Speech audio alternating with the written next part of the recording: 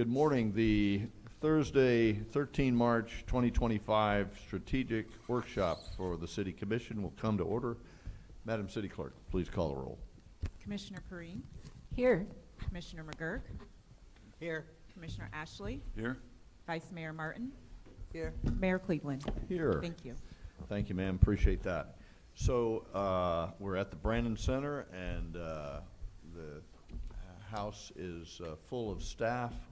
We're going to endeavor on our newer city manager's first endeavor to take us to 50,000 feet and observe what we want this city to look like in a few years, and in a few more years, and many more years.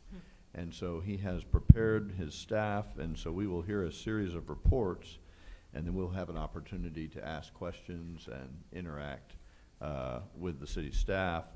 And then we'll be led by Mr. Cowper through a journey of what we have input to him, of what we have thought priorities should be. We'll break for lunch after that, and then we'll come back in and have a robust discussion about where the city should be heading in the future. With that said, I'd like to invite the public to comment about anything pertaining to city matters in the strategic vein. So if you have an idea or a concept or a view on what strategic planning might mean as it applies to your business or your neighborhood, we invite you to come forward. You'll be given 3 minutes to have a conversation. Actually, this will be your monologue, not a dialogue. And when you come forward, your name and address for the record, please. Anybody for public participation? Mr. Williams, welcome. Thank you, Mayor. Bob Williams, 767 Pine Shores Boulevard. But I just wanted to say on behalf of the Southeast Volusia Chamber of Commerce, and particularly the Advocacy and Economic Development Committee, we want to thank the city for being a strong supporter of that. I want to remind you that for over 4 years now, we have been working and have published a regional economic development strategic plan, and where all the cities of Southeast Volusia have agreed on some basic principles, and then the hope is that each individual city will work within that framework so that we can collaborate to make our whole Southeast region thrive and improve our quality of life and provide good jobs and reduce the tax base. And I want to thank your director, Samantha Bergeron, who's was very much a part of that development of that plan and has been very supportive in the going forward. So thank you all very, very much for making this investment in our community. Thank you, sir. Appreciate your comments. Anyone else for public participation? Okay, thank you. I appreciate that.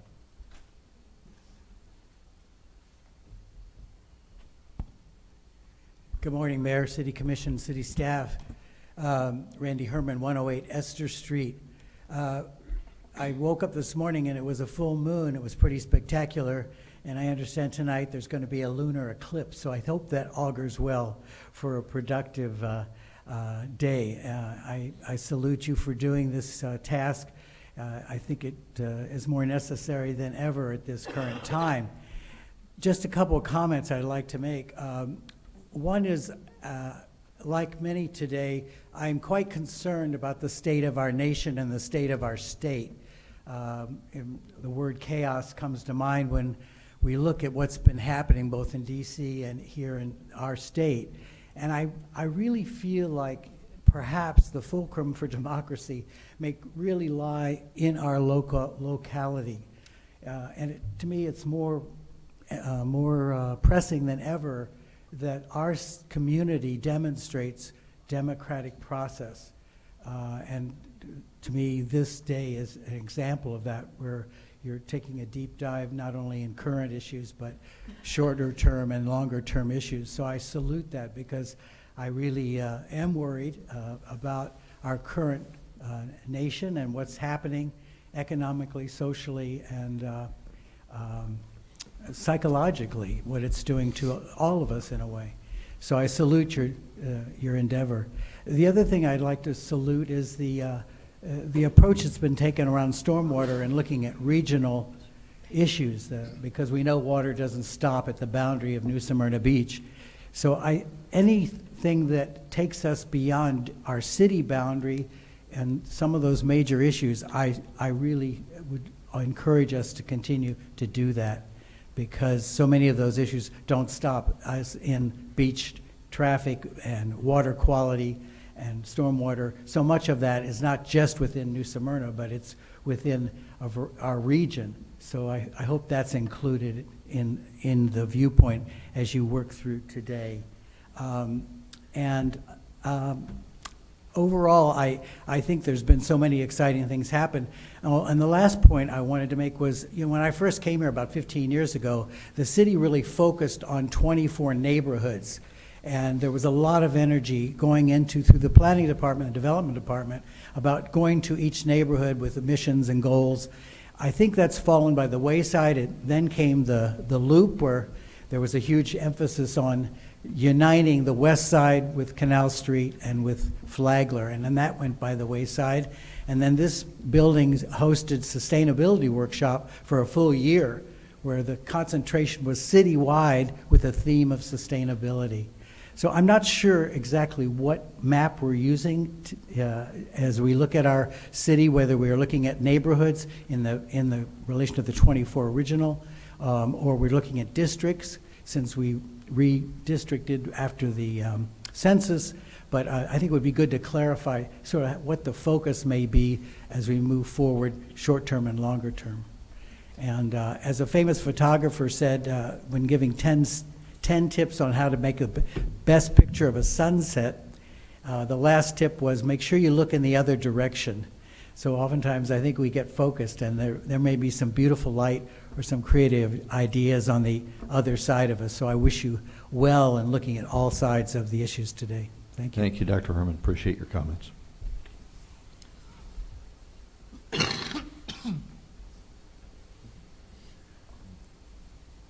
morning, Joe. Good morning, Commission, and glad to be here. My name is Joe DeLubac. I'm from 3587 Casalta Circle in Venetian Bay. Only 2 points that I'd like to make. Number one is, while we're talking about the long-term strategy of the city, we cannot begin to think about implementing that until the near term, the immediate issues that the city has are addressed and solved. Not just addressed, but solved. The second point is that all plans are great. The issues tend to be in their implementation. If Venetian Bay, as an example of past performance,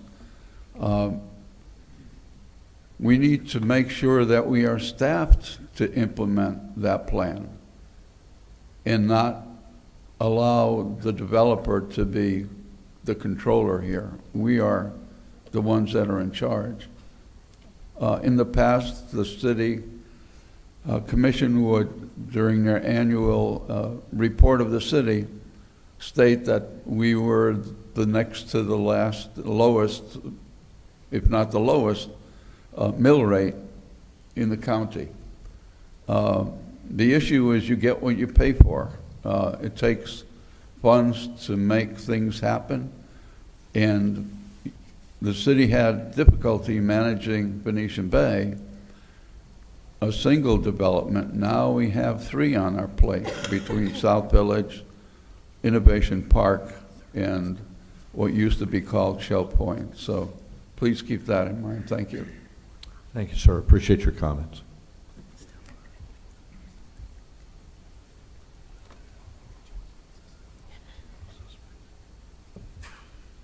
Morning, Cindy. Good morning. Cindy Sneezak, 512 Yukon.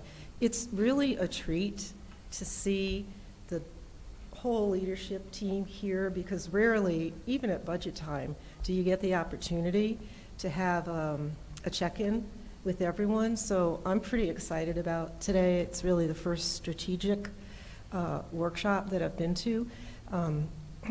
One thing, the reports that came from the different organizations were pretty different. So I don't know if we can kind of have a template going forward. The ones that had org plans, that was really, really helpful to understand what was the hierarchy. So it'd be nice to have them for the others. Also, based on that 2020 plan, there was a laundry list of strategic objectives based on those groupings that the consultant worked with the public and with you.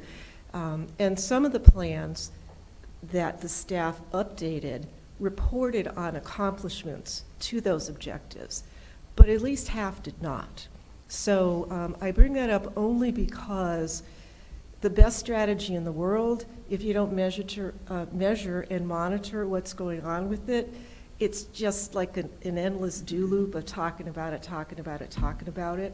So the example of stormwater management is a great one. There was a lot of energy put behind that in the last 2 years and some really, really tangible results. So I don't know if part of today will be kind of a check-in on those objectives or whether we're starting over again. So thank you. Thank you, ma'am. Appreciate your comments. Anyone else for public participation? Thank you. Seeing none, public participation is now closed. I'd like to turn it over to our city manager to sequence the briefings, and we'll talk about the protocol for those in just a second. Thank you, Mayor. So my goal for today to start out with is for this to be very relaxed and iterative and conversational.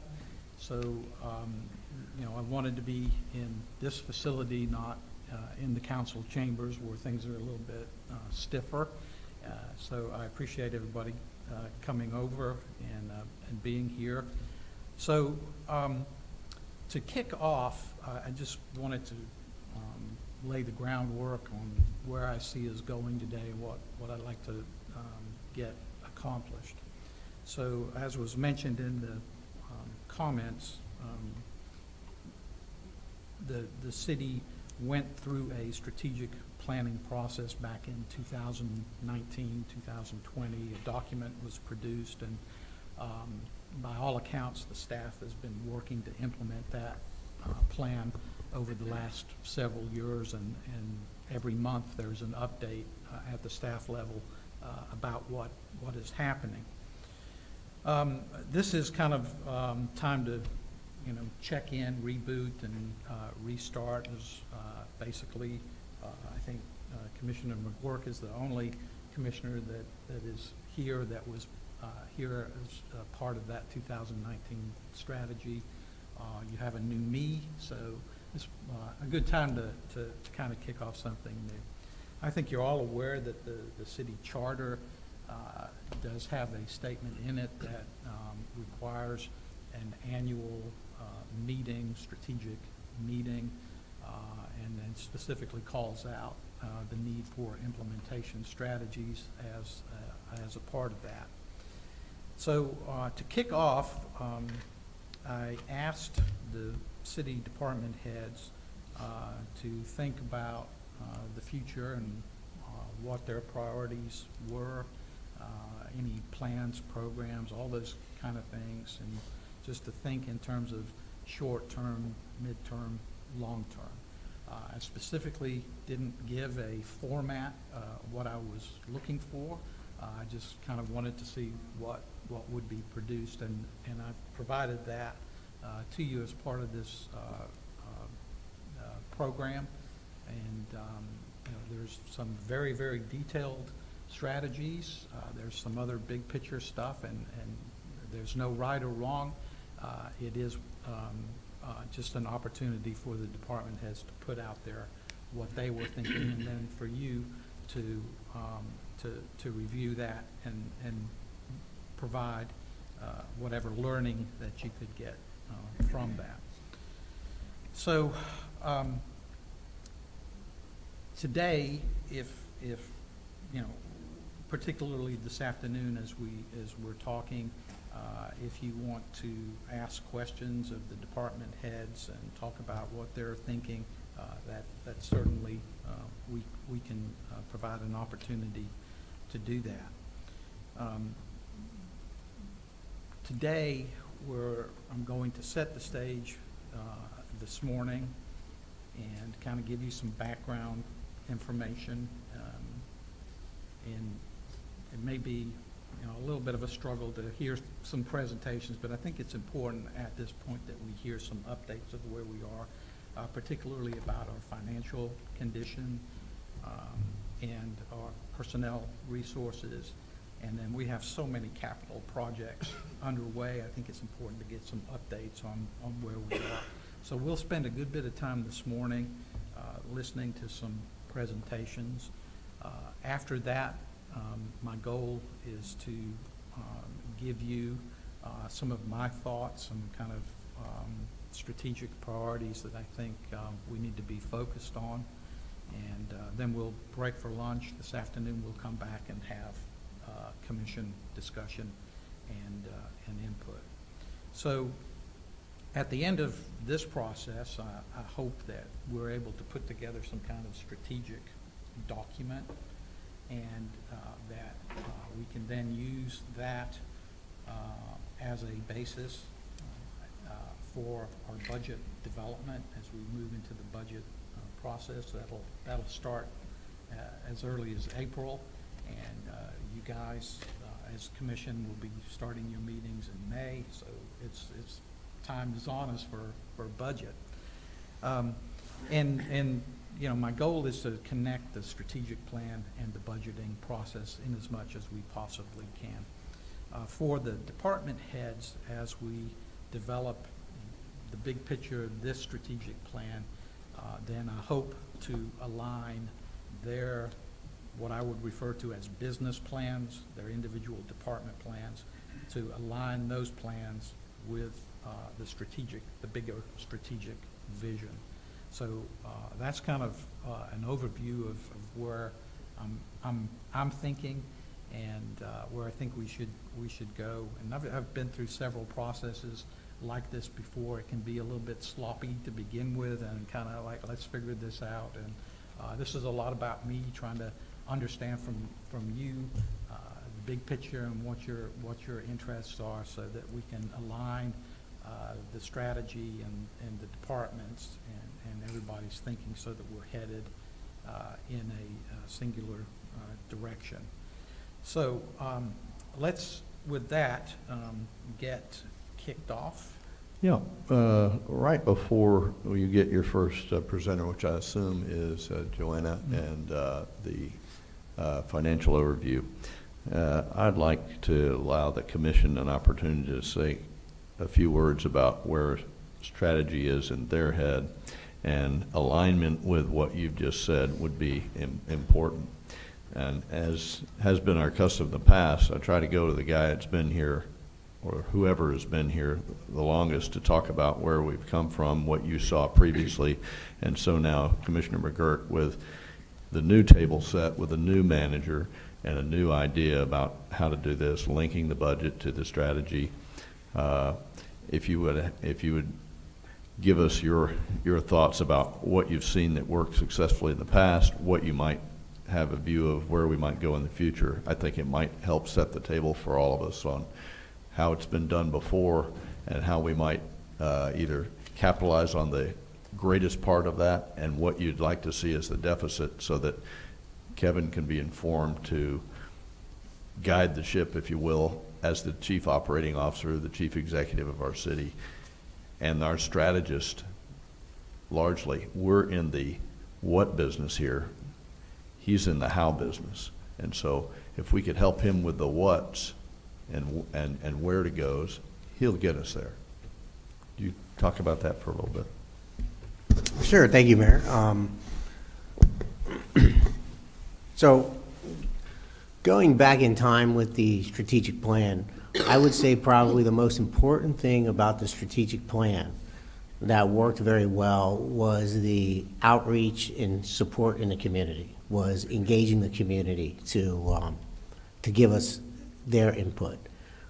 That, while it's been a little messy at times, but I think that having strong community engagement in the strategic plan, when I look at where we were coming into 2019 and through 2019 and where we are today, you can see just by the comments that were made in the public how that's changed. There was a lot of, I don't want to say mistrust, but there was a lot of lack of understanding or lack of feeling of participation by the public.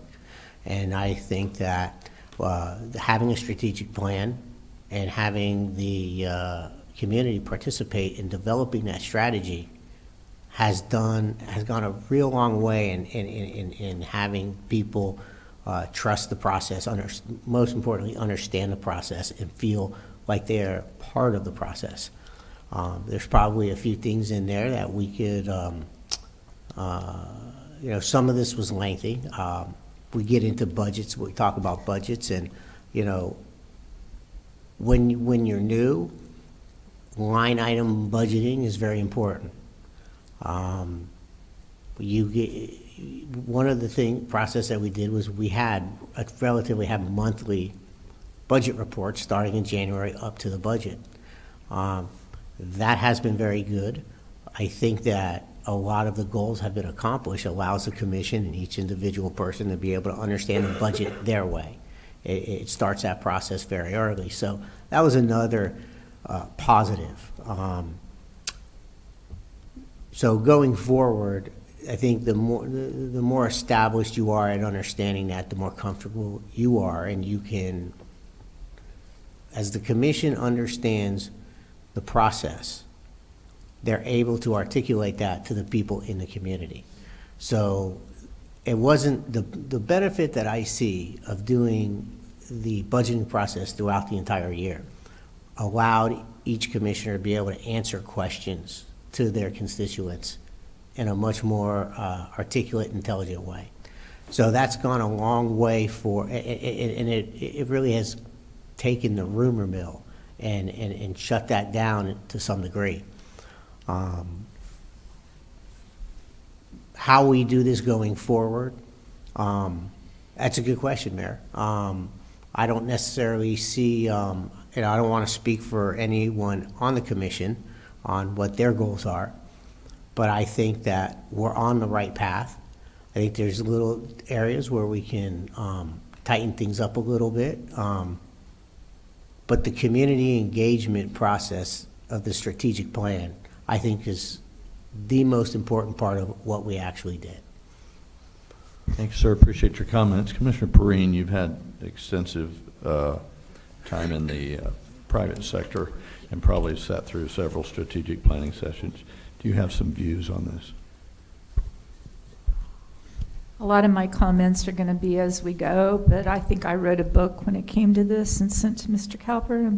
But I have a lot of opinions with this strategic plan, and we're probably going to differ a lot between us all with my objectives and your objectives. But what I'd like to see were the same things that I actually ran for my platform when I got elected. And some of the things I've seen come to fruition and some I haven't. Some we're whittling away, and it's a process. But a lot of the things I'd like to see is transparency, process improvements, better strategic objectives between our boards. We have 18 boards. Communication needs to be there between all of us. Objectives need to be set between us and staff and feedback. I've been annoyed a lot over this past couple of years because I don't really know what the boards are doing, and I don't have time to go to 18 board meetings, every quarter, all year long. It just isn't going to happen. So more feedback from the boards before we appoint people. Revenues for the enterprise, I've been a little bit annoyed that this hasn't been done quicker, where we break even on some of them. We're making dents in that. Parking and traffic, huge. Airport future use is huge for me. Land conservation, that's big. We're buying the land, but we've got to maintain it. I'd like to see more public and private relationships between land conservation and historic. Instead of depending on taxpayers with this, we've got to start bridging this gap and have preservation and foundations set from the private enterprise to have money going into this to where they can maintain a lot of that, like a lot of states do. Homeless has been great. We've got some numbers that huge impact we've made in this community in the last 2 years, and very happy to see that. I'd like to see more communication and citizen feedback versus the same people trying to dictate our city actions, and more letters, feedback, email going out to 32,000 people versus the same 30 people that are always giving us feedback. I'm happy to see that, but I don't want them to dictate our staff. Less government control, more trend analysis, benchmarks, and definitely process improvements. And I think we'll build a great community. It's all about diversity. We've got a lot of issues with affordable housing. We just have a lot of things that we can tackle with this strategic plan. And I'd like to do little differences. Like you said, a lot of us are very detailed. I'm very detailed on these things, and they will fall within those categories. And a lot of times I've mentioned this, and I don't want the can to get kicked further down the road. I think we can drill on some of these and throw them in these little buckets, because when I've asked throughout the year, oh, we'll talk about that in the strategic plan, we'll talk about that later. Well, it's later is now. So we need to set some things for our city. Parking and traffic, I've been here for a long, long time, and that keeps, we're working on it. It doesn't happen overnight, and I'm a very impatient woman. and I know that we are looking into things, but, you know, Canal Street and those type of things are very important to me, and moving the things out west, but when we do it, we've got to do it right. And I think we're starting the foundation for all of those things, and we're being ultra sensitive with flooding, but we just need to continue with this direction. Thank you, ma'am. Thank you. I appreciate those. I've written a lot of those down. Commissioner Martin, I'm sure you have a view as well. Well, I think that many of my comments are actually under the umbrella of making a high-value city. And there are things like, you know, I want more bike and walking safety paths. These are things that are proven to be hallmarks of high-value cities. The conservation, the greenery, these are all hallmarks of high-value cities. So the things that we really care about. The other one, with the stormwater, I'd like us, we're all focused on what happens after the rain comes and how that stormwater is managed after it's been here. We can also look at measures to say, well, how do we not make it worse? And FEMA has coastal construction recommendations for building that allow freeboard, water to flow under it, and there are probably a number of other measures so that we can continue to grow, but let's grow in a way that does not geometrically increase our need for stormwater management. So again, this is all environment, it's conservation, and it's all about making a high-value city that will attract more people. Yeah, thank you, ma'am. Appreciate those comments as well. And the newest member of our group, Brian, you also have had a great experience in corporate America. I'm sure you've done some strategic planning of your own. I'd love your input. Thank you, Fred. My background is the private sector, and I've worked for a Fortune 500 company a couple of times, and have sat through meetings like this. My point of view right now is in terms of customers and markets. So what I'll do at some point, when my level of education is ready, I will tie city stuff into my background of corporate America. But when I say that I look at markets and customers, I look at opportunities to do things differently and please the customer. And I think that my personal journey here, I've been a little confused about who the customer is. Because I think I think our main customer is the homeowner. So there are a lot of people in the city who aren't homeowners, and certainly they're customers too, like renters. I was a renter for many, many years. They certainly have rights. A homeowner has a lot at stake, and it seems to me that developers are customers too, but they seem to be different kinds of customers than homeowners. And I'm kind of, in my own mind, wading through the differences, and it seems like a maze a little bit still to me now, but that is my position and point of view right now in terms of how to serve the needs of the city. Now, I'm also learning about the needs of us as the stewards of the city, and fitting that into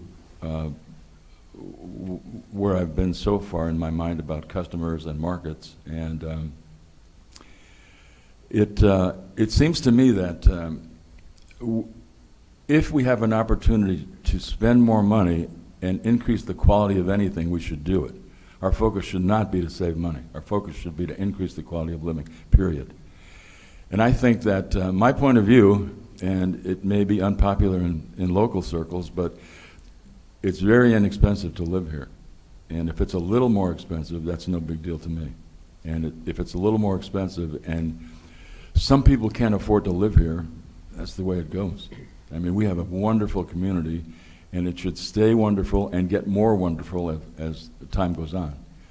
So, for example, in my home, when I get 3 bids to do anything, I don't automatically take the lowest bid. I take the bid that I feel that will, number one, the contractor that will do the best job, and number two, the contractor that I can communicate with the easiest. So I bring those kind of values to this position.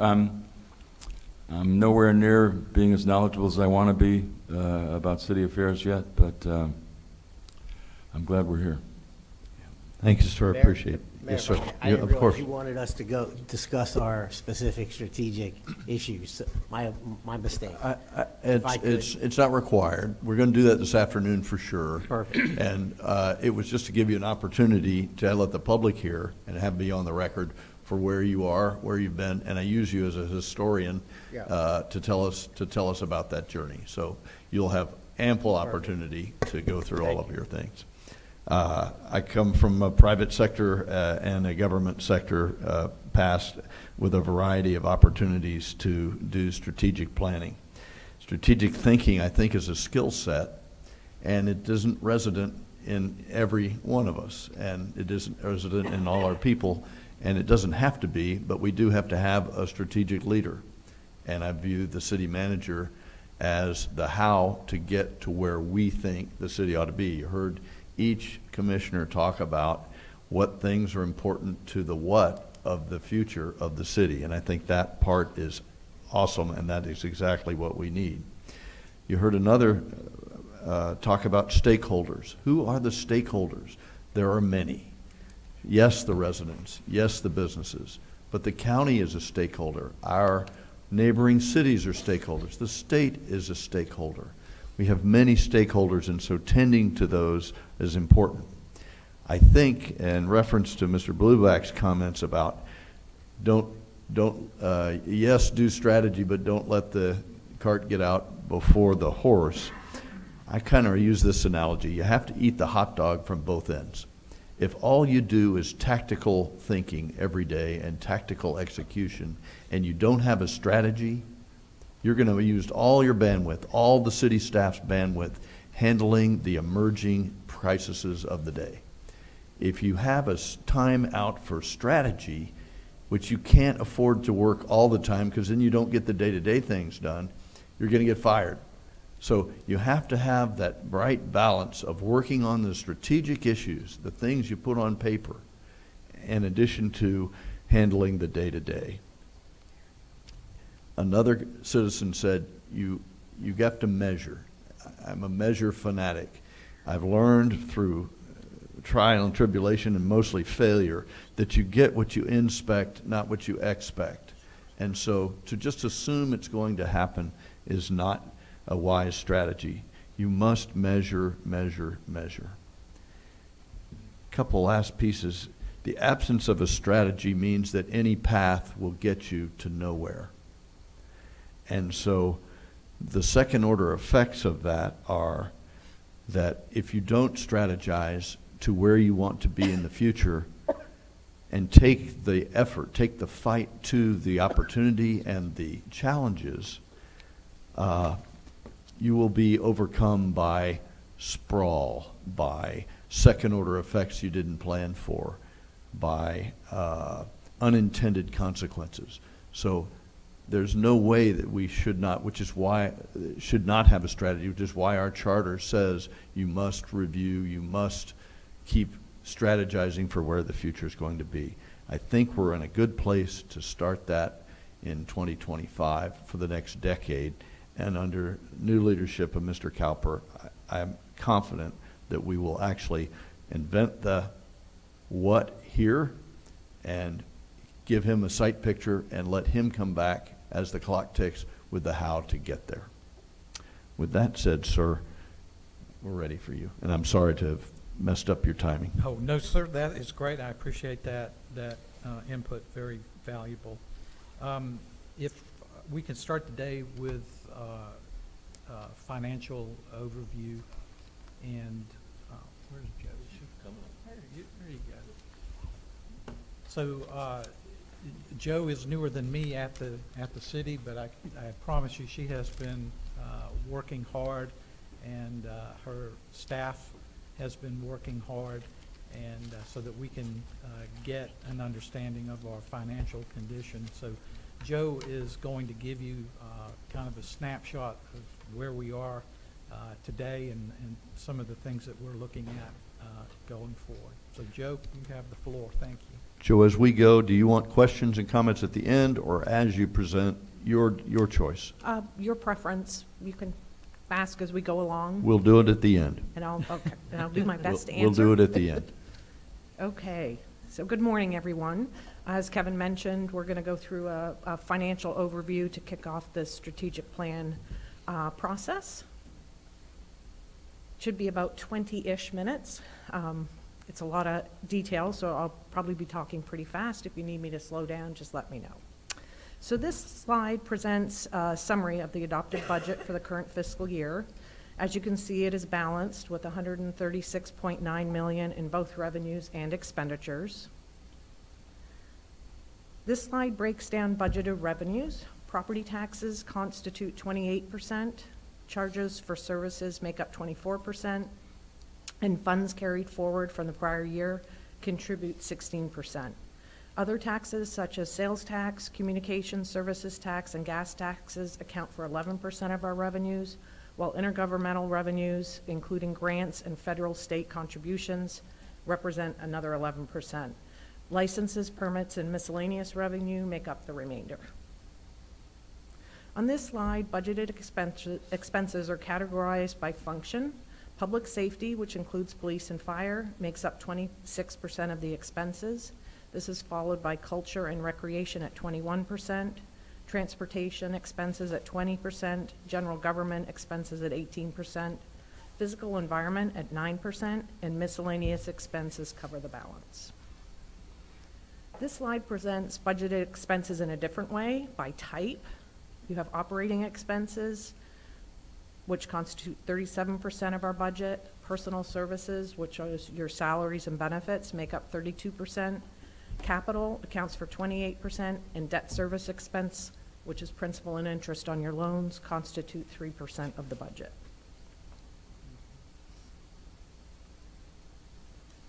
This slide illustrates the trend in property tax revenue over the past 4 years, including 3 years of actual collections and the anticipated amount for fiscal year 2025.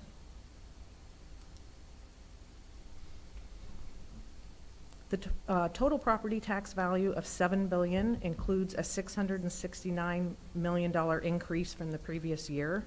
This increase is attributed to $1.4 million from annexations, $120 million from new construction, and the remainder from increased property values.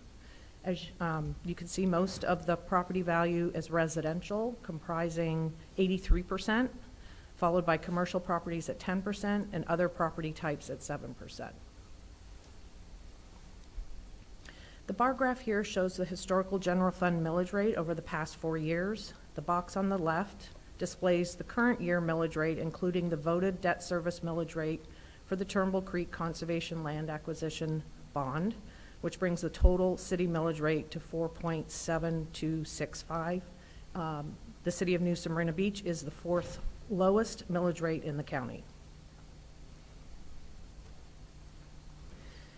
Here we have a sample tax bill, or excuse me, this slide illustrates the components of a New Smyrna Beach tax bill. It shows that 28% is allocated to the city, 34% is related to the county, 32% is related to the school board, and 6% to other jurisdictions such as the hospital district. The actual millage rate for each jurisdiction is displayed on the right. And this shows you a sample property tax bill for a home valued at $450,000 with a homestead exemption. The total tax bill is $6,700, of which $1,800 is related to the city of New Smyrna Beach. That's about $157 per month. The remainder of the tax bill is related to other jurisdictions, and that's about $4,800. Over the next few slides, we'll take a closer look at each of the city's funds. The city has quite a few funds. We'll start with the general fund. The general fund is the primary operating fund of the city and the most flexible. It supports a broad range of government functions, including police, fire, parks, public works, and the other activities listed here.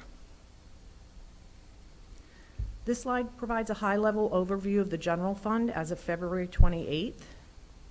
At this stage of the year, with 5 months elapsed, approximately 42% of the budget is expected to be recognized.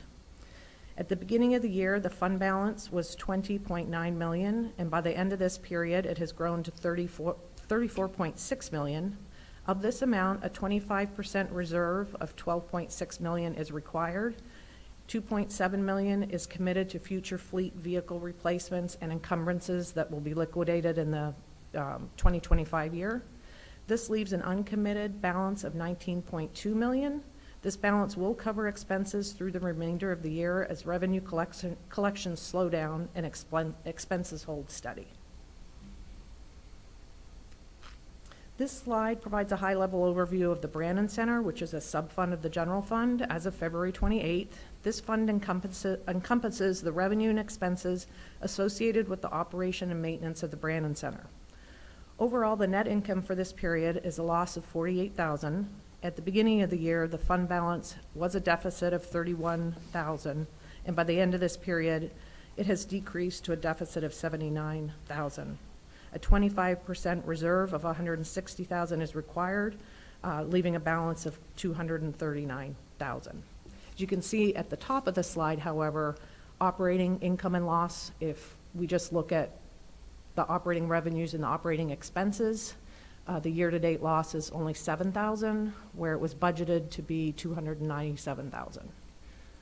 And you'll see on many of the slides, I've tried to aggregate operating revenues and expenses so that you can see the day-to-day, how the fund is doing, and then the non-operating or extraordinary items like capital or transfers out have been segregated. The next fund is the golf course fund. This fund includes the revenues and expenses related to the operation and maintenance of the golf course. It too is a sub-fund of the general fund. Overall, the net income for this period is $168,000. At the beginning of the year, the fund balance was a deficit of $414,000, and by the end of this period, it has improved to a deficit of $246,000. A 25% reserve of $545,000 is required, leaving a deficit balance of $791,000. But again, if you look in the middle of the slide, you can see year-to-date, just looking at operating revenues and expenses, the golf course has made a profit of $224,000. Now we're going to look at the other operating funds of the city. We're going to start with stormwater.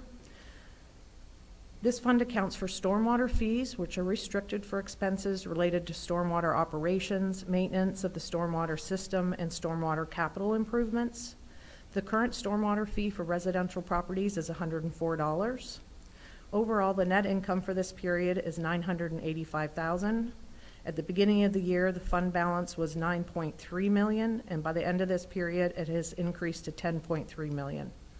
A 20% reserve of $2 million is required, leaving a balance of $8.2 for stormwater utility activities. This fund accounts for airport-generated revenues, which are restricted for airport-related purposes to ensure airport resources benefit the airport and its users. Overall, the net income for this period is $102,000. At the beginning of the year, the fund balance was $1.7, and by the end of this period, it had increased to $1.8 million. A 15% reserve of $554,000 is required, leaving a balance of $1.2 million for airport activities. This fund accounts for building permit and plan review revenues, which are restricted for enforcing the Florida Building Code. This includes expenses to maintain safety standards, protect public health, and ensure that construction projects meet legal requirements. Overall, the net income for this period is a loss of $269,000. At the beginning of the year, the fund balance was $1.4 million, and by the end of this period, it had decreased to $1.2 million. Currently, a 20% reserve of about $1 million is required. This leaves a balance in the fund of $162,000 for future building fund activities. This is the parking fund. This fund accounts for parking revenue, which is restricted for maintaining and improving public parking infrastructure. Overall, the net income for this period is a loss of $1 million. At the beginning of the year, the fund balance was $3.6 million. And by the end of this period, it has decreased to $2.5 million. There are no required reserves for this fund, leaving the entire amount of $2.5 available for future parking activities. This slide provides an overview of the Community Redevelopment Fund. This fund collects tax increment revenue from real property within the CRA boundaries. Revenues are restricted specifically for expenses outlined in the CRA plan and are intended to assist the CRA in achieving its goals and strategies. Overall, the net income for this period is $2.5 million. At the beginning of the year, the fund balance was $5.9, and by the end of this period, it has increased to $8.5 million. There are no required reserves for this fund, leaving the entire $8.5 available for CRA activities.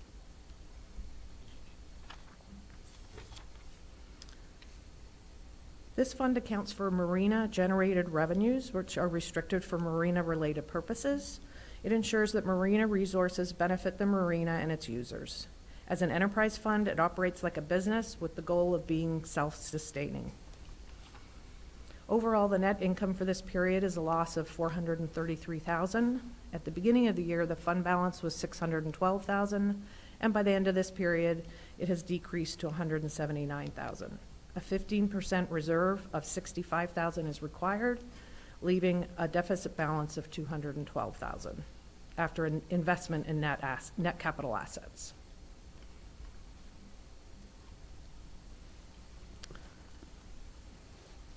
This fund, the Solid Waste Fund, collects garbage fees, which are designated for the collection and disposal of waste.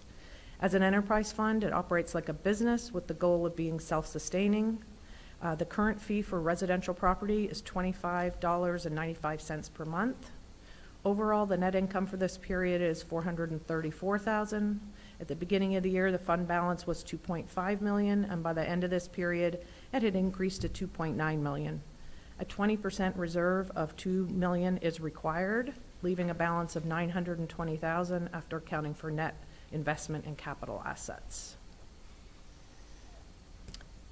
The fleet fund, the purpose of this fund is to finance the costs associated with maintaining and operating a fleet of vehicles. This fund operates on a cost reimbursement basis where various departments are charged for their usage of the vehicles.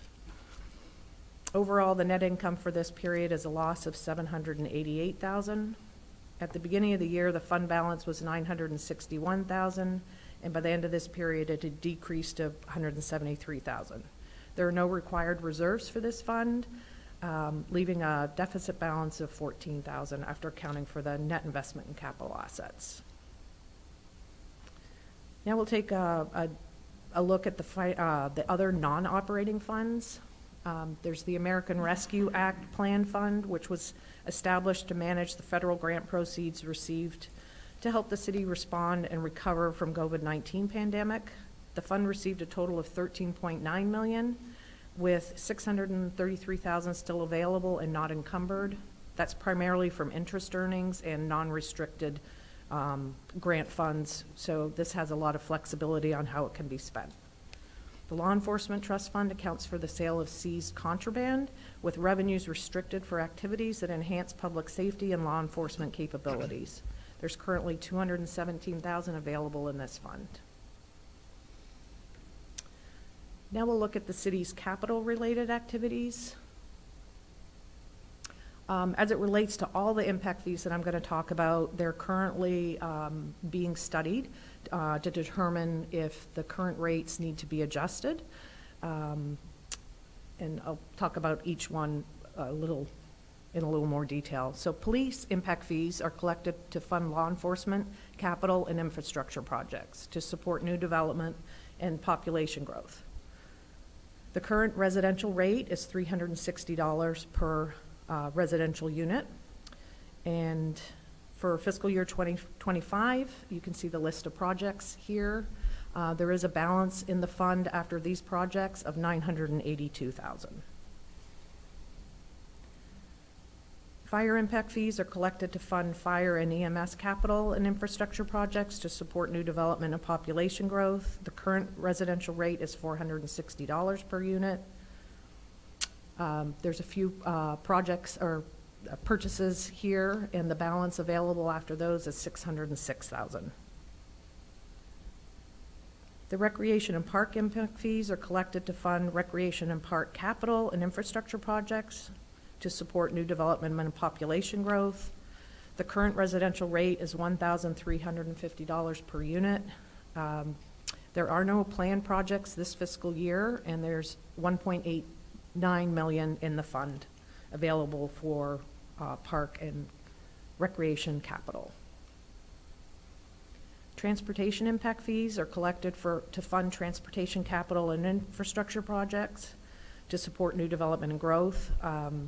The current residential rate is $1,750 per unit.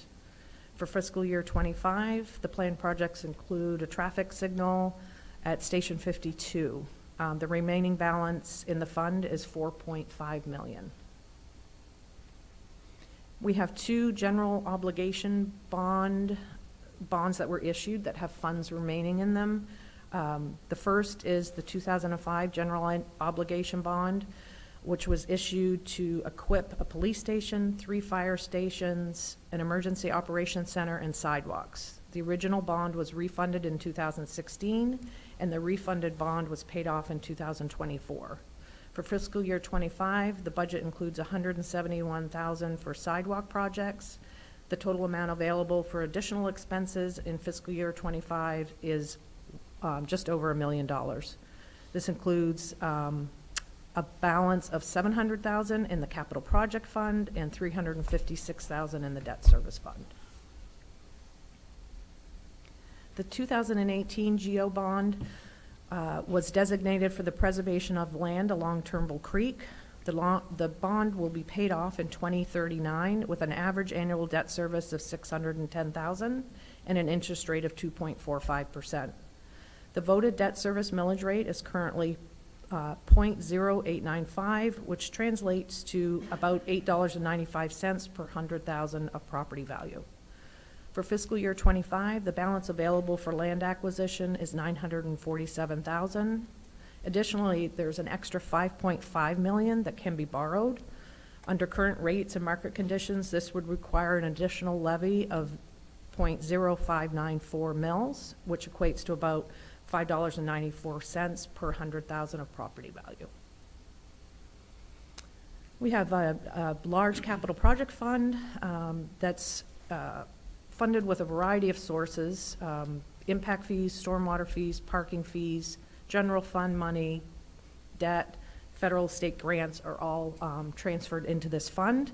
The projects listed on this slide account for about 85% of the 2025 budget, which totals $36 million. And Jesse will be talking more about these projects a little later this morning. Now let's transition to discussing other crucial financial elements, including cash, debt, reserves, and the importance of maintaining a structurally balanced budget. The city's cash position typically fluctuates throughout the year, with higher balances observed in February and lower balances in September, as you can see on the graph. This pattern is due to the collection and subsequent spending of property tax revenues. For instance, the cash position was $74 million in September 2023 and increased to $91 million in February 2024 after the majority of property taxes were collected. As of February 2025, the cash position stands at $103 million. It's important to note that 79% of this cash, or $81 million, is restricted and can only be used for specific needs. The remaining $21 million is unrestricted cash and can be utilized for general purposes. Moving on to debt, the city's total outstanding debt is $31.4 million, with a total maximum annual debt service of 3.2. Detailed information on each debt issue is shown on this slide, providing a breakdown by individual debt. Typically, debt service as a percentage of legally available revenues falls between 10 to 15%, which ensures that a government can comfortably meet its debt obligations without compromising its ability to fund services and operations. The city of New Smyrna, for comparison purposes, is at 4.3%. General obligation debt has a dedicated property tax revenue stream, so it doesn't come out of general revenues. Reserves, you heard me mention the reserves required in a variety of funds as we looked at individual funds. This just will summarize that information. In general, GFOA, Government Finance Officers Association, recommends that 2 months or 16.67% of budgeted expenditures be reserved to mitigate current and future risks such as revenue shortfalls and unanticipated expenditures. The city's fund balance policy, which was established by Resolution 18-19, set the following reserve balance targets for the funds we discussed earlier. We are currently in the process of evaluating and updating the reserve requirements, and a recommendation will be forthcoming. Finally, I just want to talk about structurally balanced budget. While it's required to adopt a balanced budget, as you saw on the first slide, where revenues and expenses equal each other, and that meets the statutory requirement, for a budget to be considered structurally sound and balanced, reoccurring revenues should be sufficient to cover reoccurring expenses. That ensures that ongoing expenditures are not financed by non-reoccurring sources such as the sale of an asset or dipping into reserves. So one-time revenues should be allocated for non-reoccurring expenses such as capital or one-time projects. That will help maintain long-term financial health and stability. And with that, that concludes the overview. So I'm open to questions. Thank you, ma'am. Appreciate that. Where to begin? As you mentioned, Joe, in your early comments, a lot of what you've presented is woven tightly into each department. So we could very easily get into a discussion about any one of those, which would lead us into a department goals type of thing. So I caution us to think about that, because I've got tons of questions that will lead that way. So any comments or questions from my colleagues? Commissioner Martin? Mine, okay, what is the collection rate for our property tax? I would say 97%. Nice, Yeah, typically you budget about 95%, but it's good. thank you.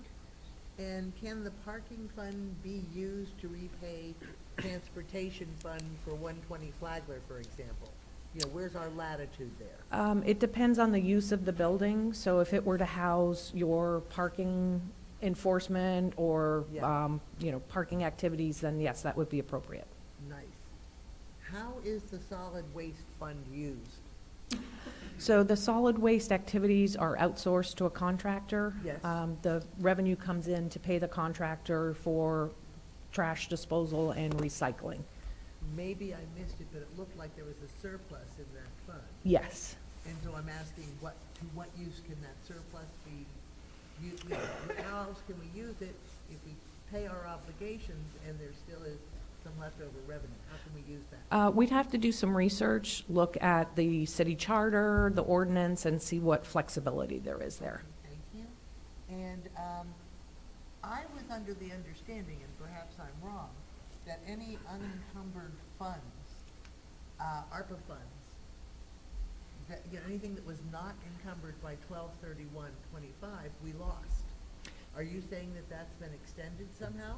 No, it is a little bit confusing, but the ARPA funds that had to be encumbered by 12/31 have been.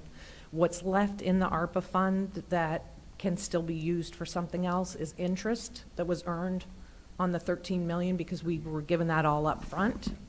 And then some funds that were allocated to revenue loss. So everything that was required to be committed has been. Thank you.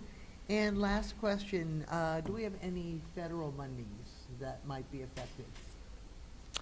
Affected by, Well, the closure of different departments and the, at the federal level? yeah, at the federal level. Because I assume we get some money from the federal level. Yes. And so is any of that federal money affected?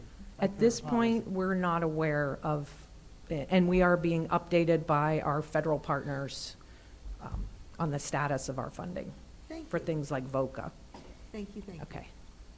Thank you, ma'am. Appreciate that. Anyone else? Commissioner Perrine? A lot of mine are going to wait, but I did, to elaborate more on the ARPA availability of the 633,000 being interest, if we haven't designated that, how's that going to, is that going to go into the general fund, or do we have to vote on that? It could go into the general fund. Right now, it's sitting in its own fund, but it has flexibility and it could be used for anything the commission desires. Will we be voting on that during the budget? Yes. The parking fund, and I don't know if we're going to have somebody speak about that, it was in $1 million loss. Is that because of all the AOB expenses that we hit this year? Let me just take a look. Most of the AOB expenses this year are not related to parking. I think it initially started as a parking project, but as Jesse will talk about, it's the floating docks, the shoreline improvements. Let me just look at that.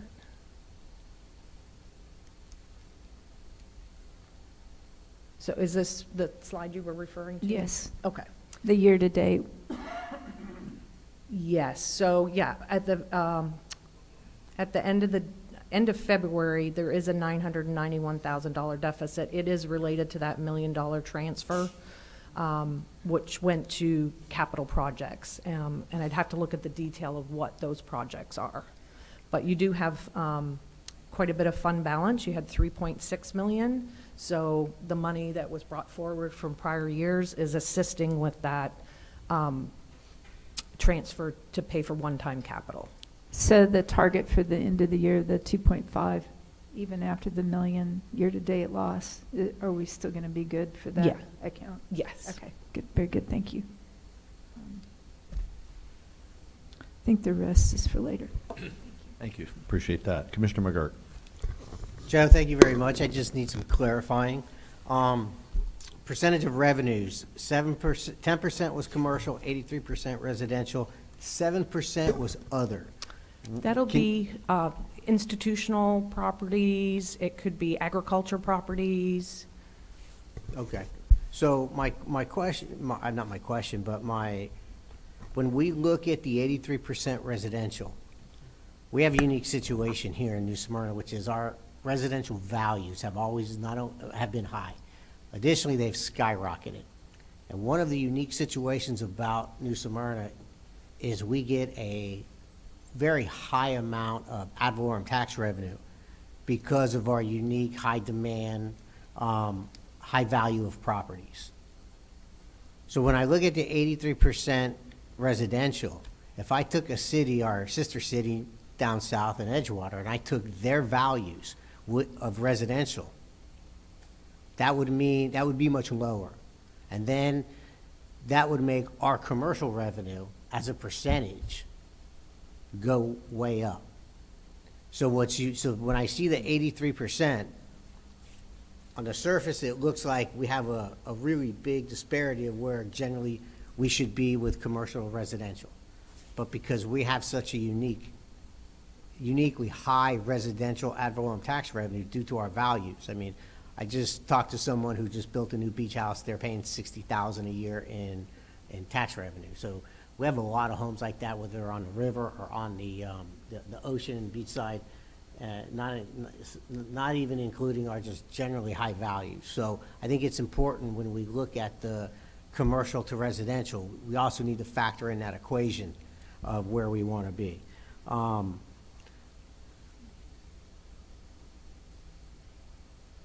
Are we back at, I've heard we're at the lowest millage. Has that been recalculated now? Are we actually back at the lowest millage rate in the county? If you compare to the other jurisdictions, we're the fourth lowest. Okay, that's what I thought. I thought I was hearing we're the lowest No. okay, thank you for that clarification. Enterprise fund operates like a business, but the marina, for example, we have not included, for example, the debt service in the marina expenses. That's been taken out. Has that been put back in, or is that still taken out? I would have to look into that and get back to you on Okay. that. It should include the debt if the marina has debt. Well, historically, the debt service has not been included. So if we made $2 million in repairs or at the marina, that is not in the general operating figures of the marina. So I just wanted to clarify that, make sure people understand it's not necessarily as profitable. But please, yeah, send me an email on that whenever Okay. it's convenient for you. Sure. It's not urgent, but it'd be important to know if that was put back in now.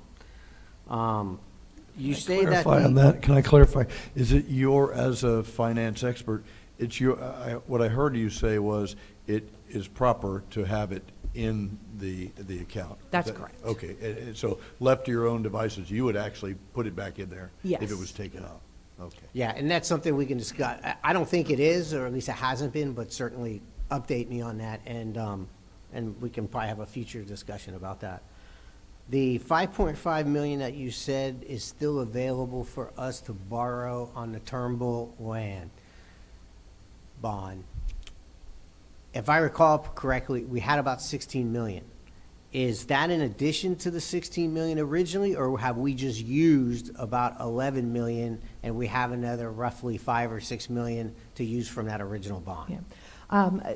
The referendum approved borrowing 15 million. The city only borrowed 9.5 Okay, to so, date. So this, okay, and when we borrowed that money, we borrowed at a very low interest rate. yes. Now, if we went into that 5.5 million, are we still going to be at that very low interest rate? Or No. we have to? Yeah, So it was a big mistake not to borrow the full 15 million and put it in some kind of reserve than to let it sit out there because now, yeah, Yeah, interesting. we had a crystal interesting. ball. Well, you- But Joe, Live, we learn. also, I mean, there's arbitrage you'd have to worry about if you True. were. Yeah, if you You're had- limited on how much interest you could earn on that money, so. Well, I meant the borrowing, the interest that we wouldn't want to borrow now at a high interest rate. Is it your point, Mr. Manager, that we couldn't have borrowed more than what we needed to get that property because of? Right, well, of- generally speaking, I mean, if you'd borrowed that much money and then you're sitting on 10 or 12 million dollars in the bank, then you're earning interest. And so these are tax exempt bonds, and there's a lot of rules about how much interest you can earn on that. So if we earned a lot of interest, we would probably just be giving that back to the federal government and because of arbitrage. Yes. Well, thank you for that. Yeah. That's good to know. I'd have liked to have done it, like Yeah. Jason said. Yes, but- it Yeah, would yeah. make sense, but it's not a money-making deal. Yeah. And if we do borrow this money, then what rates are 4.5, 5 Yeah, right now? 4.5, so, yeah. 4.75, so it's still Boy, I want those rates. pretty good. Yeah, that's- I mean, okay. those are tax exempt bond rates. Yes. and, Yeah. You know, there's a lot of discussion too at the federal level about doing away with that. So Yes. We're monitoring that as well. All right, thank you. Good enough. That's it, Mayor. Anyone else? I have a question. Sir? One of the very first slides, transportation was 28%, Yes. and I just wondered what was included in transportation. Transportation would include your street operations. It would include capital, building of sidewalks, resurfacing of roads. Okay. So it's not just the operating, it's the capital that's invested in Okay. our transportation infrastructure. Why do some funds have reserves and others don't? The required reserves that I presented were based on the policy adopted by the city commission. That policy can be changed, so those additional reserves could be added, or the amounts could be changed. Would you advise one way or the other? as the Yes. Okay. Yeah. The Government Finance Officers Association recommends that your operating funds have about 2 months' worth of expenditures set aside for a rainy day. Okay, So we'll be evaluating that and bring it back to city commission. okay. And I think I heard that the marina is considered a business operation, but the golf course isn't? Correct. Any reason for that? I believe in the history, it's changed. At one point, it was an enterprise fund or operated as a business, then it wasn't. Kevin and I are evaluating that and looking to make some changes in next year's budget. Yeah, I think there's been a lot of history with the golf course. It's gone back and forth, and it's clearly been subsidized over the years with general fund, which I think is the reason they took it out of being an enterprise operation.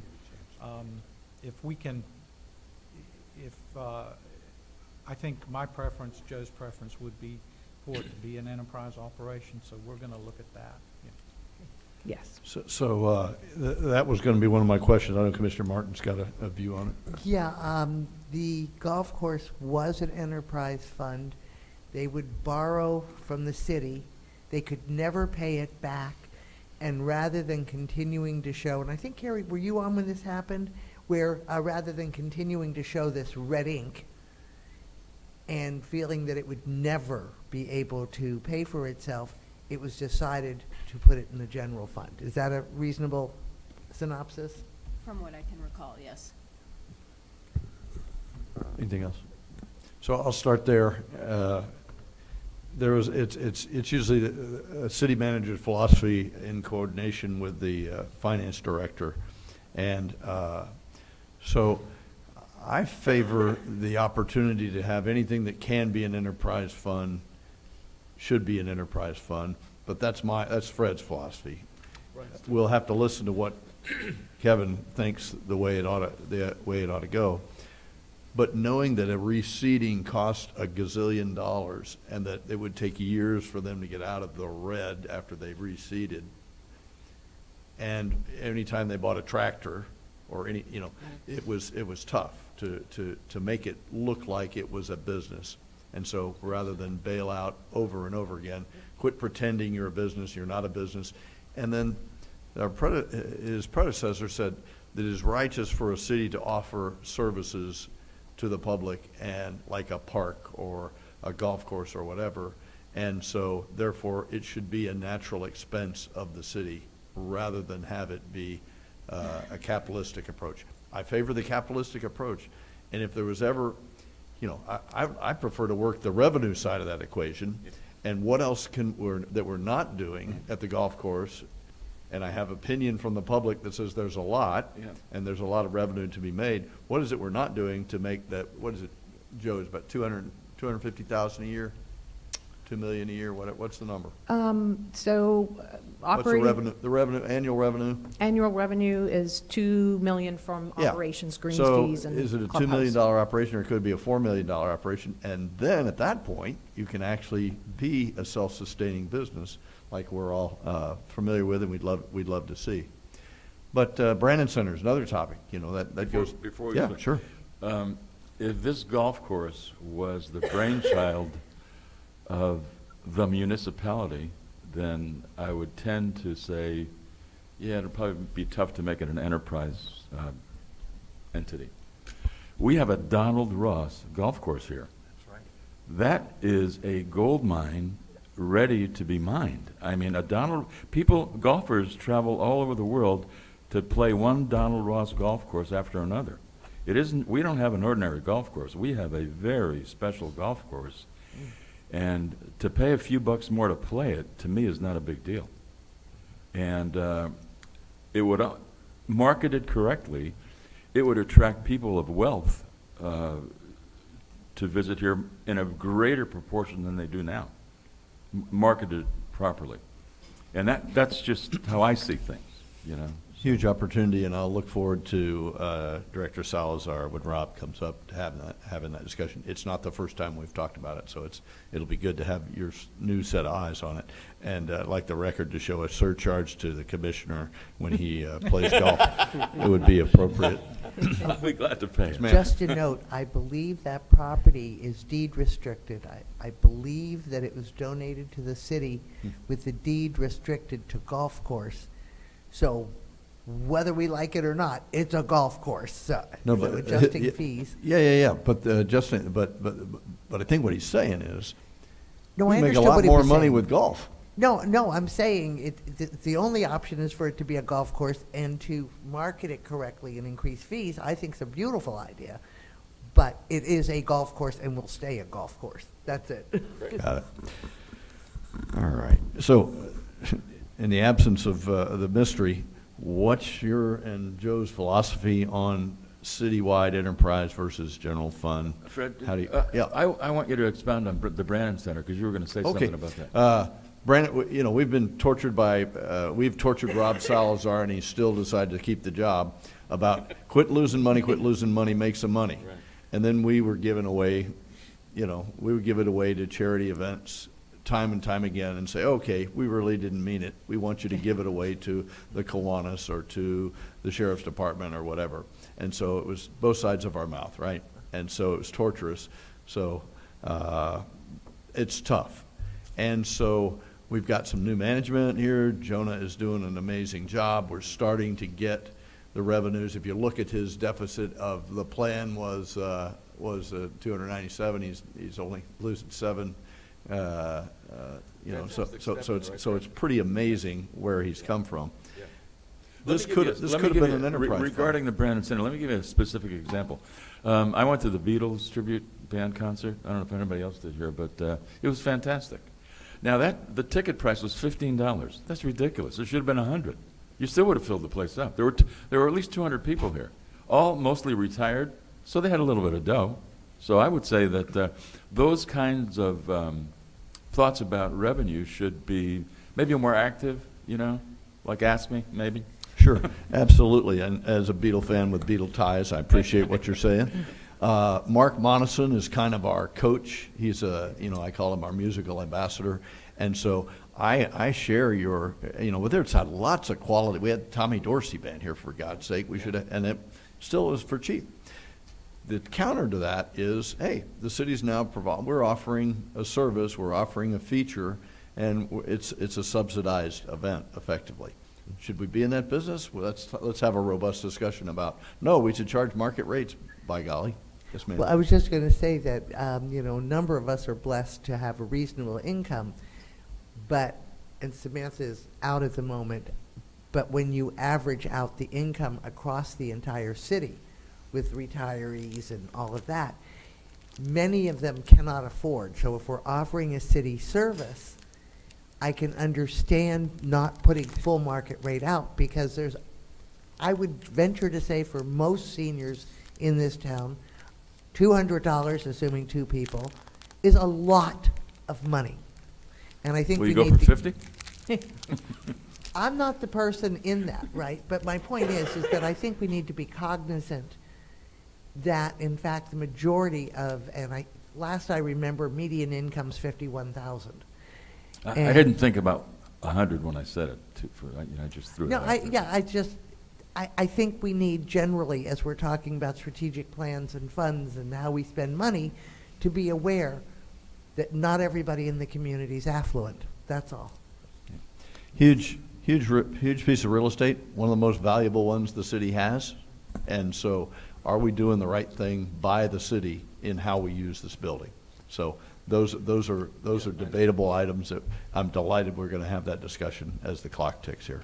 So, Kevin, what are you and Joe's views on how to do enterprise versus general funding, and how do you want to play the ball going forward?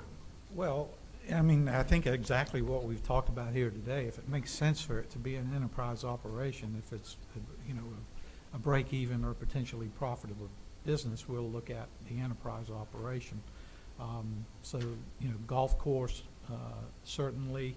I'm at a loss still why the solid waste fund is an enterprise operation. That doesn't make any sense to me, but that's an easy fix. Brannon Center is certainly something that we're looking at with the profitability, but I think this has a larger kind of community good.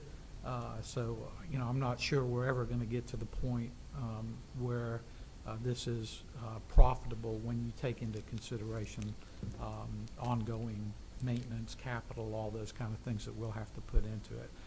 But I certainly think with what Rob's doing,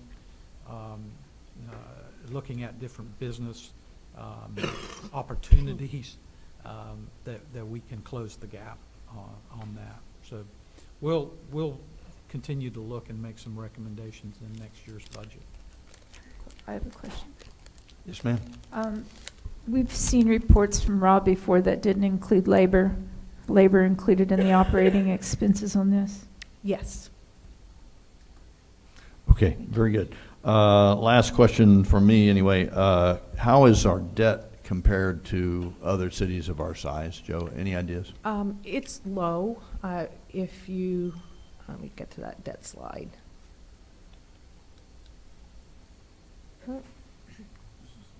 So, on average, local governments probably have debt service requirements that are about 10 to 15% of their general revenues. New Smyrna's at 4.3%. Yeah. So, Low compared to other cities of our size is your view? yes. Okay, excellent. And then last is just a comment. Annexation is a revenue generator for our city. We have an odd, I've heard former Commissioner Hartman talk about the donut and how inefficient it is in the middle of the city, where it's actually county property, and so the county actually does all of their services, and we drive around it. And in the rescue business, and Sean and Chris's business, where it's jurisdiction oriented, it's not efficient. The cash cow's on the other side of the bridge, down south there, and the rule set has been set up against us so that you can't just onesie-twosie annex in. It has to be a majority of the residents there that want in. And those people are generally vacationers. So the full boat ad valorem tax is a monumental number. Having New Smyrna have that in our house would be a game changer for our city. It's been pitched before, and the old guard down there has said, nope, we don't want anything to do with you guys.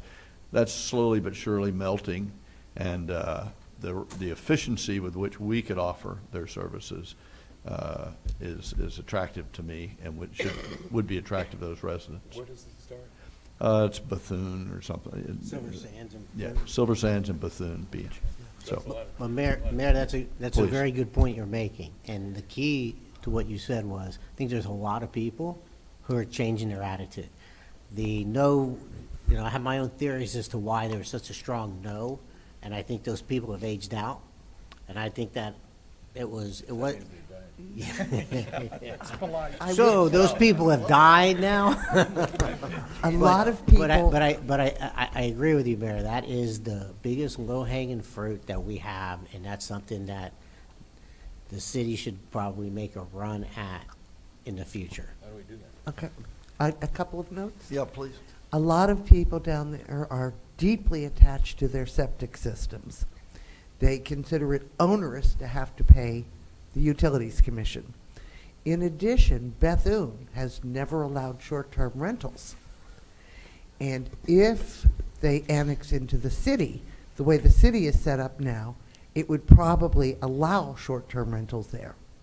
They also have much stricter building regulations.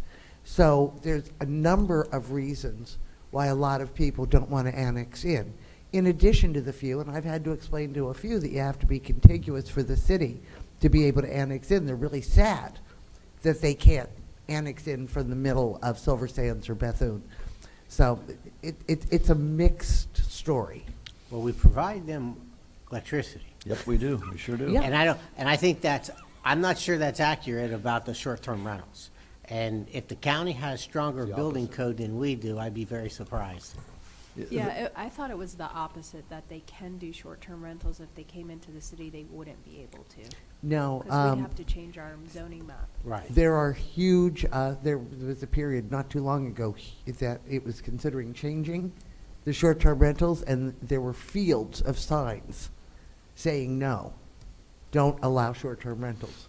So in any case, I mean, that's something, my point mainly is that it seems really simple to us, but they still believe that there are complex issues, and it's a mixed bag of people who are saying, let me in, and not on my life or yours will I go in. So what's interesting about your comment is there was always a lot of misinformation that was intended by a small group of people who wanted to influence that.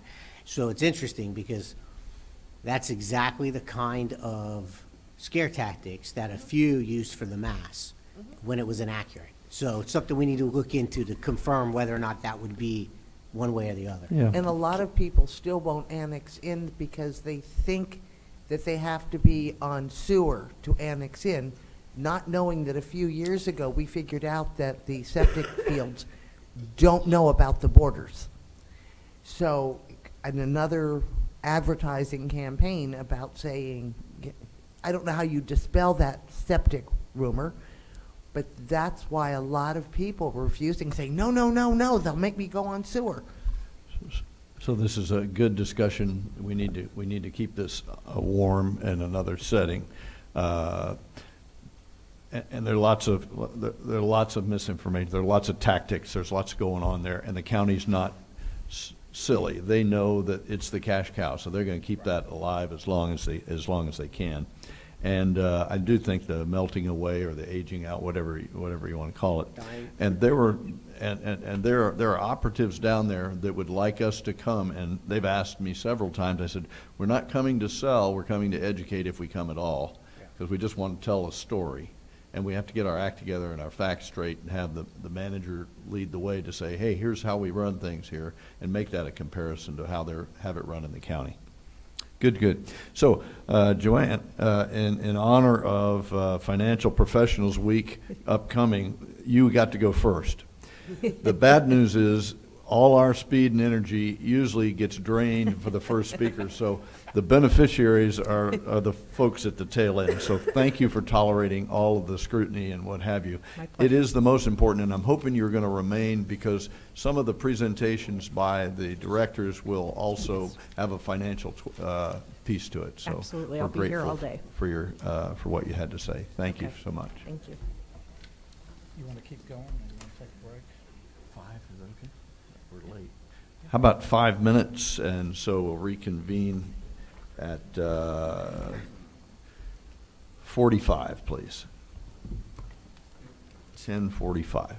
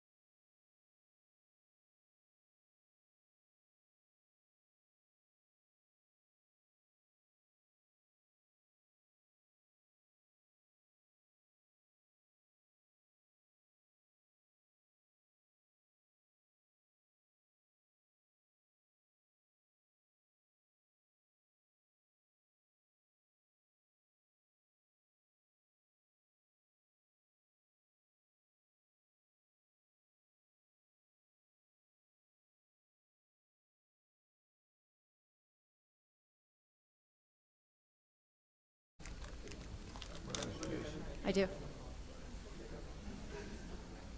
Yep, it's working. Okay, order will reconvene, and I see Heather in the batter's box, so our Director of Human Resources. All yours, ma'am. All right. Thank you, Mayor, Commissioners. I'll try to make us up a little bit of time, but I want to make sure that we get through everything also. So I'm going to provide your Human Resources update this morning. First, I'd like to just start with our city organizational chart. This is the same chart that you see in our budget book, so you've seen this before. It has our citizens at the top because that's who we are here to serve. The City Commission takes direction from them, who gives their direction to our city attorney, city manager, and city clerk. And then I won't go through all of the areas there. You can see that our city manager has certain departments that he oversees directly. Our assistant city manager has departments that he oversees directly, and then of course we all work together very well. This chart just shows our fiscal year 2025 approved FTE. At this time, we're at 348.5. I put them in order so that you could see where the majority of our FTE falls within our departments. We've got a couple there at the bottom who only have 1 and 2 people in their departments, but they're as important as everyone else. This is just a different way to show that so you can see the percentages. That 25% is our police department, 19% of our FTE is in our fire department, and then 6% and 5% fall into our building inspections, leisure services, and golf course. Everyone else comprises between 1 and 3% of our full FTE. I wanted to look at our FTE versus our population history. So we pulled some information going all the way back to 2010. I know it's hard to see on those little tiny slides up there. But if you look at our FTE on the left, it's increased 35.67% since 2010. So you can see the trend. There was a little drop there for a while in 2011, 2012. That's after the 2008 recession and when they did some cutbacks. And then it's slowly come up from there. If you look at our population on the right, it's done almost the exact same trend. So it's increased 39.3% since 2010, with that same drop a little bit in 2011, 2012, and then a steady increase. So I thought it was important to show that we have about the same increase margin in our FTE as we have in our population here in the city. I also looked at our FTE per our 1,000 population since 2010, and you can see that mostly that is an even line. I know it looks like it goes up and down a little bit, but it's really static for the entire time. So if you look at 1 FTE per 1,000 people that we have, we've stayed about the same since 2010. Some big changes in our FTE since 2010 that I wanted to point out. Our police department has added 21.25 FTE. That's a 33% increase over that time. Our fire department has added 16 FTEs, which is a 32%. And then just because I thought it was an interesting number, our building and inspections department has added 15 FTE, which was a 218% increase, which sounds like it's crazy and that sounds like it's something, but when you're talking about they only have, if we go back just a little bit, you can see down here at the bottom, they're only at 22 people. So they only started with 7. So it sounds like a big increase. So when we see those numbers, I like to look at those and be realistic about what we're really looking at when we look at those numbers also. Some other changes that we've had since 2010 that have contributed to our FTE changes, they created the Brannon Center FTEs in 2015. They've not changed how many FTEs they have there in that entire time. So they've had 4 FTEs from the beginning. It's not changed. We pulled out code enforcement and created that in 2020, and that FTE has increased by 30%, but I think we've also, during that time, we've looked at different items that code enforcement handles, how far they take their duties. There's a lot of reason for that, and there's usually justified. We also created our parking enforcement in 2018. That has increased by 850% in their FTE. Again, I ask you, go back and look at what those numbers look like. When they initially created that parking enforcement, there was 1 person. So for it to have increased that much, they took 1 person, they quickly added a second, and they've added where they're at now. Over the course since 2020, 11 of our departments or divisions have decreased their FTE or stayed the same, and 17 have increased their FTEs. I wanted to take a little bit of time and look at our personnel cost also.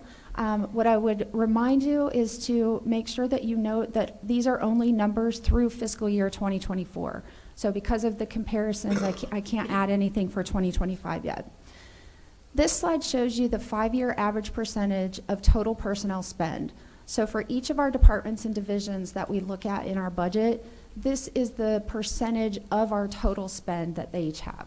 So you can see that police and fire take up the biggest portion of that, with some of our other departments taking up the rest of that. If you look at, this slide just shows it in dollars so that you can see where it's at, with our police and fire approaching 6 and 7 million in our spend, and our other departments, we have building and inspections, approaching 2 million, and everyone else much further underneath that.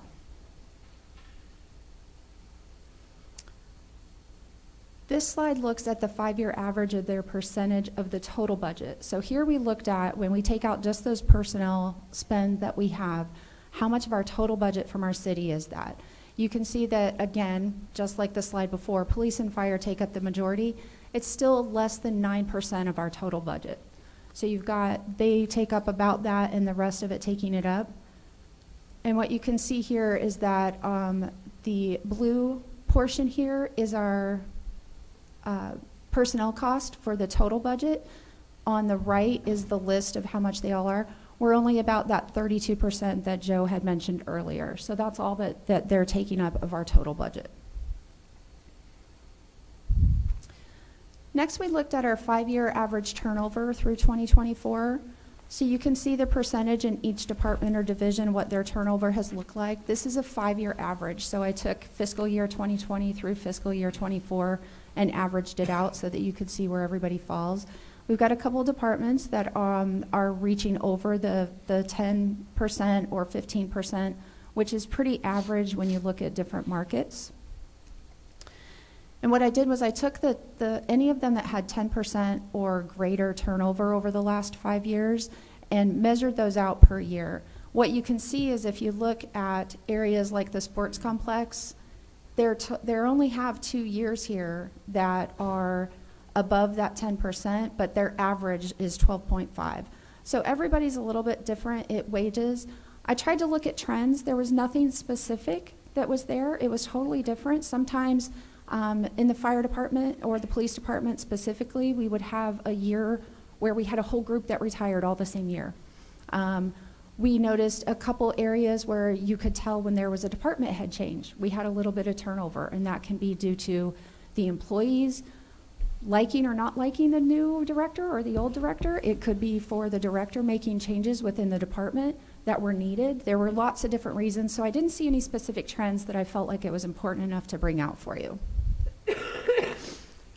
Next, we'll look at our current vacancies. I listed these just by the largest departments or divisions down to the lowest. So our approved FTE in police is 86. Right now they have 14 openings, and we're working on that. Most of that is in our police officers. Fire department right now has 2 openings. They are doing some recruiting. They have some promotions that they need to work on, so they're going to get those done before they bring in 2 new firefighters. Building and inspections is fully staffed right now. Leisure services is actually doing pretty good. They have 2 part-time positions that are available. I know they're doing interviews, so they're working on those. The golf course, we have an equipment service technician and 1 part-time golf course attendant, but they stay pretty well staffed most of the time. It's been that way most of the time that I've been here. Our parks department needs a couple people, and they're working on that. Streets is fine. Finance, we're recruiting for our risk manager. We just recently upped that to a full-time FTE. We've got a ton of great resumes since we've done that, so I know that Joe and I have been reviewing those. We have some interviews that we're going to be setting up, so we're excited about that. Planning and engineering here has stayed pretty steady for lots of years. Our parking enforcement has stayed steady for a while too. At the sports complex, we actually just did an internal promotion, so we only have those 3 part-time positions available there. Some of our others you can see on this page are mostly staff. Building and maintenance has a trades worker position that they'll be staffing shortly.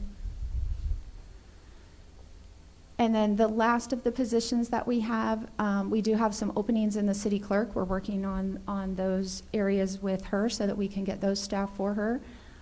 In sanitation, they just made an offer yesterday for their solid waste compliance officer, so that will be closed. And then we'll be talking about our new mobility director that we'll be looking at. I know that's something that Kevin's been working on. I wanted to pull out some miscellaneous stats that I could just give to you so that they were things that you could think about. Just really, truly miscellaneous stats. The average age of our current employees is 46 years old. The average tenure for our current employees is 6.3 years. And the average annual salary right now, and that includes our part-timers who work a portion of the year sometimes, is $54,400. I wanted to look at our residency of our employees. So right now, out of our 340 employees we have, 128 live in New Smyrna, 73 live in Edgewater, 56 live in Port Orange, 73 live in Volusia County, and we have 10 employees who live outside of Volusia County. So they love our city enough that they're traveling to come and work here with us. I just pulled some average stats off of Zillow is where I pulled these. The average home price in New Smyrna is $448,000 right now, and the average rent is $1,500 a month. So I want to make sure that we're looking at those kind of things when we're thinking about the people that are coming to work for us also. Under our benefits, I wanted to make sure that everybody understood the benefits that we offer. So under retirement, we have 2 pension plans. Our police pension, right now our employees contribute 8% and the employer contributes 31.6%. And that comes from the actuarial calculations that we get each year. We have 54 participants in our police pension right now. For our fire pension, the employees contribute 10% and our employer contribution is 29.4%, and we have 57 participants. And then for the rest of our employees, they get a 401A. Our employer contribution is 8%, and we have 185 participants. And we also do the 2% matching. So if our employees voluntarily contribute into their 457, the city will match up to 2% of those contributions. We have 103 participants in that. And you'll ask why the difference there. Some people just choose not to do that. I actually have my team making a push to have anyone who's not making that contribution try to find out why. Do they just not want to? To me, that's a benefit that they're not taking advantage of. I can't force them to because it's a voluntary 457, but it's something that we put out there for them. We want to make sure that they understand it's a benefit that they have. And then in our 457, which is voluntary contributions for anyone who works at the city can make those contributions, we have 152 total participants. So that means we have some police, some fire, and some part-time employees who are taking advantage of that also. Our health benefits, we provide medical, dental, vision insurance for our employees. The employer pays 100% of the employee premiums and 50% of the dependent premiums for medical and dental. We have 290 of our full-time people enrolled in medical and 286 enrolled in dental. And then the vision, our employee pays 100% of those premiums. We have 224 participants there. The last part that I wanted to look at with you all was some of our recruitment and retainment challenges that we have here. So I put a little chart together that showed the issue, what's needed from the employee standpoint, and some of what I see that we need, and then some of just potential resolutions, things that we could look at that would help us take care of those issues. First and foremost, I think, is the cost of living in New Smyrna Beach. A lot of our employees make comments that they can't afford a home in New Smyrna Beach. And their only resolution is higher compensation. That's what they're looking for. So as you know, we went out for RFP for a compensation and salary study. So we're going to wait and see what those results bring back. And we'll see if that makes any changes. If there are any recommended changes to our salaries or our pay bands, we'll look at that. The other thing that we have some issues that we want to work on are our pay structures. So one of the things that I hear from employees and from supervisors and managers is that we need more pay bands to recognize different levels of education and experience. So within a certain pay group, or a certain position group, there are different levels. You can work in a position for a long time and do the same type of work, but you have more education that is needed. You have more certifications, different things like that. So again, we're going to look through our compensation study to see if they can make recommendations to any pay band changes or structures that we can look at there. Advancement opportunities are another issue that we face. Our employees, and again, our supervisors and our managers, ask about additional levels in positions for someone who has certain education or certain experience or certain certification. One that comes to mind quickly is our permit techs. We have license and permit techs, and we have zoning and zoning techs. And there are so many things that cross over for them, and so how can we structure advancement opportunities for them when they gain knowledge, when they gain certifications? What can we look at? So one of the things that we've looked at as a potential resolution is to change in position structure within the department to address the knowledge that comes with education or longevity. Next is one of the issues that we face is that the level of work that we expect out of our employees is not compensated to how they feel it should be compensated. So one of the things that they think that we need are more positions or more people instead of piling work on overachievers, or increased pay is being offered to match the expectations of performance. Some ways to do that and things that we can look at are merit increases. Again, our pay structures, those are things we can look at. We can look at incentive pays. We can also look at changing our philosophy to hire within the pay band and not just at the bottom every time, and that accounts for the experience and the education and knowledge that people bring to us. Another issue that we look at is just competition that's out there. I think I've mentioned before, for a long time, our only competition was other cities. That's not true anymore. We have competition everywhere. But I think one of the things we need to do to see where we're at is more monitoring of employee satisfaction. So if we can seek more feedback from employees through surveys and talking with them and getting that might be something that we can just internally take care of. Relocation and remote work opportunities are something that everyone's been facing since 2020.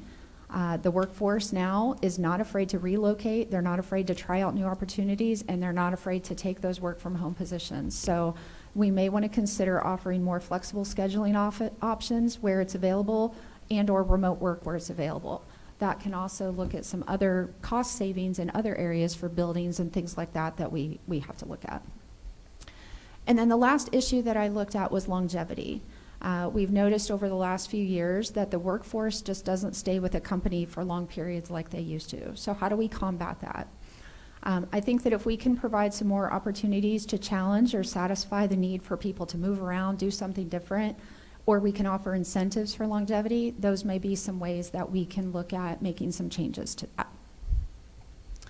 That's my presentation. I'm ready for questions. Thank you, ma'am. Appreciate that. Commissioner Perrine. Hate that you call on me first on this one. You're welcome. So when we first started a couple years ago, I was pretty shocked that we didn't do performance reviews. That is hard for me to wrap my mind around because I'm corporate and not government. And the other thing that shocked me the most is that we give everybody the same raise. You know, everybody gets 3%. I don't understand that. I still don't understand it. In the corporate world, we do, okay, the top performers get 3 to 4%. If you just show up for work and you do your job and you do your objectives, you get 2 to 3. And if you don't do your objectives based on your performance review, you get 0 to 2. I don't understand this concept of government, but that's just me. The other thing I don't understand is the building and inspection department having that large when our numbers for permits and inspections are down. I don't understand that, and I've asked that before. So I guess my question for Mr. Cowper and Heather is that we've got 14 vacancies, and how do you determine before you just go out and hire somebody that's in that pool of vacancies, do we even need that person? Do you go through an analysis? Because I've seen sometimes we've gone a year or 2 years without replacing a person, and then all of a sudden that number's still up there, and we've been saving on that salary that we budgeted for. But do we even need that person, or do you just keep that little pool to make it look good? Well, I mean, that's a great question, and we have looked at some of those vacant positions that have been carried over, and then, in fact, used some of those FTEs, moved them around to create positions that we do need. So we've just done away with some positions that just haven't been filled, haven't needed them. We need a risk manager, so we did some magic moving and created the ability to hire that full-time person. So we're doing exactly what you're suggesting. I hope the public heard that, because that's why we approved your raise this week. Well, thank you. Because he did move people around, and I love that. We need a risk manager, and I love that. So, and you have, you know, the public safety departments, you know, my experience is that our level of vacancies is not uncommon in public safety right now. There's so much competition for those services. There's a lot of movement around, and there's not a lot of young people wanting to get into that profession. So it's become quite competitive. But you know, we're making good strides in recruiting for those positions and doing some things out of the box in terms of advertising and recruiting that I think will help.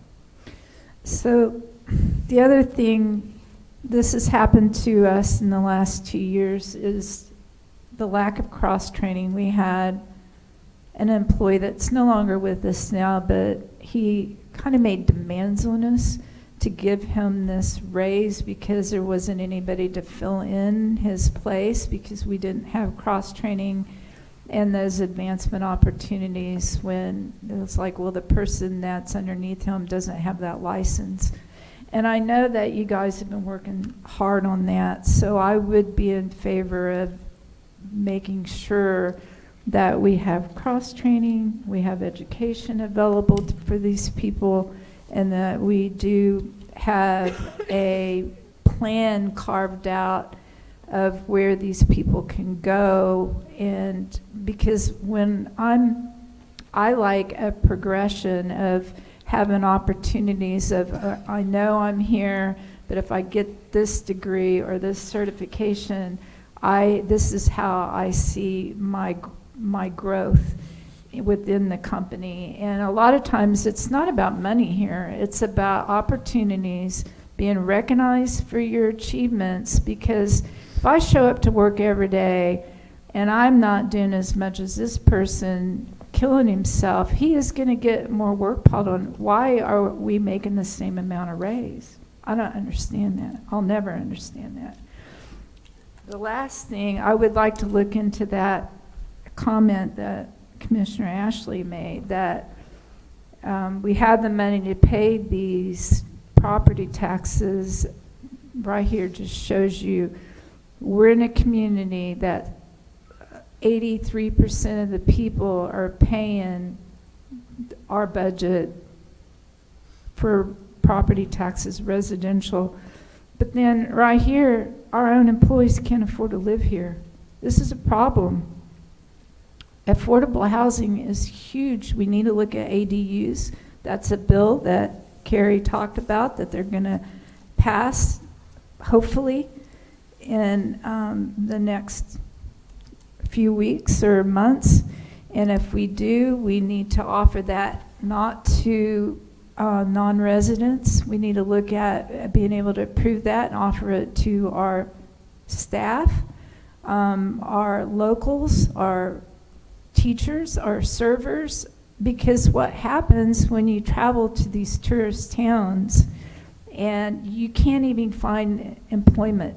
Like, we're lucky that we only have 14 vacancies. I've been to these meetings when I was a citizen and seen our police force a lot shorter than that. We're doing well with our police force compared to past years. And I don't have those numbers, but I know from being at these meetings, average salary, $54,000 for our city workers. You put part-time in that, I think that skews that.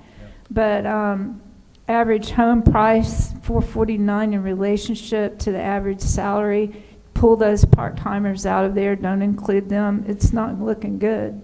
It's tough. So that has got to be part of our strategic plan as affordable housing. And it's going to be more than just giving our employees raises to accommodate. Maybe because they might need to be market-based, we need to look at that.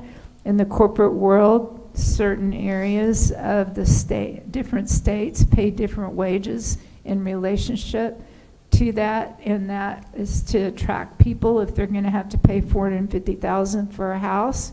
Edgewater housing prices are going up in relation. Port Orange, it's all over here. We've got to look into that when we approve these raises and hire new people. Can they afford to live here? Thank you, ma'am. Appreciate that. Commissioner Ashley. Could you put up the challenges? Sure. Slide again. So I love this. I think it's great. But I think it really needs to be delineated by department almost. Okay. Because if I think about the police department, and then I think about finance, I have two different thoughts about that. So one line might be important to one department and not important at all to another. So that was one thing. The other thing is, I think talking about affordable housing can be a little dangerous, because I think if we approach affordable housing from helping people who can't afford it, subsidizing them, and you think about that over time, I mean, at least in my mind, 50-year-old affordable housing is filled with kind of undesirables, and I think about my friend who was LAPD. Okay, so in relationship to the people who make money in LA, LAPD is very underpaid. So the LA city, I don't know if they still have it, they probably do, but he bought a condo for something like $700,000, because that was, like middle of the road there. And he couldn't have done it without the help of the city. The city had a program that helped police officers and firefighters and perhaps other essential city service workers a way to get into a home. And there were guidelines. It had to be in the middle, but back then 600,000 was in the middle in LA. So we have a similar situation here, and Kevin is like a magician making money appear, so maybe there's something there. But, that's all. Very good. Commissioner Martin. My three are, well, first of all, we all know the 80-20 rule. No matter what is happening, 20% of the people are going to do 80% of the work. It's just human nature. But there is no incentive, in my mind, to work well or do anything beyond the absolute minimum if you know you're going to get an automatic pay raise. And I come from, my background, 30 years, is corporate high-end sales. And when I worked, I got a lot more commission. And so I had a built-in incentive, if you will. So I really am supporting this method to incent somebody. How do you incentivize somebody to get more education, to work harder, to excel in what they do, if you just, here's an increase, here's an increase. And I also wondered when the compensation study is going to begin. So we're actually going to bring the recommendation for the company to you on April 8th. And so as soon as we get that approval, we'll get it into a contract and we'll get that started. Thank you. Welcome.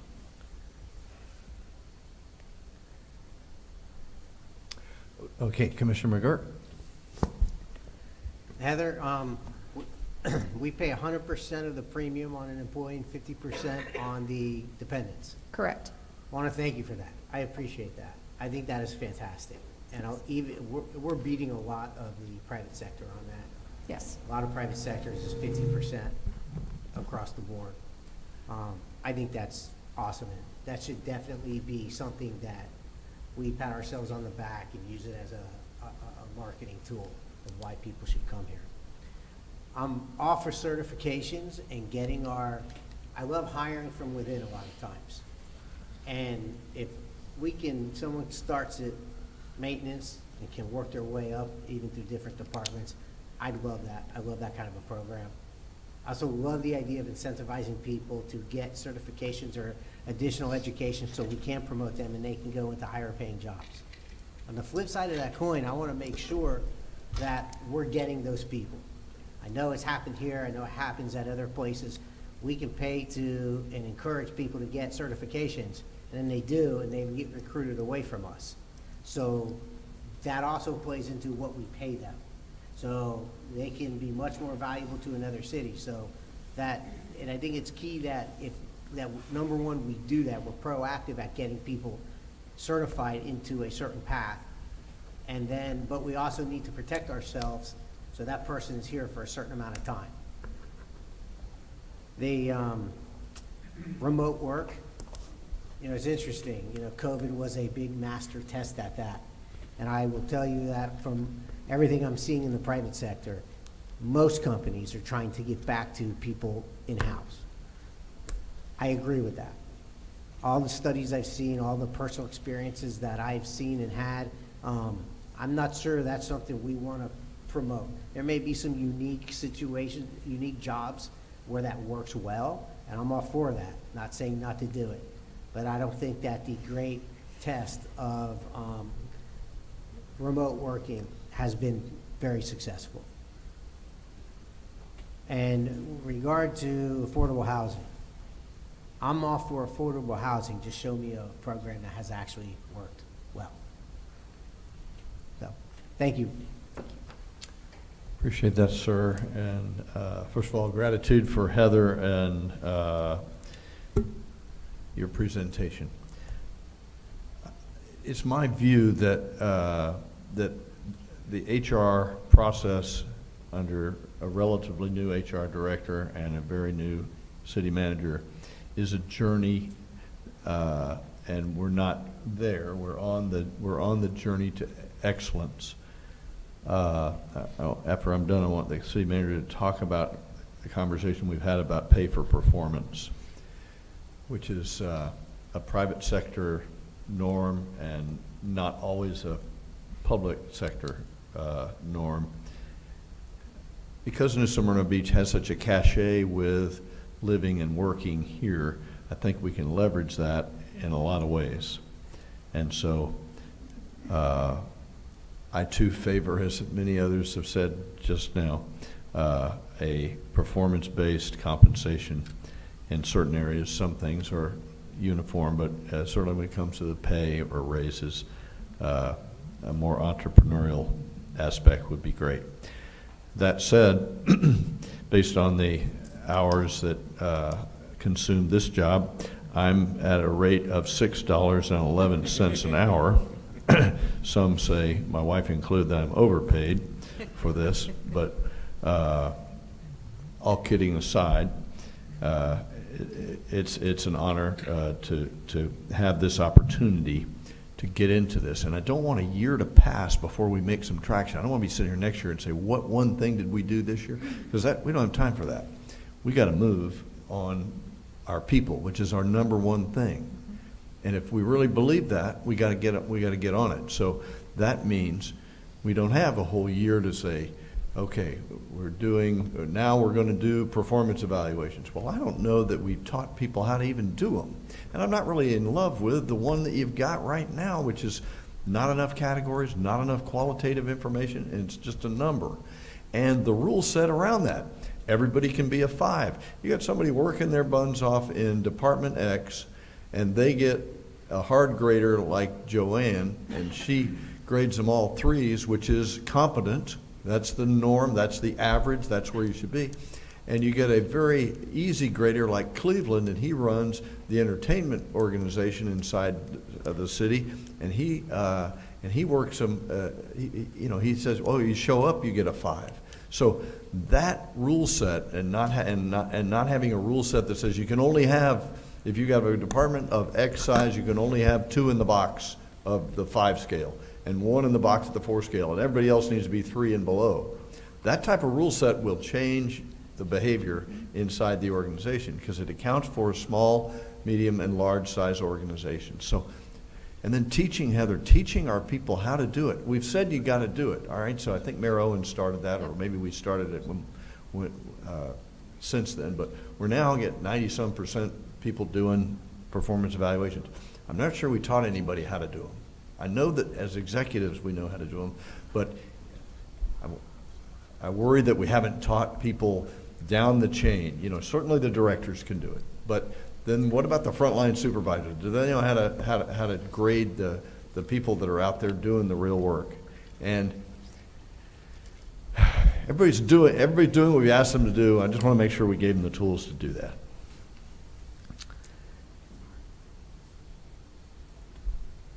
What's the total? All right, what did you say? 358 FTE is the total, and how many folks are we down total? We are down total. Oh, I didn't put the total on there. I thought I did. I apologize. 1, 2, 3, 4.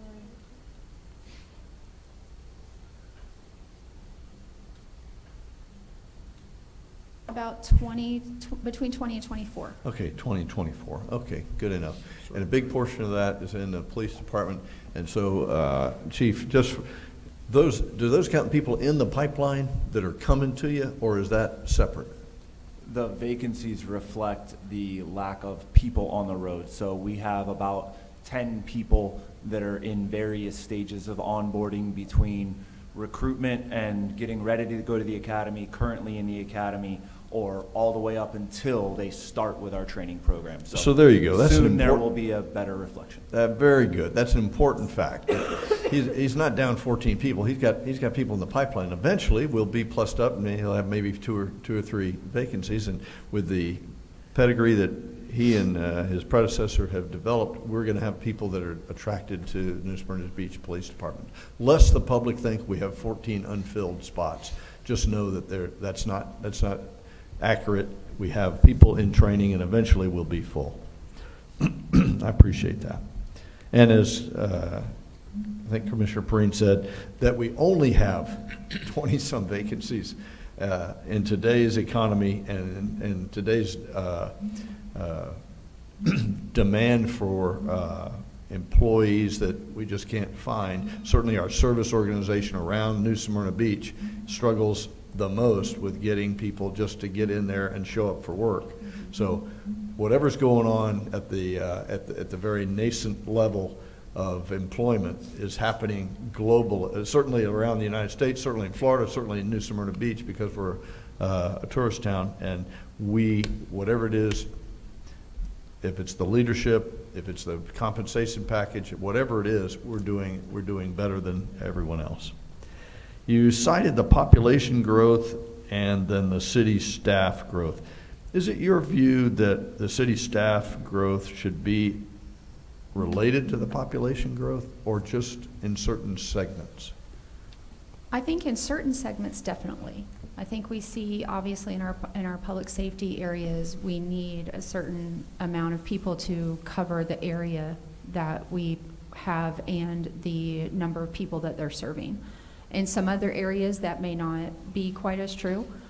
For instance, in human resources, I wouldn't relate my human resources staff number to our population. I would relate it to our employee population. So overall, I think it does depend on which department or division you're looking at. Delighted to hear that approach. I think that the public-facing staff, is good to parallel the growth, and then those that are in staff functions, maybe not necessarily, so. Anyway, I guess my biggest point is on the evaluations and how we compensate our people. And I'd like Mr. Cowper to expand on when we first got him here, he talked about a performance-based relationship with his directs, a contract with his directs. And so I want that to be public because it's a great best practice. And Kevin, God bless you for doing that. That's what's needed. So can you talk about that a little bit? Sure will. A couple of points on this particular graphic. This is good, and often we hear people say, well, the staff is growing, and it's we're not growing outside of relation to the population growth. As we continue to grow in population and as we continue to implement technology and other best practices, that gap will certainly grow between population growth and city population. You won't see the city staff grow as big. One other thing I wanted to make sure that you understood. Heather showed a graphic of the percentage of our budget that goes to personnel costs. And Heather, what was that, like 38% or something? 32. 32%. So that is a phenomenal number that we are at that point. For example, at my last stop in Dothan, we were right around 50%. And bigger, older cities would probably be 60+%. I think partly some reasons we are as low as we are, maybe the pension costs that a lot of places have, we don't have in our general employee categories. You see the difference between the 401 contributions versus what we're paying for the police and fire pensions that we have. That's a big difference. But that 32% number is a phenomenally low number for a local government. That's very good. So I just wanted to make sure that everybody kind of caught on to that. Heather and I have had a lot of conversations about what we need to do in terms of the employees and moving forward in terms of how we evaluate our employees and how we pay our employees. And, I think we are certainly looking at a lot of different programs to implement in terms of the certifications and moving employees along. But one of the basic things is having a pay structure where you can move from one grade to another based on your performance. And so just as the mayor said, if you're giving everybody 5s and everybody's getting a 3 or a 5% raise, that's not really what you want. You've got to have a distribution of performance and pay. And certainly in terms of the department heads, we have more flexibility there. And my expectation with the department heads, I'm going to evaluate them based on their accomplishments and their performance. And if we're making the progress we need to be making, then we'll certainly be willing to reward that hard work. So we've got some distance to go with where we are. We're a growing organization, a changing organization, an emerging organization, let's say. So I'm happy with the progress that we're making and the things that we're going to look at to get implemented. Yeah. Heather, thank you. That was a really good presentation. Thank you. Thank you, ma'am. Appreciate that. Would you like to do capital improvements next, or? Yeah. All righty. Jesse in the batter's box.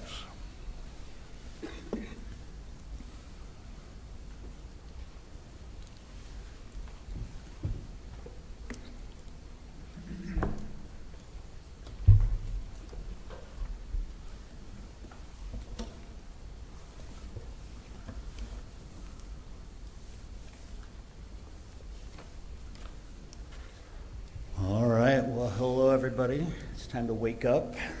Ready to do this?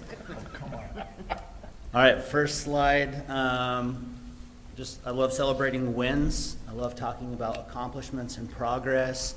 As all of you know, especially from those from the private sector, you get the right people in the right place and doing the right things with the right support, they can move mountains.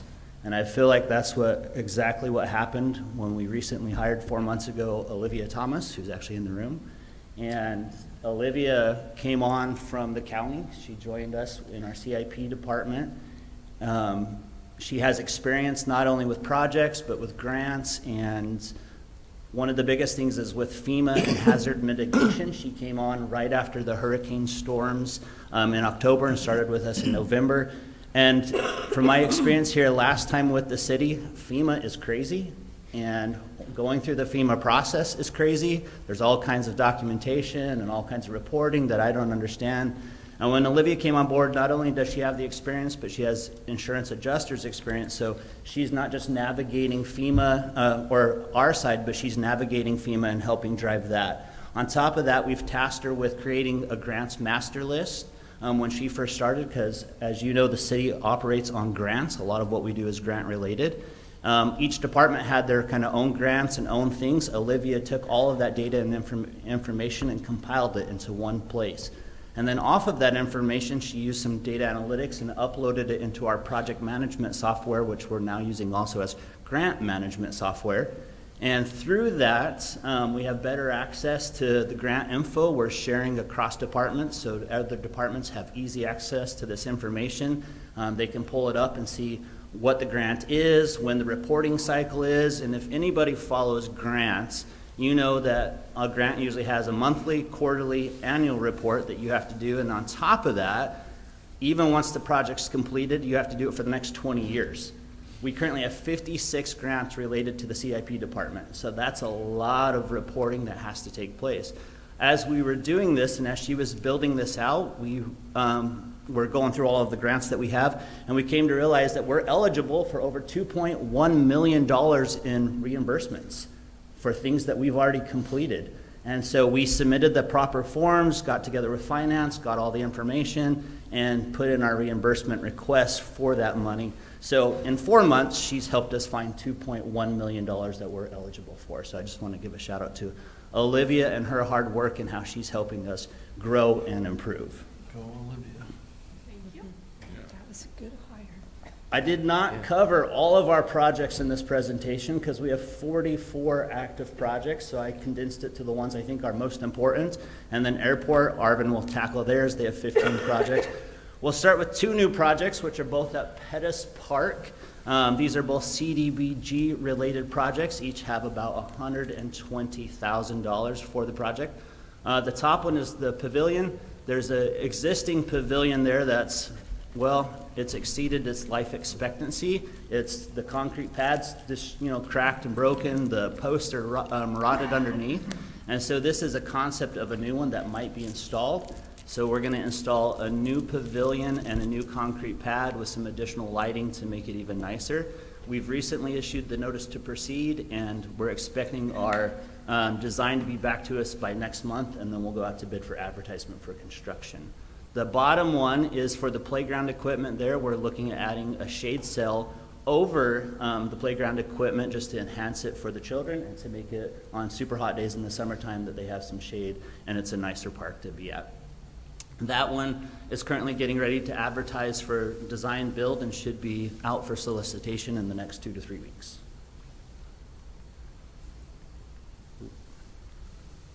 All right, 27th Avenue on Beachside. We have 2 separate projects at that location as well. The top one is for replacing the playground equipment. We're expecting the new playground equipment to arrive on the April 2nd. And then we'll demo the old stuff. David Ray's team will demo the old stuff, and then we'll start on the installation of the new playground equipment there. The funding's $500,000, and that comes from the general fund. The bottom one is the boardwalk repair and ramp replacement. It's been damaged by hurricanes, multiple hurricanes over the last couple of years, This is a project that we've done certain stuff in conjunction with the county, and then the rest is on us. This project is going to be advertised for construction in probably the next 2 to 3 weeks as well. The funding's coming from general fund reserves and FEMA reimbursement. The estimated cost is going to be about $1.1 million, and this should be completed around November of this year. This project should be completed. As we know, stormwater has become an incredibly hot topic here in Florida, and not only for us, but for the county and statewide. Earlier this year, we had a stormwater public hearing, and we sat and walked through a lot of our stormwater projects and our plans. One of those that we talked about is the citywide master plan. It's a 2-phase project. The first phase was, surveying the needs from the city, and then it was collecting the data and then taking that data and putting it into a model of how can we manage our stormwater system. Phase 1, which is that portion, is currently at about 92% complete and is expected to be finished in April, so next month, and then it'll move on to phase 2. Phase 2, we received funding through the Transform 386 program, around $800,000, a little more than $800,000. And for phase 2, because of the funding that we've received through Transform 386, the county will manage the second half of that project. So they'll take phase 2 under their purview. We'll be consulted and informed and do it alongside them, but that's how that portion will go. Corbin Park, as you know, all stormwater projects are kind of to reduce flooding, improve stormwater drainage, make enhancements for that specific neighborhood. For Corbin Park, we've just entered into and are finalizing our joint project or participation agreement with the county. They funded us $6 million for this project, which is huge. The overall project is estimated to be around $8.5 million. $6 million will come from the county, $2.5 million from the city's stormwater fund. And because the county gave us the money, they're also going to manage this project. So they'll oversee the advertisement for the RFP, and then they'll manage the construction portion as well, and we'll be involved throughout the project in conjunction with them. Historic West Side, evaluating solutions to reduce flooding in the developed areas in the neighborhood. We're currently working on a joint participation agreement with the NSBU as well for that, and looking for additional funding where we can apply for additional funding to help support that project. The estimated total cost is about $5.2 million for that project. Most of that will come from right now in our stormwater, Historic West Side Stormwater Fund, and then we're looking at other grants that we can apply for that will help with the stormwater funding. North Atlantic Drainage Project, we just went through the advertisement for this for construction, so design is finished. It's getting ready to move into the construction phase. We're building an exfiltration trench and pipe system that will help reduce the stormwater flooding there. That'll come before the commission on the 25th of this month to award that bid for construction. So that's going to be on your guys' plate in a couple of weeks. Funding for that is stormwater and DEP matching funds. Each party will contribute the $837,500 for that. And Kyle is here, so when it comes to question time, I'm going to sit down and let the expert come up, and if you have stormwater-related questions, Kyle's going to handle all that. So we're doing a couple of dredging projects throughout the city. One of the dredging projects, we received $3.5 million in funding from FDEM to do dredging at 4 different locations, which includes Pine Island, Gabordi Canal, Old Menorcan Pond, and Cemetery Canal. The Menorcan Pond is done. The other 3 locations we're currently working on permitting. It takes a lot of work. David and his team are working on that to get those permits through. Once we get the permits, we'll continue on in the other 3 locations. We're expecting to have Pine Island done next, which I think is anticipated to be done around September of this fiscal year, or of this calendar year. Turnbull North and Turnbull Creek Canal, we're doing dredging on both the north side and the south side, which are kind of considered 2 separate projects. The south side is where they started, and they're currently dredging that. They're on track to be finished by March 21st, so just in the next week and a half, 2 weeks, the south side will be finished. They'll relocate all of their equipment to the north side of 44 and continue dredging on the north side. That project is funded for $1.6 million, 75% grant related, and 25% would come from the city's stormwater fund. All right, the PD station, we currently have 2 projects with the police. One is the boathouse, which you guys have been familiar with. Last year, the police received a fine grant to help purchase a boat or a marine vessel for rapid response on the intercoastal waterways.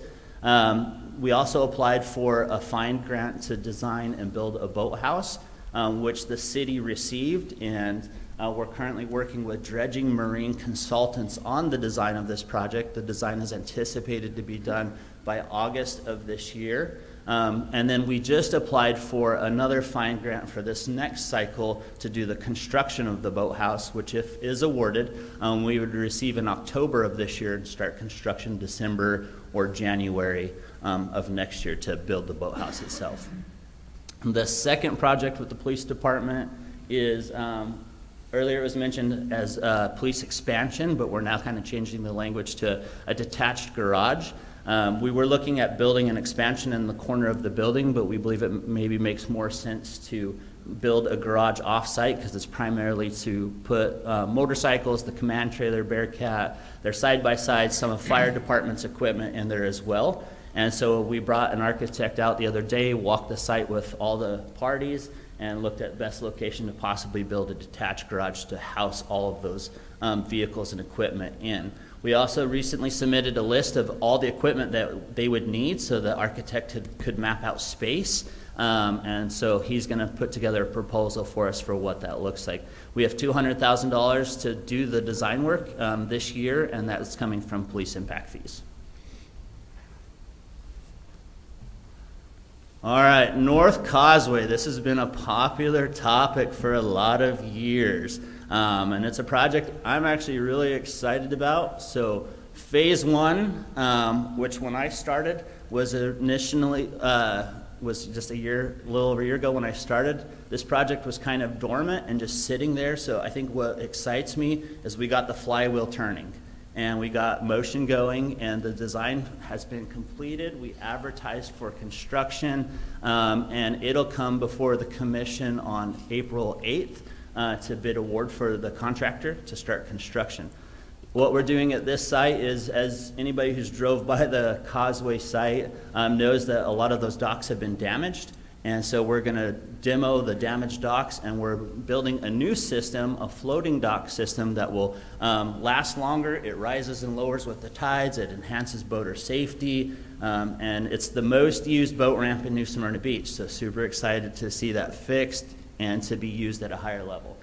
So construction's going to be starting soon, and it's anticipated to be done by around November or December of this calendar year. Also at the North Causeway site, we have phase 2. We're doing some shoreline revetment stabilization, and this project should be out for bid in the next 2 weeks, 2 to 3 weeks as well, for the construction of the shoreline revetment. This is funded and general fund reserves for the shoreline revetment.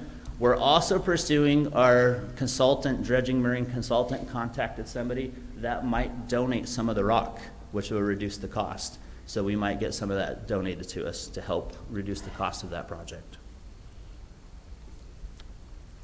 Brannon Center Dock, which is where we're at. This dock was also damaged by hurricane. I don't know about Rob. He's kind of smirking over there because Rob, myself, Jonah, I know other people get calls about every other week.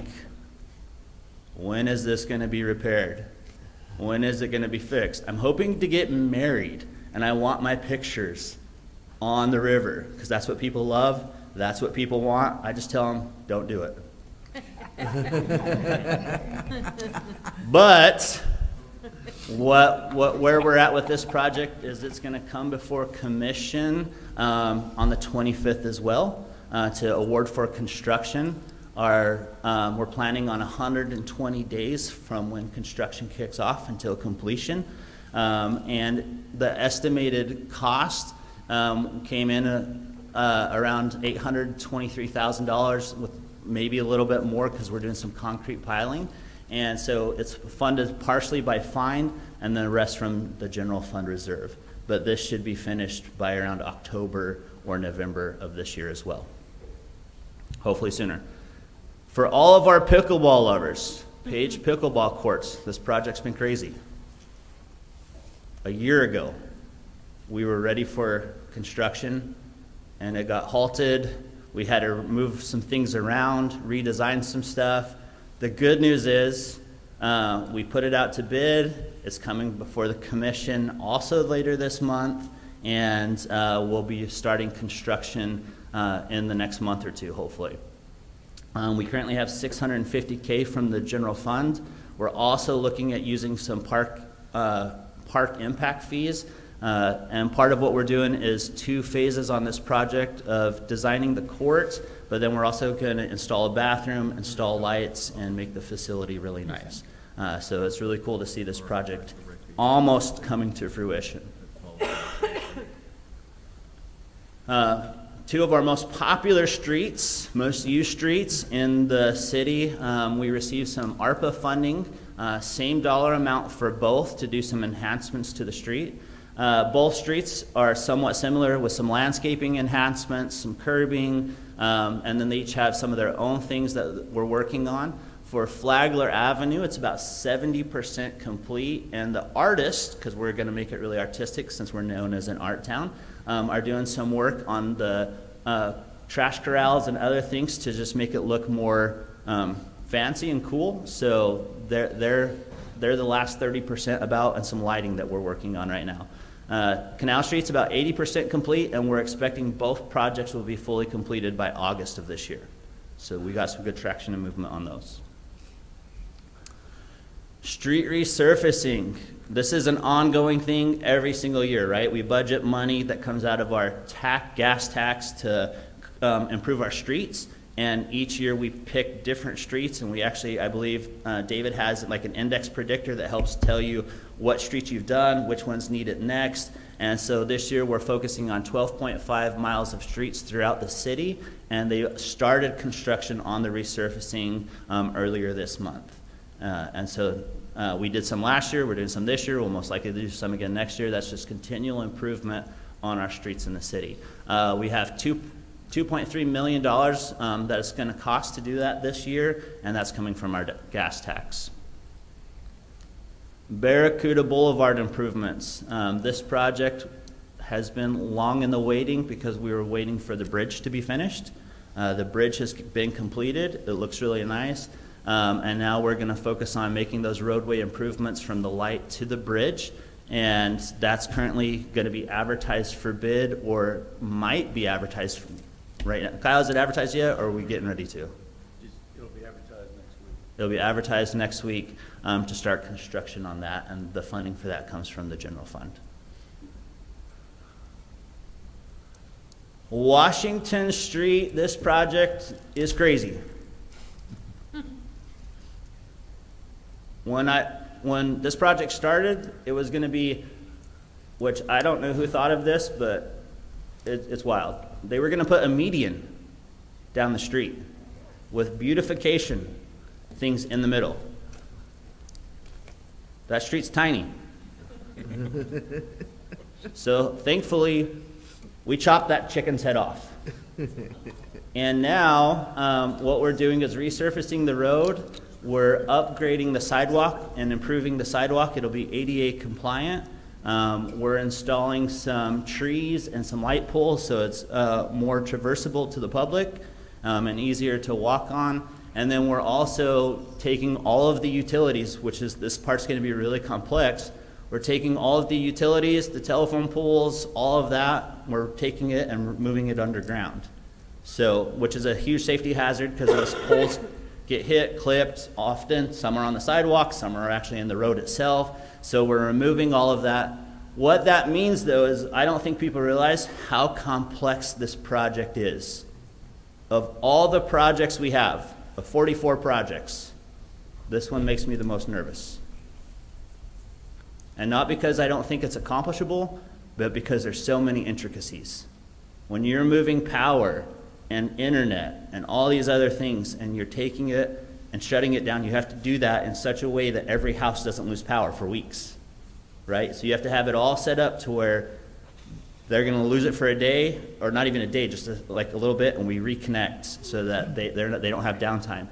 That also means how we run it underground with water, how it changes stormwater, how we still keep good stormwater and drainage. We've spent a lot of time this last year and a half working through all of these details. And so some people have wondered, why is this project taking so long? We're trying to do our due diligence to anticipate all the different risks that come with this project, to mitigate them and get ahead of them as best as possible so that it goes smoothly. So I don't know about you, but I'd rather slow down and do it right than just do it to make it people happy and then it go bad. Does that make sense? So we're trying to slow down and make sure we cross our T's, dot our I's, do it as smooth as possible so we have as least amount of hiccups as possible. This project is currently being advertised for CEI services, which means when we do a project with FDOT, we hire a third-party consultant. It's a requirement that helps manage the project and is like a liaison between the city and the contractor, and they do inspections to make sure along the way it's all going smoothly. So we're currently advertising for those services. Once that's done, we'll turn around and soon advertise for construction. Another complexity to this project is we have to get easements. So in order to move the utilities underground, we have to get easements from property owners to put a transformer on their property. Out of the 7 easements that were required, we currently have 4. We have 1 more that we think we'll get this next week, and the last 2 we may or may not get, which means we have to do some redesign work to our electrical system on how to make it work. We can't make people give us portions of their property. We're trying to help them see the advantages, help them appreciate the improvements. At the end of the day, it's their property, it's their choice. So we put a cutoff date. If we're not able to get the easements by the end of this month, we're gonna do some redesign work for those 2 properties and what we need to do to keep the project moving forward so it doesn't sit on hold for indefinitely. That's actually been the thing we've been waiting on almost for the last 6 months, is working on the easements from the property owners. So I know there's been lots of questions over time about Washington Street. I do believe it's going to start construction later this summer, and we'll see that project move forward. One of our newest projects is the hazard mitigation for homes, and this was recently passed at the City Commission to demo and rebuild 4 homes that were previously damaged by hurricanes. This is our 3rd project similar to this. So this is kind of new in the start, and the commission approved us to go ahead and award that to the contractors. We're working on the contract details. We'll soon issue them their notice to proceed to where they can begin work. A few details. Like I said, I didn't cover all of the projects because we have over 44. We've completed 9 projects so far this fiscal year. I want to give you a comparison. In 2023, we completed 9 projects the whole year. So from October to today, we've completed the same amount of projects that were completed in 2023. Last year, we completed 16 projects. This year, we're on track to complete around 16, if not more. That means we've improved our system. We've improved our ability to communicate with the contractors, work together as departments. We've made how we do it more efficient, and we're getting less change orders. Last year, we saved over $500,000 or reduced our change orders by $500,000. Because we're engaging better, we're doing our design work better up front, so we have less cost later on down the road. Change orders will always come, right? That's just a part of projects and a part of construction. But we're reducing how often that happens, and we're increasing how fast we're moving projects along. We've created monthly stormwater reports at Kevin's direction so that you guys are getting monthly reports on our projects. We're doing a monthly CIP report, kind of hitting the highlights. And that report usually shows where the projects, just which ones are moving along, right? We also have updated our city map. This wasn't, when I started, this wasn't being used at all. Been working with Lonnie Russell. We've updated this, and every month our city map gets updated. And so this is on our website. And I don't, Phil, can I use your computer to show people how to access this, or could you? I'll coach you through it, because then we can just coach everybody at the same time.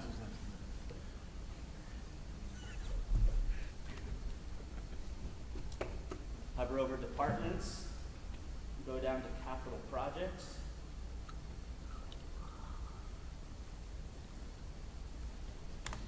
And it'll pull up the city map, and on the left, you have all of the projects that we currently have in our queue. And then on the right, you have the map. If you go to click on, if you would, the Brannon Center, since that's where we're at. It'll zoom into the Brannon Center Pier. The map will show you where the project's to take place. And then on the far right, it'll give you the project name. The section is the current status of the project. It'll give you a brief, like status as in phase. And then it'll give you a brief description and kind of next steps for the project. So a lot of the information I just communicated today is on our interactive city map, which is available to anybody in the community. And they can check on any project at any time, and just remember it's updated monthly. So, and information often changes a little bit. So we update it at the end of every month, or the beginning, at the very end, or the beginning of every month. So by the first week of every month, you'll have the most up-to-date information. We do this for every capital project that we have. So all of our projects are in this map, and for the ones we didn't cover today, you can go in, click on that, and find most of the information you need, or just the basic information about the project. So I feel like we're doing some really good things. I don't know if everybody knows this. I shared this before in the past. Most places in the private world, you have a project manager that manages about 6 to 10 projects per person, depending on the size. As you saw earlier in finance, a big portion of money goes towards capital projects. We have 44 some projects, and we have David Ray, who's a department head and a director, who's not only running his department, but managing projects. We have Rob Salazar, who's a department head and director, who's not only running his department, he's managing projects. We have Olivia Thomas, who just started, who's our grant coordinator, not only doing all the grant stuff and the FEMA stuff, but managing 2 projects. And then we have the airport, who's not only doing all their stuff, but Arvin's managing projects. Kyle is not only an engineer, he's managing projects.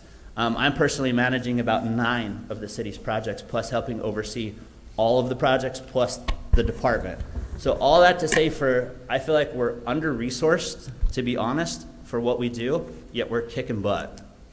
And that's because David's awesome, Rob's awesome, Arvin's awesome, the team is awesome, and we have people who work together really well. Finance helps us, legal helps us all the time. So I appreciate everybody's help, but to put that in perspective, we're doubling how fast we're completing projects while being understaffed. I think that's pretty cool. That's it. Awesome. Thank you for your presentation, Vice Mayor. Oh, okay. 2, one is that I think you represent the 80-20 rule, where 20% are doing 80% of the work. Thank you. And the other is, your design for 27th didn't show any shade. For David, do you want to speak to that? Are you talking about the playground? Yes. The shade is staying put. The shade is what? The shade sales are not coming down. They're staying. Okay. Okay, so we will have shade. Thank you. Yep. Thank you, ma'am. Appreciate that. Commissioner Perrine. So thank you for all of this great information. I have a lot of gray hair from this. Most of those projects are in my zone. I just counted about 12 of them, and I just went through the Barracuda Bridge and the 5th Street Bridge project, and I've never had so many phone calls in my life. And a couple of things I'm going to recommend based on, I inherited the Barracuda at the end. That had started a long time before I became a commissioner, or a while.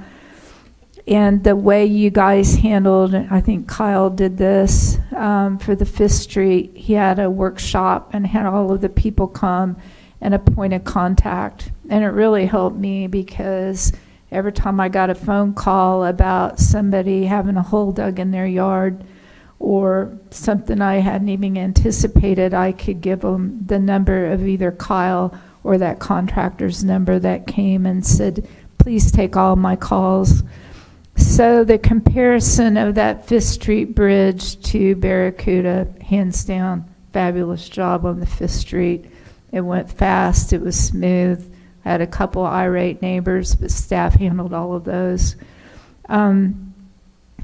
I just hope we do that again for each one, have a public. I'm already getting threats about Washington Street, about rerouting the traffic if I've been accused of all kinds of craziness. If we have traffic go down my street, I'm going to get sued. I've been told that.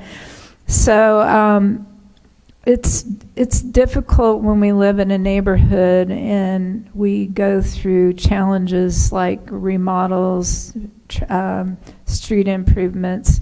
But like I said, in our State of the City address last year, when it's all said and done, you're going to forget about those pains, and it's going to be beautiful.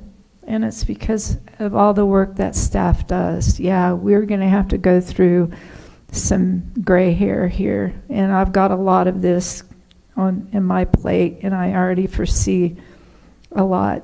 For State of the City, I need help here, because I had thought of 3 things I was going to talk about, and now I'm going to throw those out. You know, it's like I've got 12 things here. You're making Phil's head explode over here. I don't even know where to begin here. So I think the best thing for you guys to do after seeing these, what do the citizens want updates on? You know, obviously everybody's interested in our homelessness. You know, if we're going to do State of the City, maybe I'll kick that to Chief Kirk and not talk about it. But I don't want to talk about something that the mayor is, because I've got 12 things here.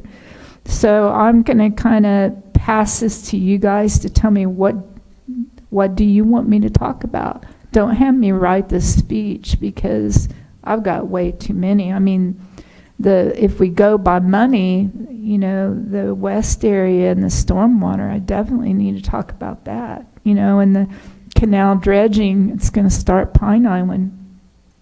You know, there's a lot of areas that I don't know if Zone 3 and 4 has this much stuff, but I guarantee Lisa and I have a big chunk of this. So we don't want to repeat what our mayor is going to talk about. So please help with this, because I have to have mine done before the 26th of March. So I'm getting a lot of gray hair just thinking about all of this.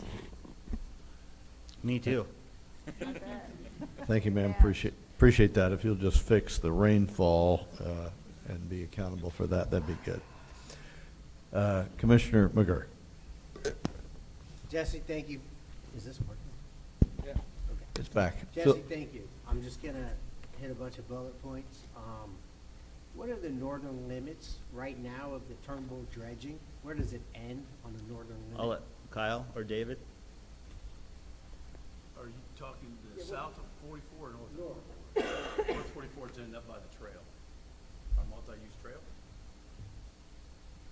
Okay, so I'm thinking Turnbull goes through there around Ellison Acres subdivision. Correct. Are you dredging that area? A portion of it, yes.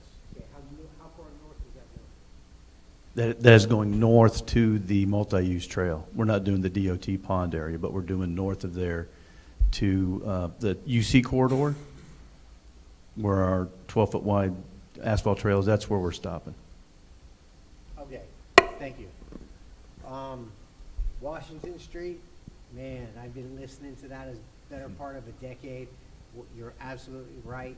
It is a super challenging and complex issue. I appreciate at one point there was proposal for a roundabout at Faulkner and Washington. We had the medians, the big boats being pulled through. I think a nice streamlined redesign like you've done is fantastic. So great job on that. We need intersection improvements at Washington and US 1, specifically northbound US 1 turning right onto Washington. Getting a right turn lane there would be great. A right turn lane going westbound on Washington onto North US 1. We're just, it backs up. It's pretty amazing how much that backs up from the beach side. And so, once we get done with this, I think that's definitely a big priority for that intersection improvement.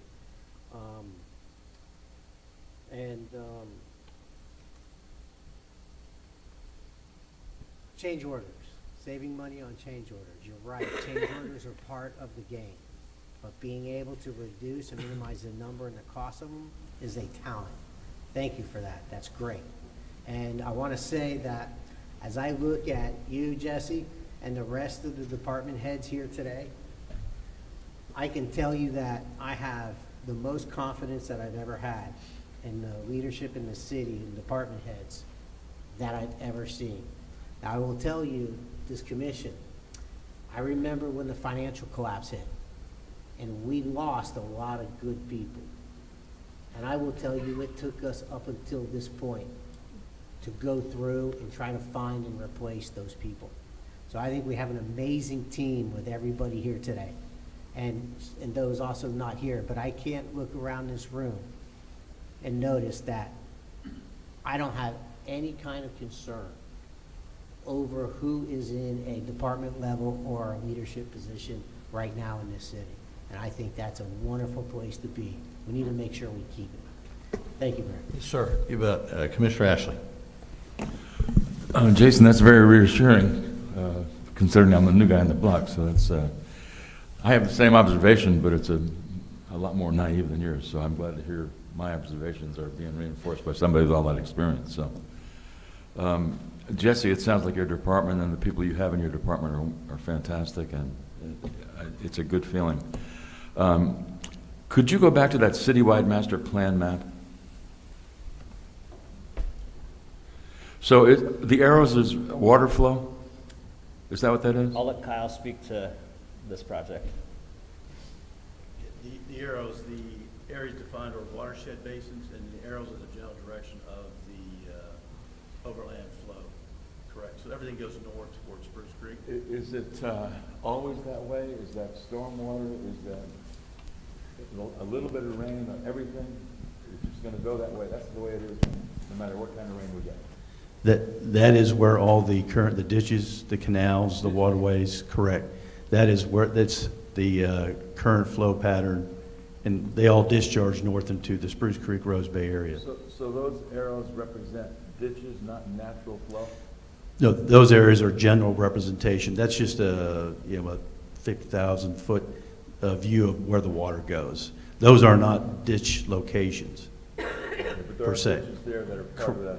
There's tributaries, ditches, canals, rim ditches, everything. Lots of contribution to which way the water flows. Right, conveyance pipe, that type of thing, box culverts. It would not make sense to change through any new development, any new project, which way the water flows. That's the natural drainage system.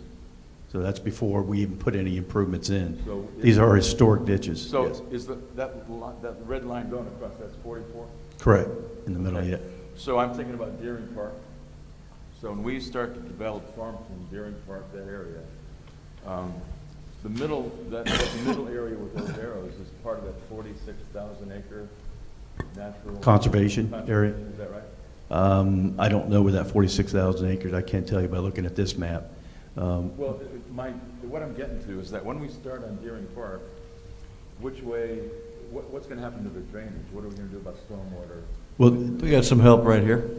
Yeah, I actually looked that up when we were talking about this earlier. There's a commitment in the MDA that the stormwater will not go north of 44 into Venetian Bay specifically in the NSBU plan. So they must have some sort of design. That's why I asked Kyle, because Right. would it make sense, I mean, what we're talking about is changing the water flow, according to that map. correct. In during the point that their PUD, the MDA they have, as a matter of fact, the attorney just stopped by my office yesterday, and it's amazing what plan they have in place with regard to enforcement, management of the facility. It's done annually. There's a fund that's set up that they have to maintain the conservation. And it's all going to go through the rigors of review from the city and from the permitting agencies. Okay, what I'm hearing is that you're okay with it. You're okay with Deering Park and you're okay with it? I'm okay with it. They're going Okay. to submit the specifics later on. Yeah, but I'm seeing water go one way and you're saying that we're gonna do it so it doesn't go that way and it's great. And I believe you. I mean, I'm not an engineer, so I just, want to know. We're not going to impact the properties Yeah, to the exactly. north. Exactly. Yes, yep, yes, sir. I actually have the same question. Thanks, Kyle. I actually have the same question about the pickleball drainage. So that pickleball court that we're building, would that affect surrounding neighborhoods as far as drainage goes? Is that a Kyle question too? The design engineer that did this one is actually a dry retention system, so it doesn't discharge off-site.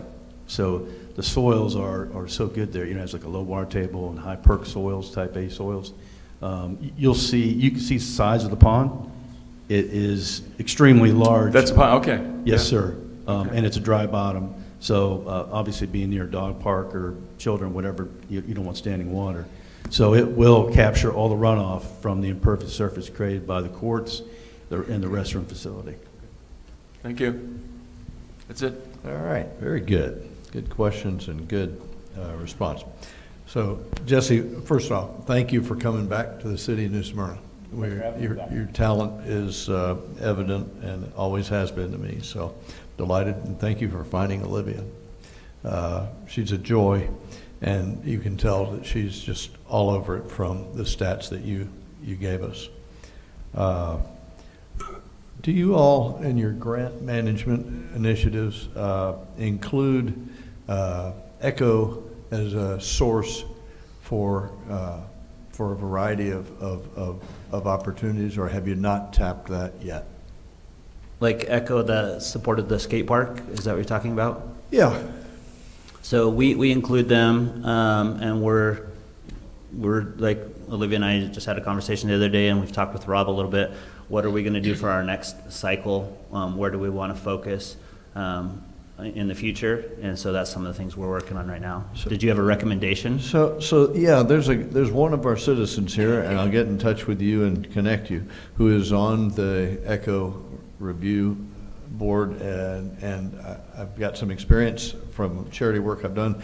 We can have several projects at one time. They're flush with money, millions of dollars, and they're anxious to help us improve features that are recreation-based, ecology-based, et cetera, around our city. So if we don't have three in the hopper all the time, yeah, we're missing out. Okay.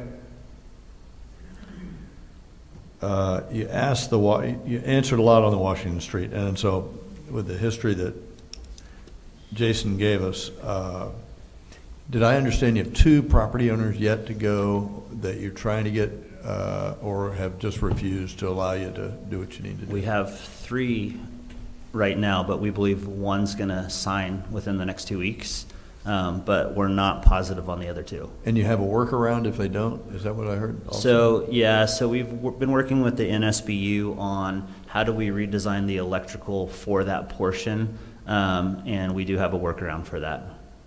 Okay, Yep. fantastic.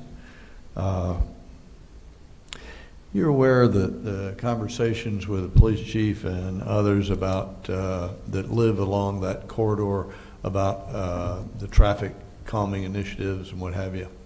You heard about that For discussion? Washington Street? Yeah, Washington Street. Yes. Okay. If that's part of your solution, that'd probably be a good thing.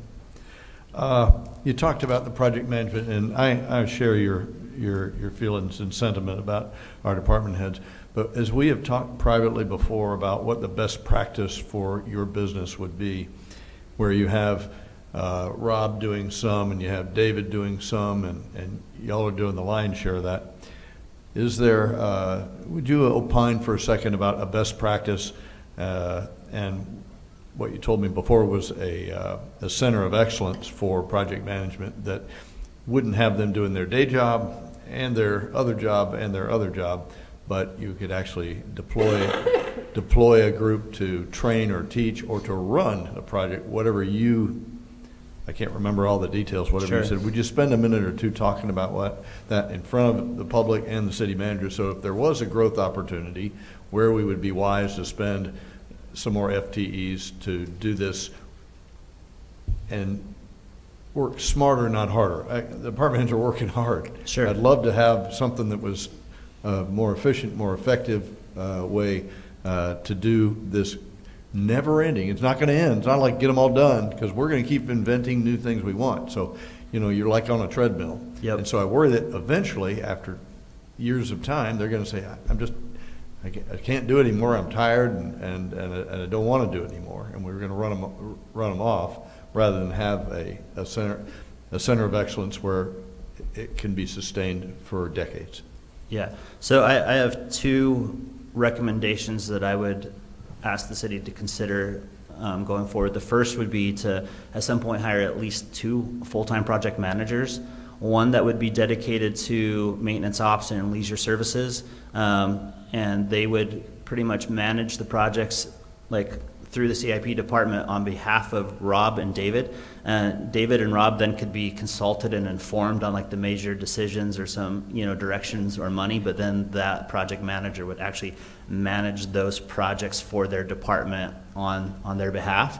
And then that way I can keep like in touch with them on project management practices, and that frees them up to be department heads and directors without that extra stuff. Because project management is a skill, right? That's why every other organization hires project managers to do that portion. And I think that would increase our ability to continue to do projects at a higher level while freeing up them as leaders to do what they do best, and that's lead their departments and grow the vision of their department. So I think hiring at least 2. I don't think for right now, for our size, we would need more than that. So that'd be 1 for them. I think the second one would actually be for engineering and Shane Corbin's team with the whether it's stormwater and engineers, the projects that they oversee, that they have a dedicated person to managing projects, and that way the engineers can look at it from an engineering perspective and speak to all the engineering related things, but then the project manager could do the project management stuff. I know working with Kyle, he's bogged down all the time, because not only is he doing engineering, he's trying to manage a project at the same time, where he could be freed up at a higher level to focus on what he's great at as an engineer. So I think having those 2 would be a powerful move for the future moving forward. The second thing, which we're started some conversations on with David Ray, with Rob, I want to talk with Thomas Farmer about more, is looking at asset management software. So you can take and this is what I did when I left for a short stint and worked with municipalities all across America, is developing asset management software that you capture all of your assets throughout the city, from buildings to roads to bridges to piers and docks to whatever. It takes about 1.5 years to capture all of those assets and inspect them properly. But then what that does is, once you have it in the system, kind of like the stormwater model, is it'll tell you based on the information you put in, if you say, hey, we want to spend $10 million on roads next year, help us, it's kind of like AI generated to a certain level, where would we get the most bang for our buck? It'll analyze all your data, your inspection records, costs, and tell you how you can best use your funds, which then when we come to you guys, we can say, here's the actual priorities. Here's where we've assessed the greatest needs. Here's even to routine maintenance for like HVACs for all the buildings in the city. Right now you have a maintenance plan, you have a replacement plan. So we could do that for every asset. I think it would take about 1.5 to 2 years to build, but the benefits that you would get on the backside once it's built are almost boundless. Because now you're using data-driven decisions to prioritize. You have a better idea of how much it actually costs, because you put your, the data comes from historical data, right? So you're basing it off historical data, capturing inflation as it goes, so that you're predicting things at a much higher level. Appreciate I have a that. question. Yes, go right ahead. I thought our Kevin and David were actually converting all that already to asset management program, that we're in the midst of that. I'll let you speak to that, since she said.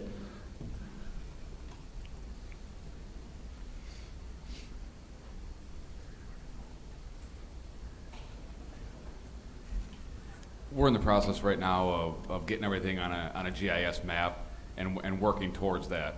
And we're working actually towards one of the programs that Jesse is talking about. So we're on the same page. Thank you. Any other reapproaches? City Manager, anything to follow up? Well, just to say, obviously, Jesse's moved this along brilliantly, is doing great work. The highlight I would make here is the transparency and communication efforts we've made here so that everybody knows what's going on. If you want to know what's going on with the project, you just go to the website, you can find out. You look at our monthly updates and find out what's going on. So that was one of the early pushes, just to communicate what we're doing. So I think we've made great strides there. Thank you, sir. Appreciate that, and thank you, Jesse, for your presentation.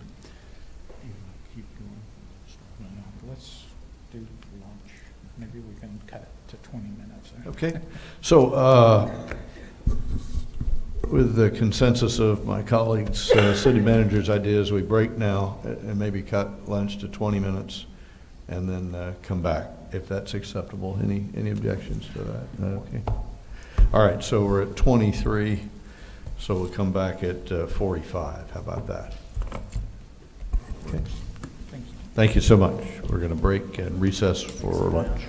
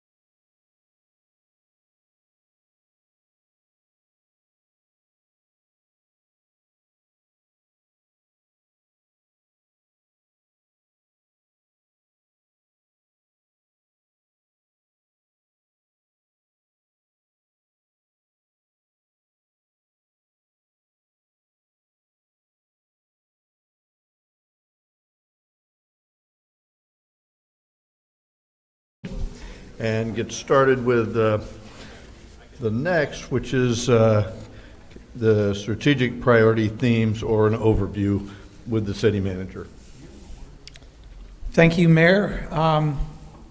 So I went back 6 months ago, and part of the interview process for the city manager job was to think about the first year and some strategic priorities. And so I went back and looked at what I had done there, and I was pretty dead on. I made a few changes to this presentation and wanted to go through some big picture things that I'm seeing on the horizon. So these are the 9 strategic priority themes that I'm going to hit on today. And I'm going to go through this pretty fast, try to get us caught up a little bit, but we can have as much discussion about this as you want. So first priority theme is the city organization itself. And if we're going to have a world-class city, we've got to have a world-class organization. And I want to hit here on HPO, high-performing organizations. You'll hear me talk about this. So what does that mean? I think it means a lot of different things to different people, but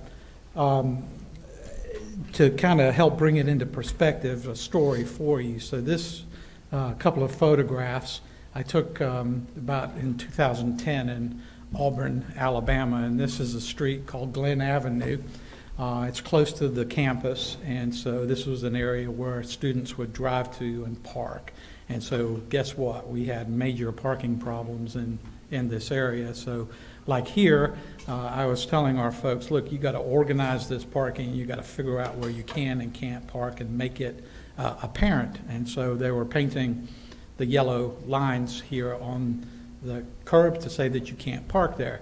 And they came across a pile of trash, and they painted around the pile of trash. So I thought that was about the stupidest thing I'd ever seen. And you know, I generally don't get mad or upset. I was pretty upset this day when I saw this. So that kind of really brought things into perspective for me, where we were as an organization in Auburn and kind of where we needed to go in the future. So this is my friend Alvin, and Alvin is a lifetime Auburn resident, and Alvin is the epitome of a high performer. Now this guy, you can tell, he's a maintenance guy. His job is to maintain the downtown area. And so Alvin would be at work at 3 or 4 o'clock in the morning. The students had just left at 2 o'clock in the morning, partying at the bars. And you can imagine a downtown college scene. You can imagine game weekends and what have you. Downtown Auburn was trashed after the weekend, and Alvin came in and cleaned up downtown. And this was a proud day for him. I'm not just bragging that Auburn were the champs that year, but this was a proud day for Alvin because he'd gotten this new street sidewalk sweeper right here. So we were taking his picture. He was having a great time. His son, Alvin, could barely read and write, and his pride and joy was his son, and he wanted him to go to Auburn University. He got accepted. He graduated. At the same time, my daughter graduated from Auburn University. So he was just ecstatic about all of that. But what makes Alvin special is that if you asked Alvin, what is your job, Alvin? What do you do? Alvin's response would be something like this. He would say, I make downtown beautiful so that when people come here, visitors, residents, they have a great time. That was his answer. He didn't say, I clean up the nastiest stuff you can ever imagine. See, Alvin, he got it. It's like, I make this place beautiful so we can have visitors come here. The visitors spend money. The money goes into the tax coffers. The tax coffers grow. I get a pay raise. He kind of knows how all of that works together. So when you can have people like that at all levels of the organization from top to bottom, have that understanding of the bigger picture of their job, then you've got a high-performing organization.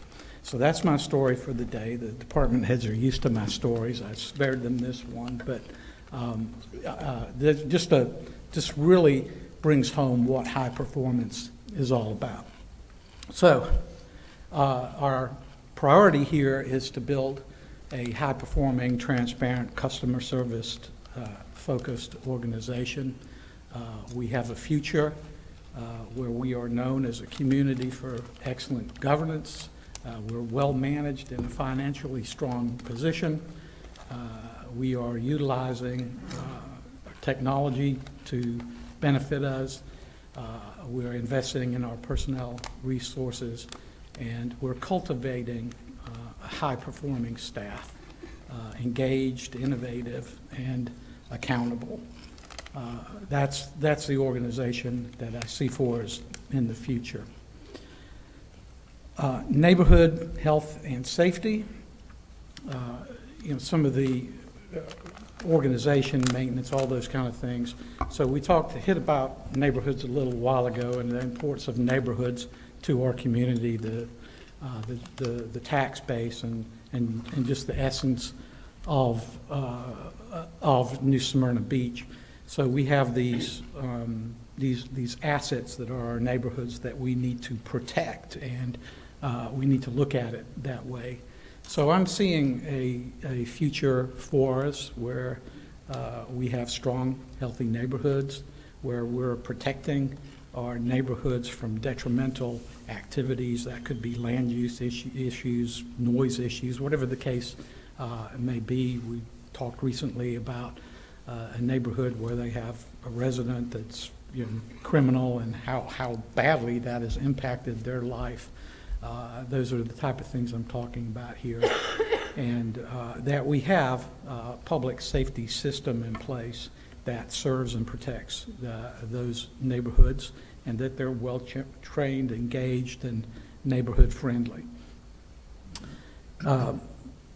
Communication and transparency. We've put a lot of effort into this in the short time I've been here. I'm talking both about communication within our organization, how we communicate as a leadership team, how we communicate between departments, and how we communicate outside of the organization, generally to our citizens. But I highlighted a few organizations, types of organizations there that I think it's particularly important to communicate with.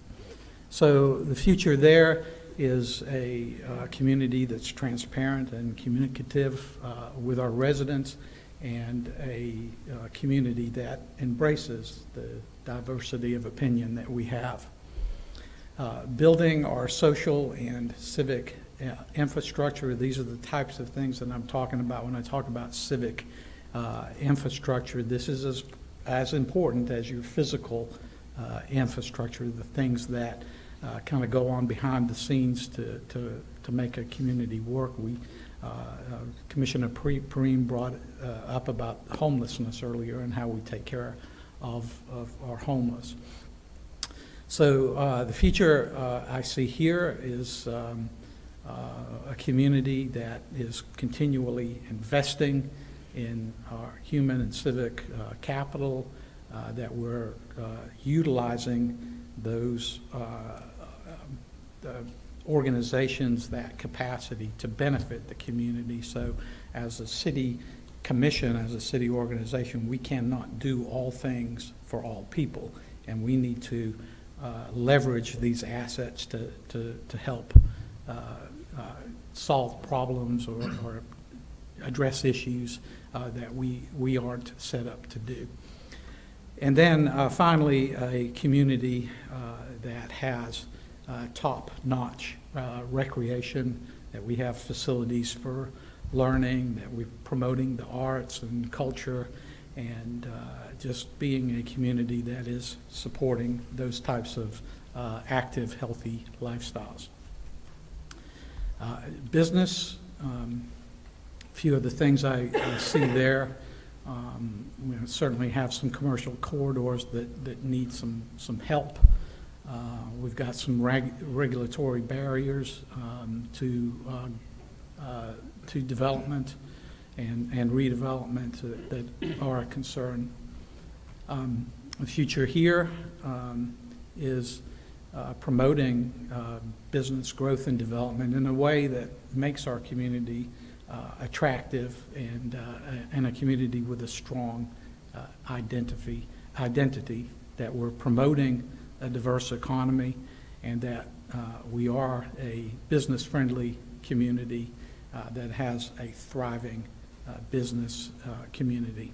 And then, as I said, with neighborhoods, it is as important to protect your business assets as well.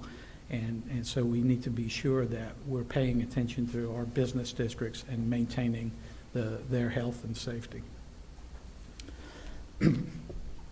Downtown,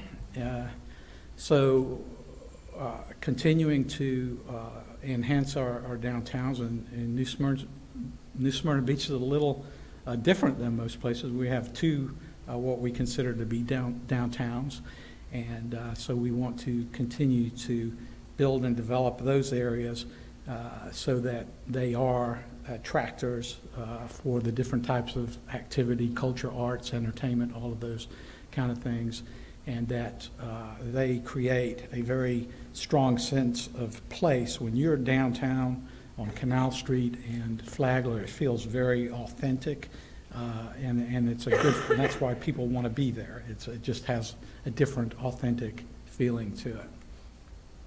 Growth management and sustainability.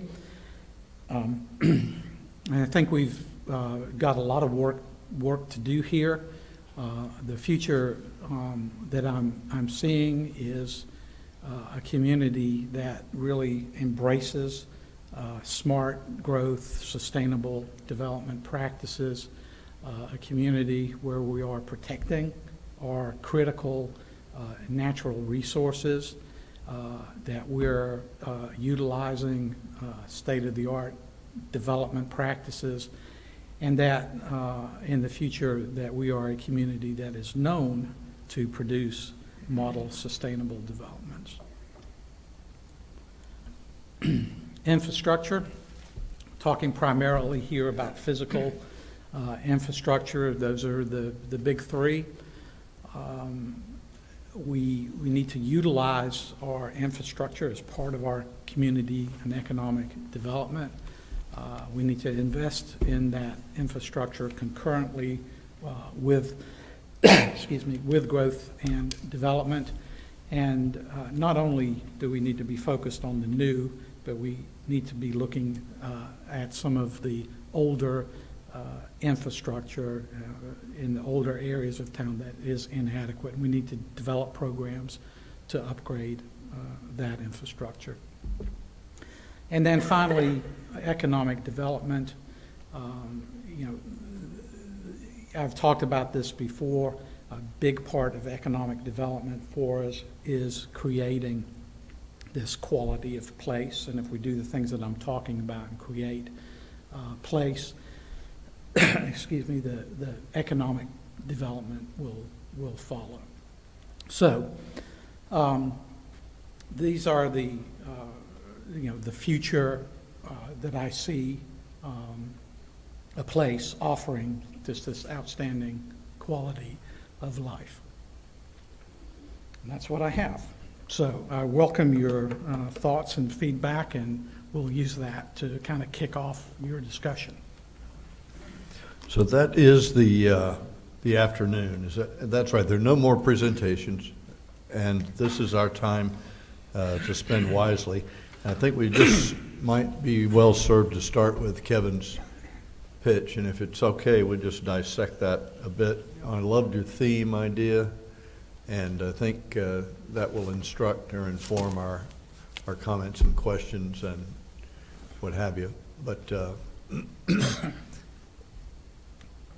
while you guys are thinking of brilliant things to ask and say, let me offer, we are often accused is too strong a word. We're often told that our growth has outgrown our infrastructure.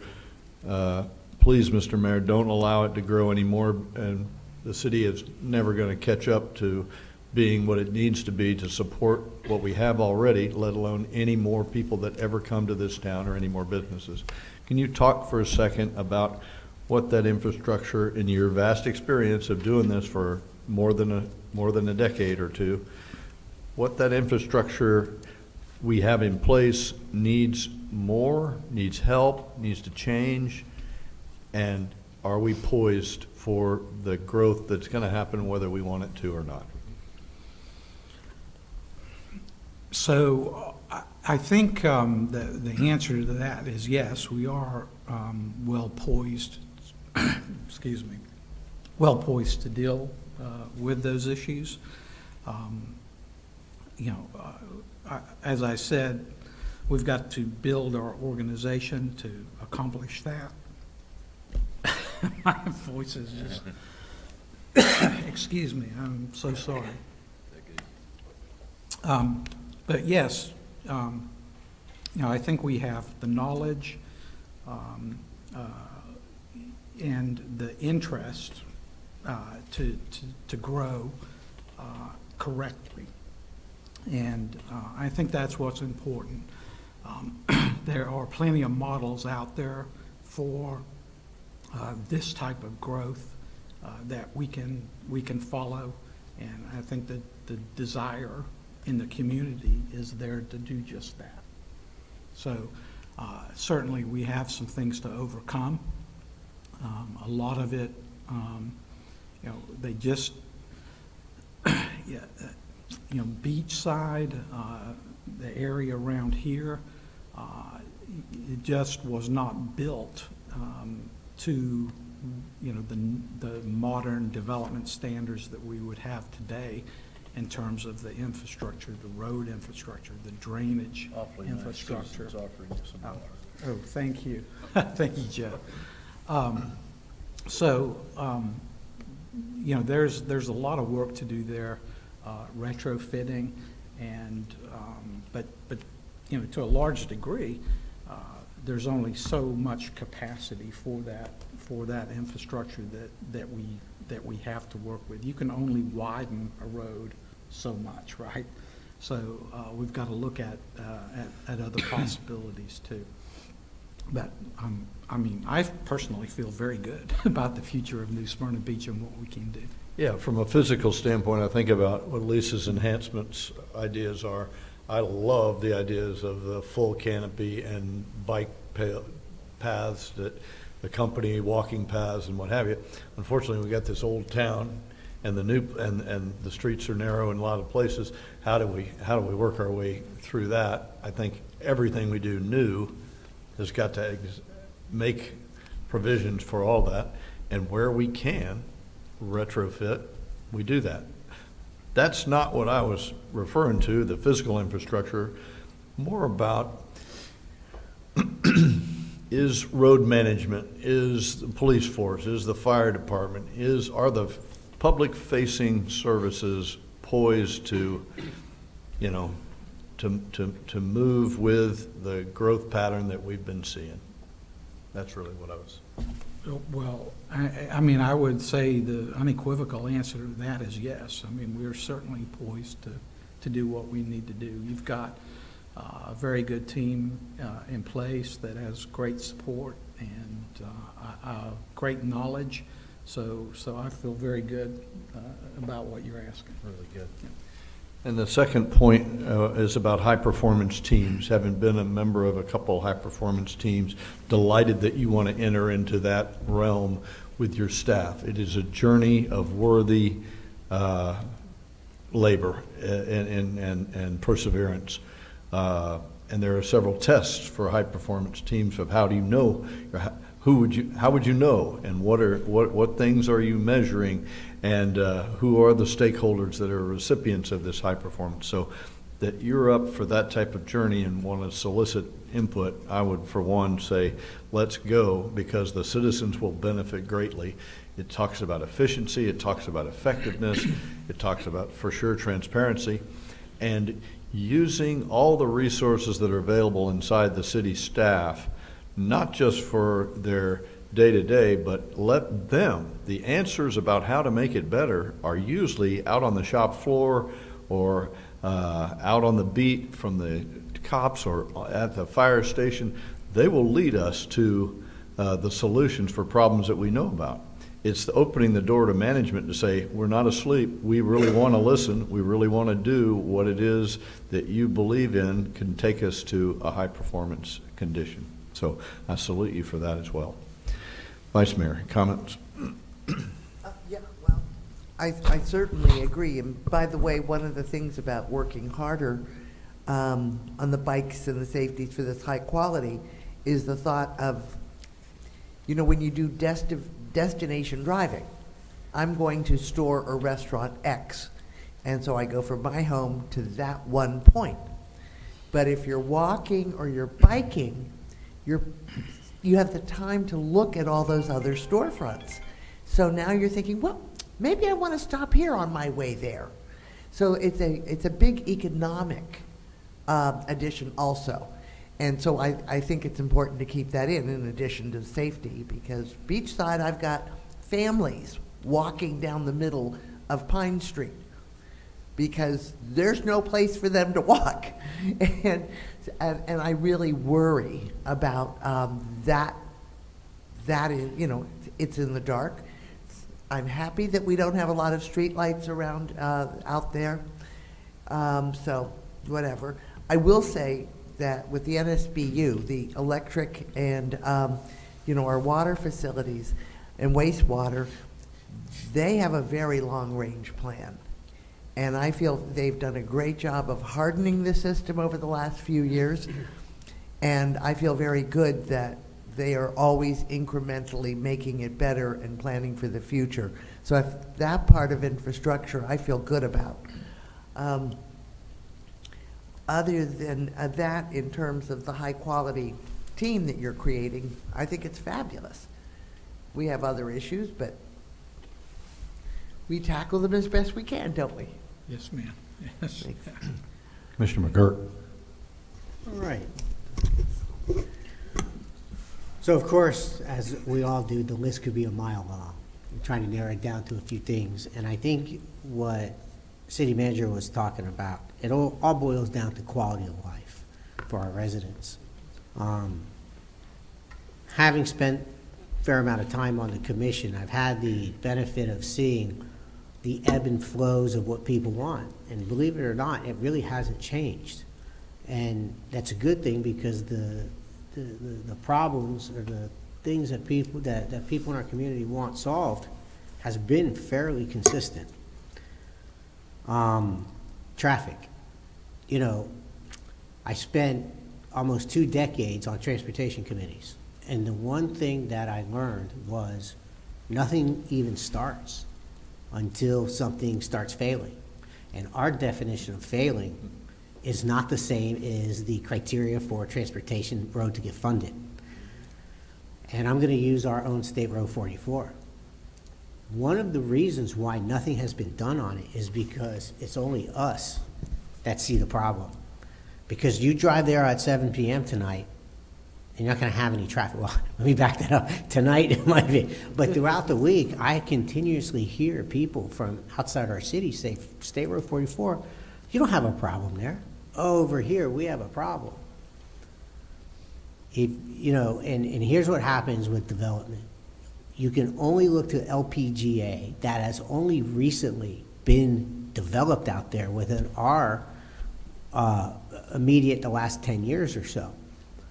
And now all these emergency funds from TPO and other places are going to LPGA to deal with the emergency problems of traffic there. So the point is, you've got to be very proactive on these things, specifically traffic. When Kevin asked what are my goals? One of my primary goals, even though we have a million things we'd like to do, is we have to get the Mission Road, State Road 44 intersection done as soon as possible. And that has bogged down and bogged down and bogged down. And I will tell you that we have to make it a priority, or it's gonna continue to get bogged down. Now, the good news is we have Todd, who used to work here for a little while at FDOT, and he is a great asset we can work with. And we have to figure out whether or not we need to hire the right lobbyist, or what we need to do to go ahead and get that fast-tracked, because it's just sitting out there. And the reason it's sitting out there is because it's only a problem to us. And this is, hate the game, not the player. Well, we need to figure out what we could do to really get that moving. And I've said this before, so traffic around town, it's not a problem for the tourists. They expect that when they come in. But for us who live in this town every day, we need to develop the network of roads for locals to move around on. And it's actually not that complicated. What I mean by it is, as long as we can stay off State Road 44 as much as possible, that is, the entire south part of the town goes to State Road 44, whether that's beachside or mainland. And the entire north side, we do all of our shopping, we all get bottlenecked there. So as much as you could do lateral roads and then get to State Road 44, only when you need to use it as much as possible, that's huge for the locals. And Colony Park Road is a great example of that. If you don't, Colony Park Road has been used by everybody on the north side of town. It's amazing how much gets used now. It used to be the secret. But that one road is a great example of how and we paid for that ourselves. We had that on our local road budget. That was huge for an entire section of the community. There's an intersection of Wayne and Halleck. Again, the north side of 44. North side, yeah, and so the north side of town, and that's where everyone on the north side used the back roads to get out to 44 and out west towards Home Depot and Publix and all that stuff. And it used to be just a two-way stop, and the county put in a four-way stop sign there. I used to back up 20, 25 cars deep. That doesn't happen anymore. A simple four-way stop sign fundamentally changed the traffic flow of that little bottleneck. And those great flashing lights, which means you can't not see that stop sign. Flashing stop signs, right. So the point I'm getting at is our quality of life can be dramatically changed by simply looking at where we can put right turn lanes, left turn lanes, four-way stop signs, or maybe a cut-through that helps the locals. The tourists and the people visiting aren't affected by that. But we are, and that's the key. How do we create and maintain our quality of life while still benefiting from the people coming into the community, the businesses make money off of? Parking. And I'm very blunt about this. We've talked about parking in this decades before I got on, and I'm afraid we may be just doing a lot of talking decades after I get off. The key for us, I think, is to make bold moves. You make a mistake, you move on, you fix it, but the worst thing we can do is not be proactive. There's a current of people in the community who feel we should not do anything about parking. Because the more you build it, the more parking we provide, the more people are going to come. And I got to tell you that if that's a position that you support, let's flush it out and talk about it. Because if we're not, we're going to hem and haw, and things won't get done that can otherwise, we can agree to disagree, or we can agree to agree, and we can move on to something else. And the example I want to give is they're building some townhouses on North Causeway. That was a site that was proposed probably 15, 20 years ago as a perfect location for a parking garage 2 to 3 stories high.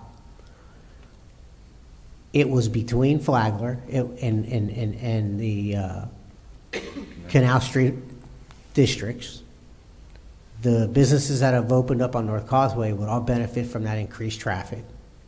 And it didn't have to be some huge, overburdened parking garage, but it also gave the opportunity for private sector to create little transportation networks, golf cart business, anybody to move them between Flagler and Canal Street. That opportunity is not, and the land was cheap. The land was actually going to be very cheap to purchase. But it flutters away because we're not having the discussions that I think we need to, which are painful and maybe awkward. But we need to have these discussions, and that was a missed opportunity, I believe, and will always believe, for a 2 or 3 story parking garage, if not just surface parking. So we have to have direct, aggressive conversations in what we think needs to be done for a quality of life, level of service in this community. Let's roll our sleeves up and get into it. Water. We're doing a lot of good things on water. I hope that the big picture really comes out, which is what I believe needs to be a complete study of the entire Turnbull Bay watershed, and probably some sort of dredging and clearing all the way out to the 3 bridges in New Smyrna past the Turnbull Bay Bridge. But I'm positive, I'm happy, and I'm optimistic. What I see throughout Southeast Volusia and the county is that there is a very proactive approach to try to deal with this. So I'm optimistic about that. There's still some large chunks of land in the New Smyrna area that we can purchase. I would propose creating another bond for the purchase of some of these big pieces of undeveloped property. And it has additional from water benefits. It also has the benefit, there's many other benefits from it. That would need a voter referendum in next year's election. I would like to see that happen. Does the money have to be all public through taxpayer? No. But that is, as far as I can tell, the only way where we can get a large chunk of money infused quickly through a bond to start purchasing these properties. So I think that would be important. It's voter approved, so we're not forcing anything down anybody's necks, and I think it would be it'd be very beneficial. I think that what the Turnbull land bond showed us was it's successful. It has been successful, and we should build off that and not just be scared about build off a success for sure. And the final thing is, the current CRA was based off US 1, the crime statistics, the lack of revenue generated from that commercial district. What I would like to see, the motels, at one point I counted 12 motels in a 1 mile area. Not a single one has any real viable business. It would be like 10 gun stores, 10 liquor stores, imagine 10 ice cream stores within a 1 mile radius of each other. They wouldn't work, they would go out of business. But the one thing, the common denominator of almost all of these motels is they have a criminal element they make money off of. And that's where the vast majority of the crime statistics in this community, especially along US 1, all come from these motels. Chitwood once described them very accurately as crime incubators. And the idea was the sooner we get rid of those, the quicker we save money and efficiency in our from our police, and then these properties, commercial properties, can be reinvested in as a new use and actually start generating revenue that it should. It's kind of like a business product within a business. It's underperforming in the revenue it generates. So I would love a very clear and coherent strategy within the CRA of going after these motels. Nothing that's going to be infringe on anybody's rights. Just identify the motels and have a coherent marketing strategy through the CRA that is going to target the motels and fund it as much as it will need to be done to encourage people to reinvest in US 1 in these motels. And Sam's already started doing that. The question in my mind is, how far can we go to making sure that this happens? Because the big part of the CRA was we used these motels to justify the CRA, but they're still pretty much all there, all operating in the same capacity that they have been now for 30 plus years. Thank you, Mayor. That's all I got. Appreciate that. That's a lot. We need to dissect all those. Commissioner Perrine.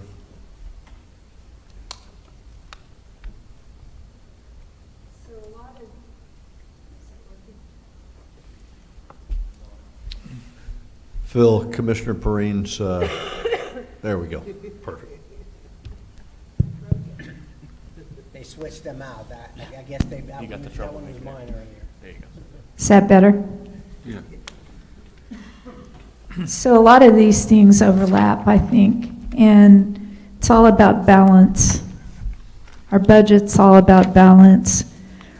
When citizens approach us and scream, no development, then how are you going to pay for the police, the firemen, our budgets for the city? That's not a viable scream for them to say, because we've got to collect our revenue somehow. So then I've heard, okay, let's do redevelopment instead of development, instead of the Deering Park project. And let's look at that. So we have talked about, for the last 2 years, moving the City Utilities Commission out west on the land they already own and redevelop that, because there's 40 parking places there that employees are taking up. The building's locked and closed down where citizens can't get into it. And we have the sheriff there that don't do business here in the city on Canal Street, but they're taking up all that parking. So if we scream, let's redevelop and get our economic development that way, we have the naysayers, oh no, I don't want to move out west and develop and cut trees down. So what do you want? You can't have it all. It's got to be a nice balance. We've got to get revenues from somehow. We want more bike paths. We want parks. Well, we're limited on land here in the city. We've got to go out west for that. We can have all kinds of bike trails out there if we do it right. Just because Venetian Bay messed up doesn't mean that every single development is going to be messed up from here on out. So wipe that out of your mind, because we've got enough experts sitting right there in those chairs that they're going to tell us how to do it right this time. If we need staff that will help us do it right, then we do it right. And we get that, and you're going to present to us why we need what we need. I like what Jesse said about thinking out of the box and project managers and what we need. So then we look at enterprise accounting. We have all of these nice, beautiful places, just like the building that we're in right now. And it's about potential. We've got this building, but are we using it to our potential? Do we need someone that dedicates their entire time marketing the things that we already have so that we make money? Because we already heard that Rob is doing a project, he's doing his own project management, he's doing this or that. So how is he marketing to get the weddings in here? How do we plan on breaking even? We've got a beautiful golf course. We've got a beautiful building here. Before we renovate other buildings, we need to look. What's the potential there? Do we need that building? Do we need parking? What is the best use for each of these places before we throw more money at it? Revenue is important. We've got to have the right people that do the right thing, and for staff that can actually market to get these numbers up to where we need to be. Look at the redevelopment. If we did redevelop every single thing we have here, is that 85-15 taxpayer residential going to change? I don't know. How much is redevelopment even an answer? Then we look at annexation. Annexation, I was at my bank yesterday and this lady hit me up, why don't you guys annex us? I said, where do you live? And she said, I'm over in the Corbin Park area, but they're still county. And I said, she goes, they were going to annex us, but now they told me it's voluntary. I said, it is. I said, and it's a good time to do it. You'll save a few $100s on your property taxes. There's no charge to annex. Why don't you? She goes, because my neighbors don't want it. She goes, I'm on septic, but I gotta put a new septic in, and I want on city water. So that's another thing. People are screaming, earn your money through annexation. Well, there are pockets. We had Commissioner Hartman that was his big baby. He wanted to annex. It's still not enough to drive this 85-15 down to where we should be. I like the mayor's thought process of getting the old city and the new city, get some of the traffic out of this area, get it out west where people, if they have to go to work, how much money will the sheriff save being out there versus driving all the way here? You know, we need studies that say, okay, we redeveloped the City Utilities Commission. How much is that going to bring into revenue, not only to making it whatever they make it, but additional tax revenue and additional people coming into all the businesses around there using their restaurants and everything. So we've got a lot of missed opportunities here with parking, with traffic. We probably need to shift that traffic. No, when you say build it, they're going to come. They're going to come anyway. I don't care how much you say that. I've been to every city in Florida, and they're there, and they're coming here too. We've got 1,000 people a day moving to Florida, so flip a coin on where they're going to land. We can be proactive with a strategic plan and plan for the people that are moving here nonstop and retiring, or we can just let it happen willy-nilly, which isn't what we want to do. It's important that we help and support the staff with what they need. If we see that all of the enterprise accounting isn't profitable, then what do we need to do to get it all done right now that way to where it's either profitable or break even? I'm not in favor of throwing another bond out there before we've even used the current bond that we have, especially if we're accumulating taxpayer money to put towards this bucket to buy the land. We've still got, I can't remember what they told us, 2 or 3 million left in the one that we have before we have to borrow. So 5 million, thank you. So what I'm in favor of, and I've reached out to people, and a lot of states are doing this, is a preservation fund ran by citizens, and people, when they pass away, they put it in this fund that they want land conserved in conservation, and they work with us. And same with our historic preservation. Instead of letting the women's club go dilapidated and some of the other buildings, they work with us. People that really want that, they have fundraisers, they raise money, they establish a board, and they buy the land, or they buy the historic buildings that they want. There's a state of Ohio right now has a beautiful preservation fund. Instead of having to go out and borrow money against taxpayers to buy land, that not all taxpayers want to go buy land. So the ones that do, then they start a preservation fund. They have fundraisers like we have for the homeless shelter. We raised $300,000. They do that every single year. That adds up to millions. They work on that at the same time we're working on our projects of buying the land that's left in the bond money. And then when ours starts depleting, they've already got several million accumulated on theirs. We keep buying this, but we got to maintain what we have. We've got to maintain this land that we've already bought before we sit there and go buy more. Let's take care of all of the land we've already bought. We've been saying that for years. I'm not going to be in support of another bond until we take care of the land we've bought already.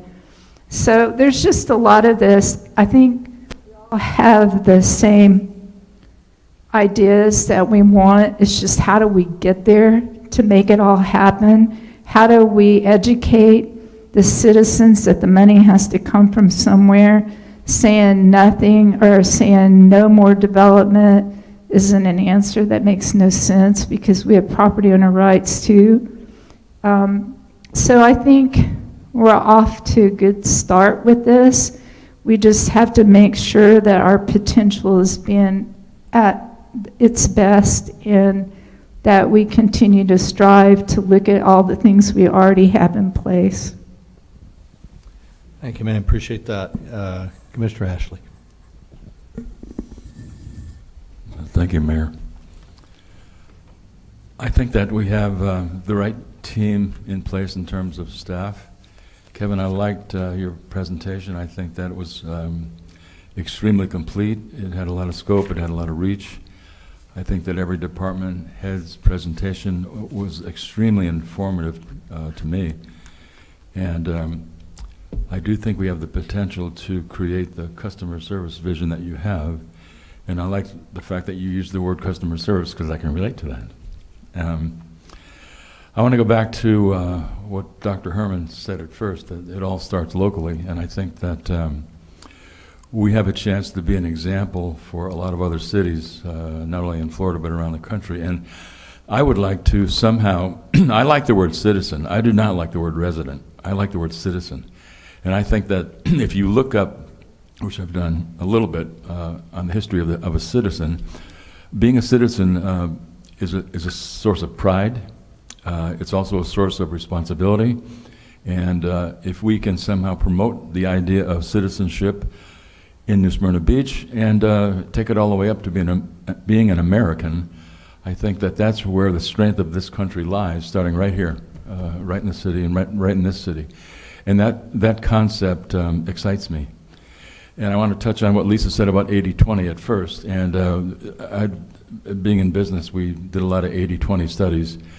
And one of the things that I found in my career is that the 80-20 rule applies to more than work. It applies to results. So 20% of the people get 80% of the results.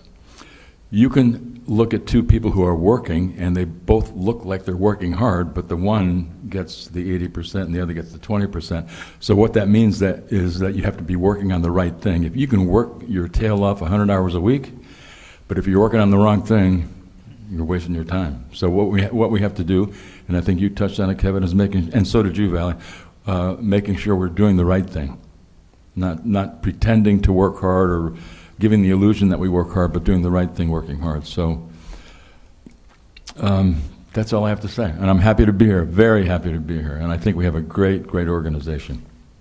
Yeah. Really good. Well said. There are themes from each of your words and recommendations that I could repeat. But at the risk of doing that, taking it up to the 50,000-foot level, I think it was Jefferson that said the government that governs closest to people governs best. And we do a very good job of doing our best to get input from the people. We have had a tool in the past that aided in that. And so to pick up on Commissioner Perrine Valley's comments about we are grateful for the regulars that show up at our commission meetings as representatives of themselves. Prior to my time here, there were these neighborhoods, part of what Kevin started with in his preach, neighborhood health and safety. And these neighborhood folks would come in together, the 24 different neighborhoods we designated in town, and they would offer opinion sought by all the citizens in their neighborhood. And so we may have been so informed then, I don't know why the practice went away, but I liked the way that feels. I like a representative form of government, which is what we have here. We have the zones that certainly wouldn't get in the way of your jobs, but it would be an aid to you, a formal technique. There may be neighborhood meetings. There may be everybody wanting to get on this train right to, Citizen XYZ, and I'll bring that to the commission for us. So it's something we've done in the past. I would love to have a conversation about how we start that up again and test it and see if it's supportive. I'll bow to our historian here to find out maybe what was good about it, why it didn't work, or why it went away. But it just seems to me that we would get a different perspective if we listened better and provided a mechanism. Not that we're not trying, we're all trying hard, but we don't have a mechanism in place. We have public participation, and that's what we get. And otherwise, we got the email, the phone calls, and stuff like that. And some will play ball with that, and others will say, well, I don't want to bother those guys. But if we could neutralize that by deputizing zone and then neighborhood folks that say, hey, I'll take the responsibility, I'll gather the information, I'll canvass my people and let you know what I think. I think that would be I think that would add to the bottom line of his presentation, the quality of life and the quality of place. People want to be heard. The axiom is, I've been here for 30 years, I know why things are happening. Well, I'm not sure you do. I like to use math, logic, and science in just about every big decision that we try to make. People that come and talk about floodwater, they're passionate, they're hurting, they're desperate for some kind of activity, and they say, I've been here for 30 years, it never used to flood. To me, that meant that Fegley and company have done a brilliant job making it work for so long.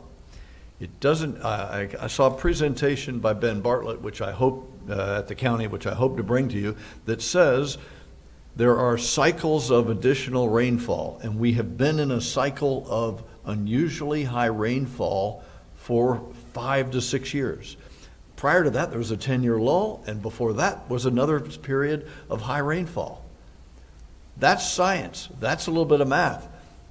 It counters the argument that is, I've been here for 30 years and it's never been this bad. Something's terribly wrong. Look, I've been going to McDonald's for 50 years, but I don't know how to run one, right? So because I'm there, I'm not going to tell people how to run the French fry machine, right? So because you've lived here doesn't mean you understand the science behind water flow.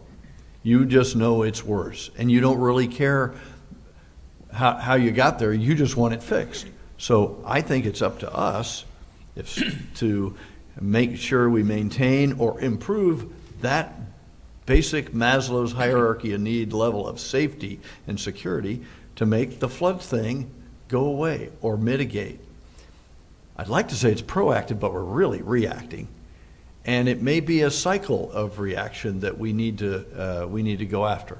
So I would think at the basic level, as a priority, would be, hey, whatever we do, we will do no harm, but in fact, we're going to get ahead of that, and we're going to use all the resources possible at the county and state and federal level to figure out how to neutralize the stormwater problems to town.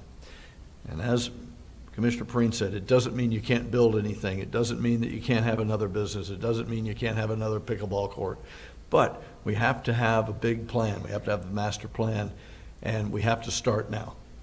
And so I think that is job one. 4, quality of life, quality of place. We have an old city, and people love it. We love the charm. We love the features that feeling local community have. We're on a coast. We have 2 major bodies of water. We're rich in that perspective. But what we need to do is figure out how to leverage that toward the future. And my idea is that we need to protect it, severely protect it. Be very cautious about anything we do on the city center or Old Town, whatever you want to call it. And as we move to the west, where the only room for growth is, and it will happen, we need to be thoughtful now so that in a decade from now, our follow-on folks don't say, what the heck were they thinking? They didn't look to where we are right now, and look what we have. Look at what they did. So I think we have an opportunity as the leadership of the town to say, we're on it. We're looking forward. We know they're coming. We've got statistics about how many people are coming to Florida, and in Florida, we have a gem. If you look up and down the east coast of Florida and even north of here, there are places that are desirable, none more than New Smyrna Beach.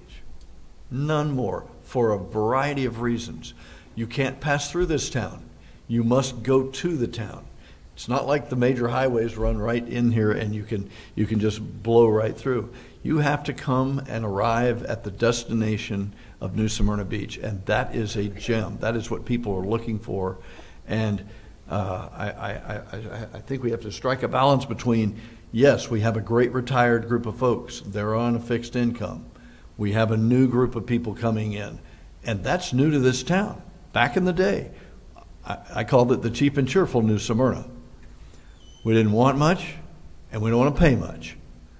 We have a new influx of folks that are coming. So without forgetting about our roots and our past and our seniors and our young people that can't afford to get here, we do need to tend to a new influx of folks that have figured out space is precious. New Smyrna Beach is the place I want to be for a wide variety of reasons, because they already have a high quality of lifestyle, and they have a high quality of place. So with those in mind, if that could shape your list of priorities, and not that we have to do them one at a time. Your predecessor used to say we're a big staff, we can do more than one thing at a time. I think we ought to talk about the sequencing of what are the next steps to how to preserve that quality of life and to improve that quality of place. I think that's very important. There are many details around this plan that need to be fleshed out. Each of you brought up a lot of things that need to have the nuts and bolts put to them. I think that's the how. I think that's what you get the big bucks to do, and I'm confident that with the outline that you've given us and the superstars that you have in your team, new hires and people that have been here for a while, that you will deliver that to the city. So I'm excited about that. I was going to say, I'm hoping we actually do have a real discussion. There are, a number of other things that I'd like to bring up. Yeah, that sounds good. This discussion was about, we've kind of morphed from the strategic priority theme overview to a commission discussion of priorities. I think Jason gave us a bunch of his, and the others did. I thought you had given us what you thought your priorities are. I want to caution us, let's fill up the bucket for sure of telling them all the whats. Let's please not tell him how to get there. Let's allow the manager to come back later after he's studied it and set a list of priorities and see if we like that list of priorities. With that said, yes, ma'am. Okay, well, I've always been a big believer, if I am going to say a problem, I do my best to propose a possible solution. But one of the things I'm looking at is other ways to get money for the city. And we talk a lot about stormwater. I'd like to increase our stormwater fees to about $1.50 a month, which would, over the year, I mean, it's still not a lot of money, but it would be a huge difference for our stormwater systems. And diversifying, again, the tax base, I'd like to see an NSB adding $1 or $2 to every night in transient lodging, because I've been trying to figure out for a year how we could get additional income without penalizing our residents. And I think just $1 or $2 for a night transient lodging, it's not much, but it adds up. I also have noticed that some other cities on their property tax bill have separate items for, say, police and fire. And they have some additional things too, but the police and fire really stuck out to me because it's easier for people to say, oh, I am paying $2 towards police and I'm not, paying fire. Those are sort of almost tangible. You can almost feel them. Whereas if we just increase the property tax, it's sort of like, there they go again. They're just sort of stealing from us. But adding specifics, breaking out specifics, might make people feel more like they know what they're getting. So that's a big thing for me in trying to be creative about new revenue sources for the city. And then, of course, you know, we have things that I think we can do. And again, I expected this to be a real discussion back and forth. You know, I get a lot of speeding complaints on Beachside because we have very narrow roads. We have a lot of tourists, particularly tourists that have come to Flagler for the party. And so they leave Flagler still partying. And I'm thinking it would be nice to set the tone for the island. Remember, we wanted to sort of relax and take a deep breath by setting, you know, all roads that have, all two-lane roads with houses on both sides at 20 or 25 miles per hour. I think it would reduce complaints and also sort of set a tone and perhaps increase safety. So if you want open discussion, we can do that. I take that one up with you. Talk to Chief Feldman and Chief Kirk about flow. And so if we could all slow it down to 5 miles an hour, no one would get hurt and no one would move very fast. So I'm exaggerating. So there is science behind how fast things should move, and I'm not the expert at that. And I know you get a lot of folks that yell about the speeding. I'm driving 25 miles an hour this week past, and the lady looks up and yells, "Slow down." I understand. Because it feels different if you're standing in your yard Yes. versus when you're driving in your car. So they're not experts at speed control. They just know they don't like whatever it is you're doing. Well, it's also confusing, like South Peninsula is North Peninsula is 25 miles an hour, South Peninsula is 30 miles an hour. There are streets beachside that I've seen a 15-mile-an-hour block. I've seen a couple 20-mile-an-hours. You've got 30, you've got, 25, 30. It's a conglomeration. And I don't believe any of those speeds have been looked at, in over 10 years. Could be. Which is a big difference, as we know, over the last 10 years. So I was just looking at some standardization, and if we take another look, it may look differently now. I hear you. It's worthy of doing. I think about US 1, and I never knew that there are 55-mile-an-hour speed limits on US 1, and there are 30-mile-an-hour speed limits on US 1, just depending on what the environment is that you're passing through. So I worry that the standardization of saying, nope, everything will be 20, I've heard you time and again say 25 miles an hour beachside would be nice, but I'm not sure it's practical. Two-lane roads with houses on both sides. I agree. So it's a very specific area. And for example, US 1, where down by the airport, there isn't a lot of traffic, there isn't a lot of walkers, but as you get further into town, that very definitely changes. So it's that kind of difference. And of course, my favorite are how many speed limits do we have on the South Causeway? I know at the top it's 50, then it goes back to 45. I think it starts or ends at 40, but it's several on that short thing, which, you wonder why people come on to 3rd Avenue at 60 or 70 miles an hour. It's because they're still riding on that top speed, but It's good to look at. I think the science is resident in the engineering team and the police department about how to do flow to its top efficiency. And Lord knows, as you pointed out, we have people that come to town and it all jams up. So what's the best technique to handle most of the crowd? And then during special events, maybe you change it. I don't know. Well, then that would be my question, and I'd love to hear from my fellow commissioners, is do we prioritize people who are in for the day, or do we prioritize the people who live here? Which is our number one? Well, I'll be more than happy to chime in on my opinion on the speeding around New Smyrna. I have many people who are very upset with me because we keep lowering the speed limits. There's a guy in my neighborhood who won't even talk to me anymore because we keep artificially lowering the speed limits. everybody feels that their neighborhood is special, their street is special. One of the problems that I see is, and it was ironic, because everyone's complaining about the traffic around town, but then we were artificially lowering speed limits to accommodate golf carts, slow-moving vehicles. We've done it on a number of streets in town. There's a number of streets that people want that to continue with.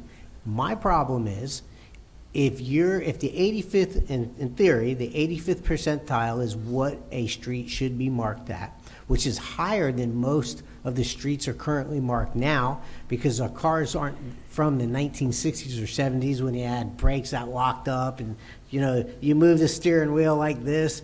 So I understand what you're saying in some areas. If, you know, Flagler, Canal Street, high density streets you need to move very slow on, lots of pedestrians. But I have a lot of people who are very upset. So every time someone comes to a commission meeting and says, you know, you lower the speed limit, it's 2 minutes in your day. Well, guess what? I fire people for being 2 minutes late. And people tell me all the time, 2 minutes to the retiree is not a big deal. 2 minutes to somebody who has to be somewhere on time is a big deal.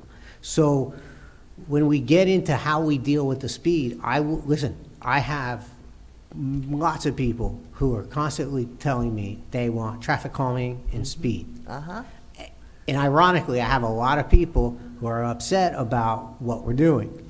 My biggest pet peeve is when we artificially lower speed limits, for example, to accommodate slow-moving vehicles like golf carts, and then our citizens get ticketed when it's an artificially lowered speed limit to accommodate a slow-moving vehicle. In theory, they're really not speeding, certainly if we were operating at the science of the 85th percentile.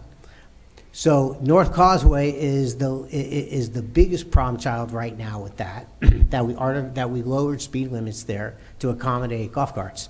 So I don't want to go in repeating myself, but the speed thing, it gets complicated. Like I said, I got a guy in my neighborhood won't even wave to me anymore because he's so mad about us lowering the speed limits and putting in speed bumps all over the place. So. And I hear you, and I'm trying to avoid speed bumps as much as I can. And I'm not really sure that Inlet Shores get the high tourist traffic that the area surrounding Flagler does. But be that as it may, one of the things I understand from the science behind traffic deciding what is when, you know, they put down the cord to see how many cars are going what speed.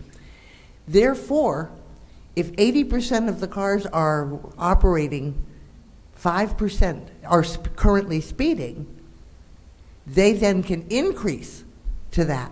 So I'm not really sure I'm comfortable with that perspective either. Oh, because everybody's speeding, let's increase the speed limit, which then, of course, encourages people to speed beyond that. So I have you know, it's like, I'm not so sure that that's really all that helpful. So that's it.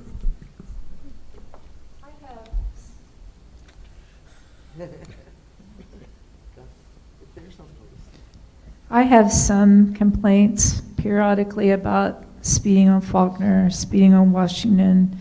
Then the offsets of that is if we slowed those streets down, then it's going to back up that traffic worse than what's already backed up on Washington. What I get more than speeding complaints is when the traffic comes to a complete stop because of the train. That is what I get more than. I like that you guys did that traffic calming manual a few years ago, and that's what I do is when they complain about a street, I direct them to that and let our police handle it with the traffic calming because it seems like it's a solution, and sometimes they fix it. Sometimes they determine that, hey, we're the experts here.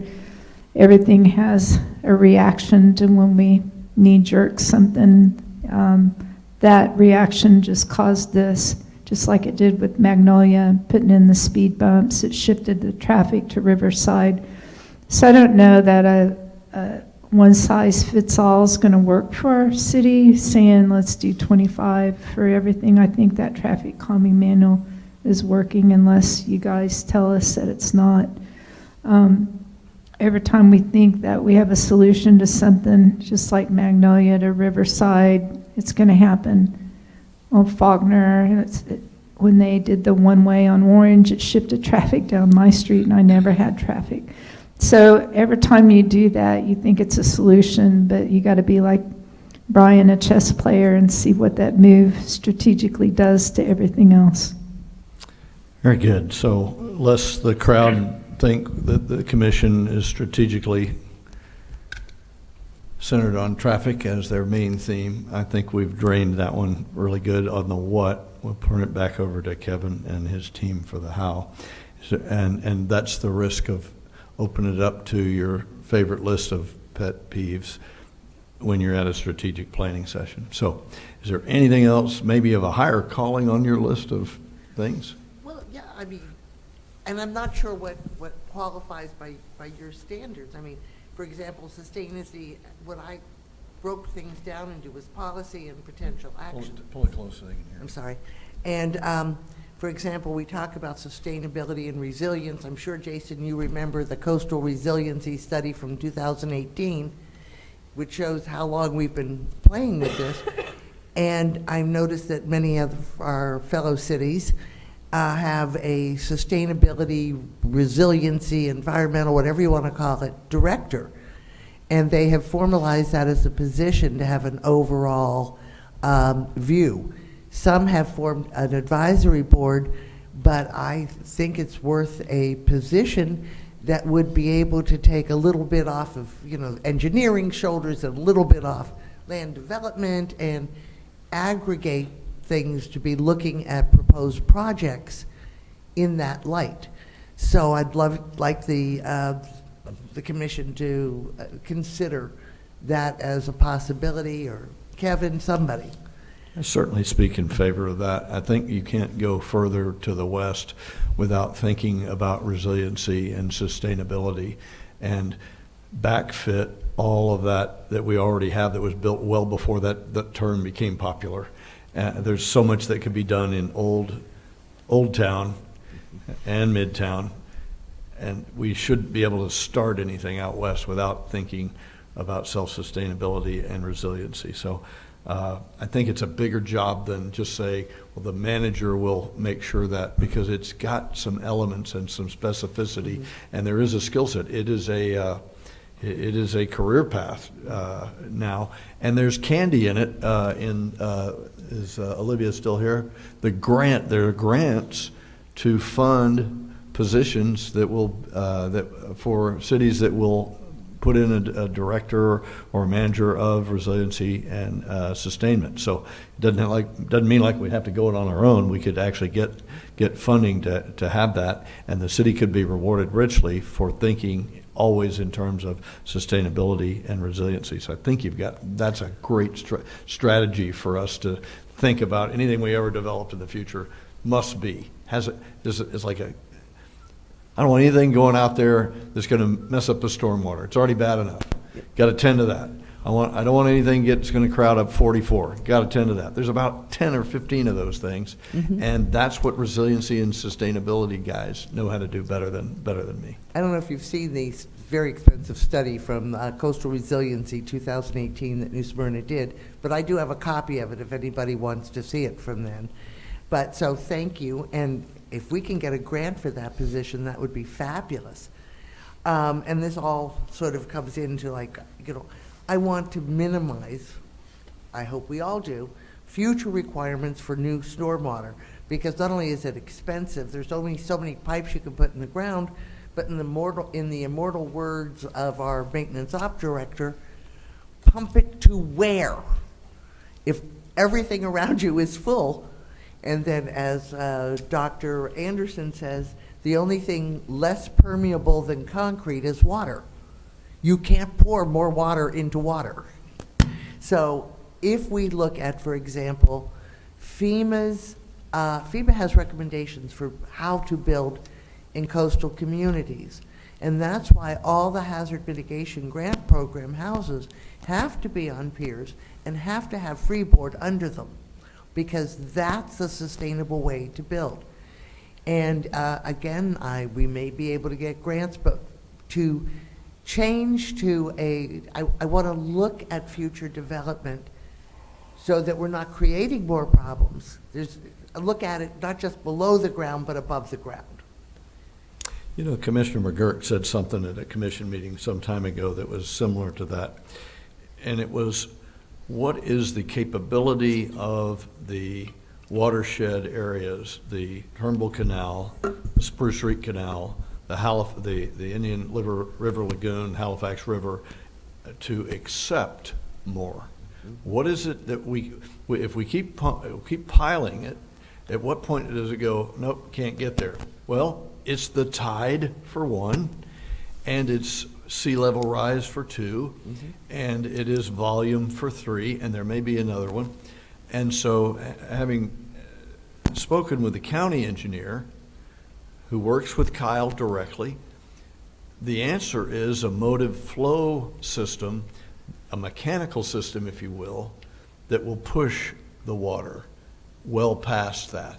And so he is of firm belief, as the engineer for our county, that absent that, we will be facing whatever the tide, whatever the luck of the tide is during the storm, during the rain that we get.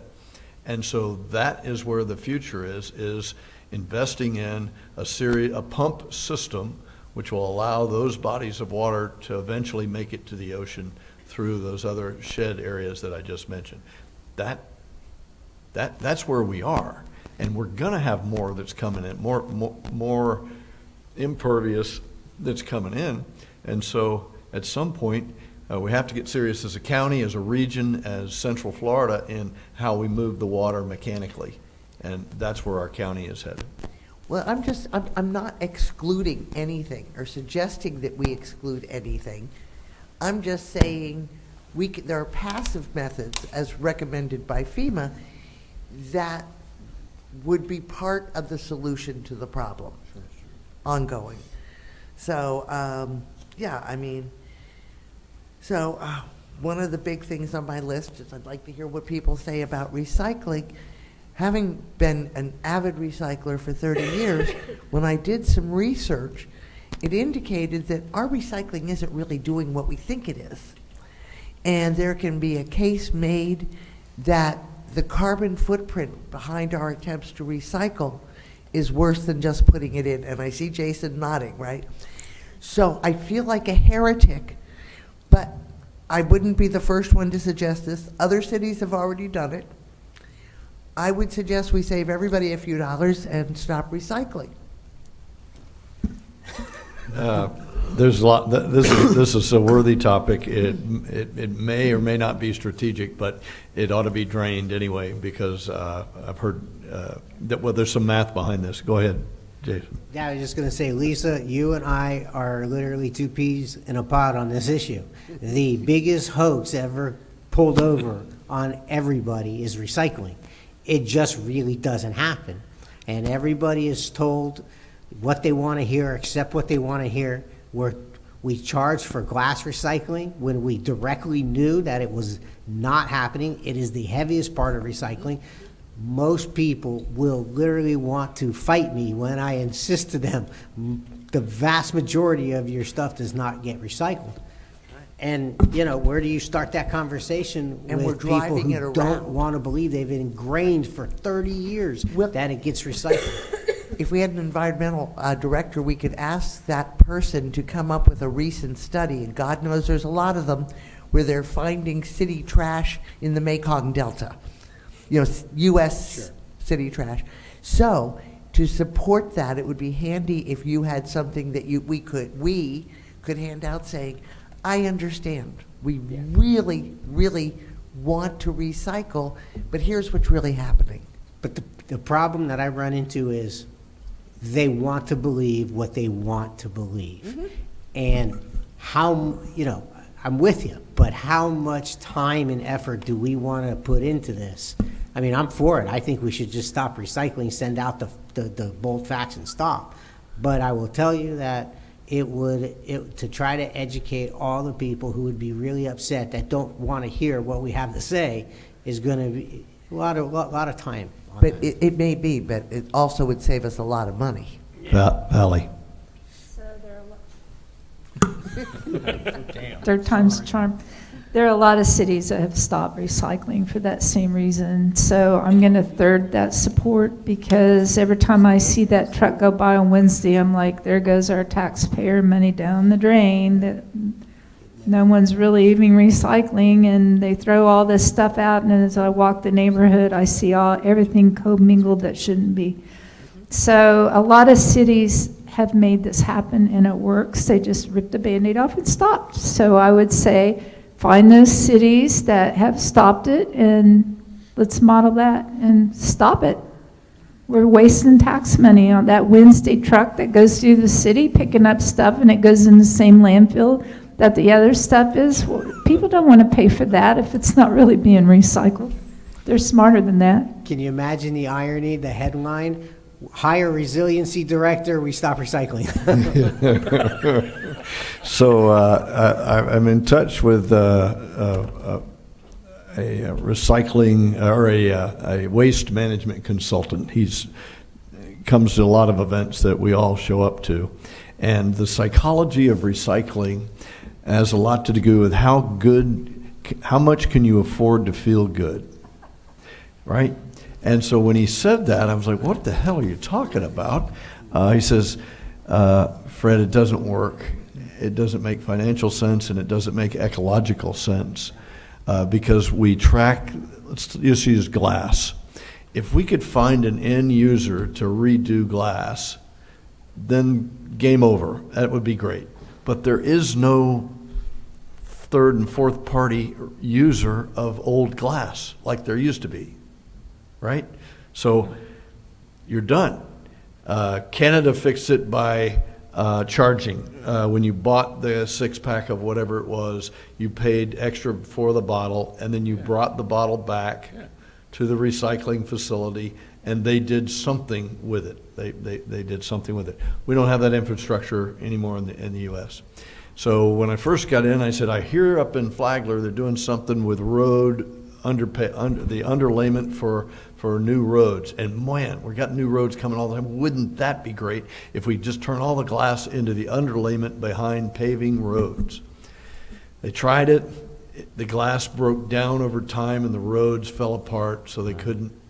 That wasn't it. Now, you know, if there was money in it and you could get free glass, the industry would be all over it. Get free glass, do some processing to it, and sell it to the road maker, to the road companies. That would be great. But it doesn't pencil, and it doesn't work. Yeah, and we get into the reality of it. My boxes from my business is considered the best quality that you could actually have and recycle. I still have to pay $130 a month to get it picked up. I can't even give it free to anybody. And it's the highest quality box that you could possibly use to be recycled. So that's the reality of it. That is, and I was going to say, by the way, a couple of states do still have the recycling charge. So it's some places in the U.S. it's still working. And the first time I heard about the glass in the roads was, I think it's Sweden, where they were using it as a road base, and it would be. All right. Well, that's a good one. And now, we'll see if this commission is bold enough to take that one forward after CalPERS tees it up. It's voting your conscience versus the popularity of this. I think, if we hung together and do the right thing, we could survive that. What else you got on your list there? Well, again, it depends on, like, for example, we're talking about community involvement in neighborhoods, and I don't know whether you're talking, I keep thinking, yes, I would love neighborhood councils again, but where would they meet? That's one of the great things about Coronado Civic Center. I can at least have a beachside place to go. But as we know, there's large portions of town that don't have a convenient place. On the other hand, part of that, pre-pandemic, we had a Citizens Academy, which was a great program.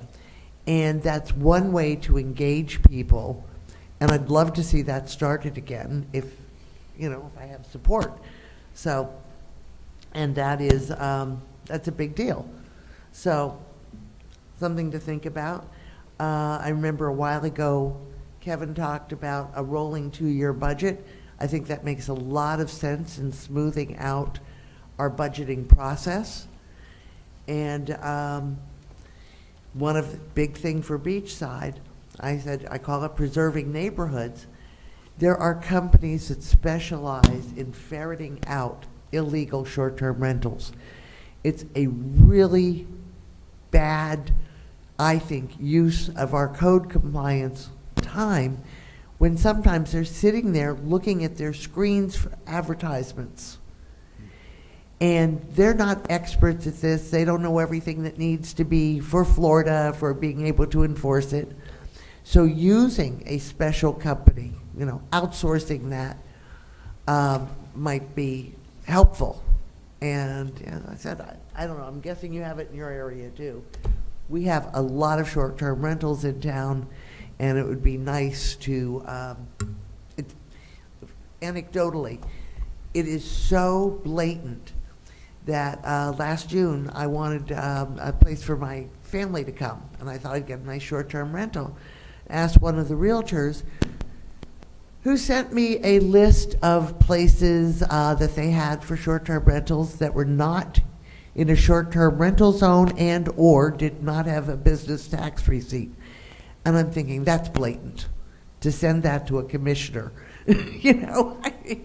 So it's those kinds of things. I'd love us to talk about finding a compromise between commercial and budding residential. That's an ongoing issue. What do we as colleagues think we should be doing?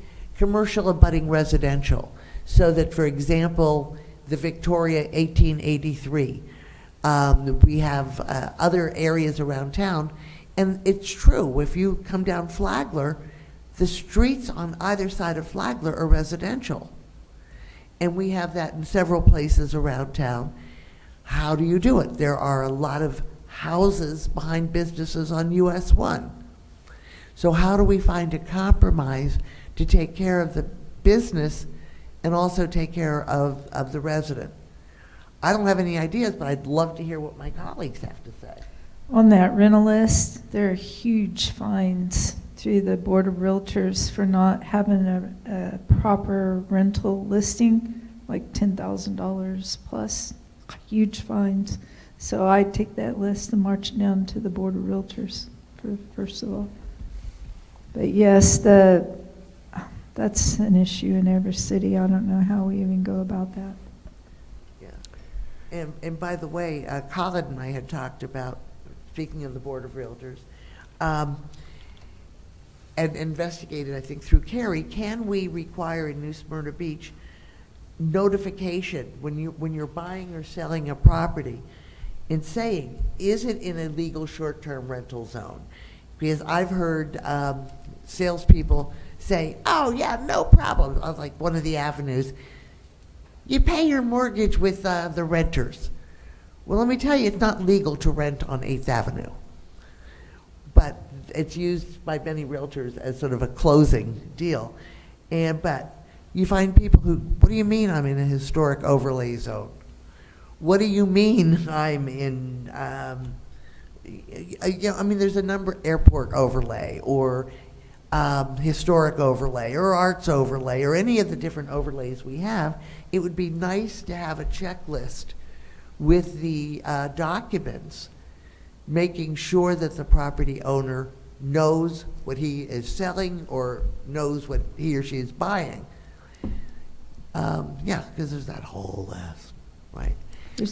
Thank you for all that Do we have something like input. that already for airport or Well, no? there is, if you look at zoning, you'll see A for airport overlay. Right. But that doesn't necessarily mean that the people who are buying it go look at the zoning map. So there's not a notification requirement? We got a realtor.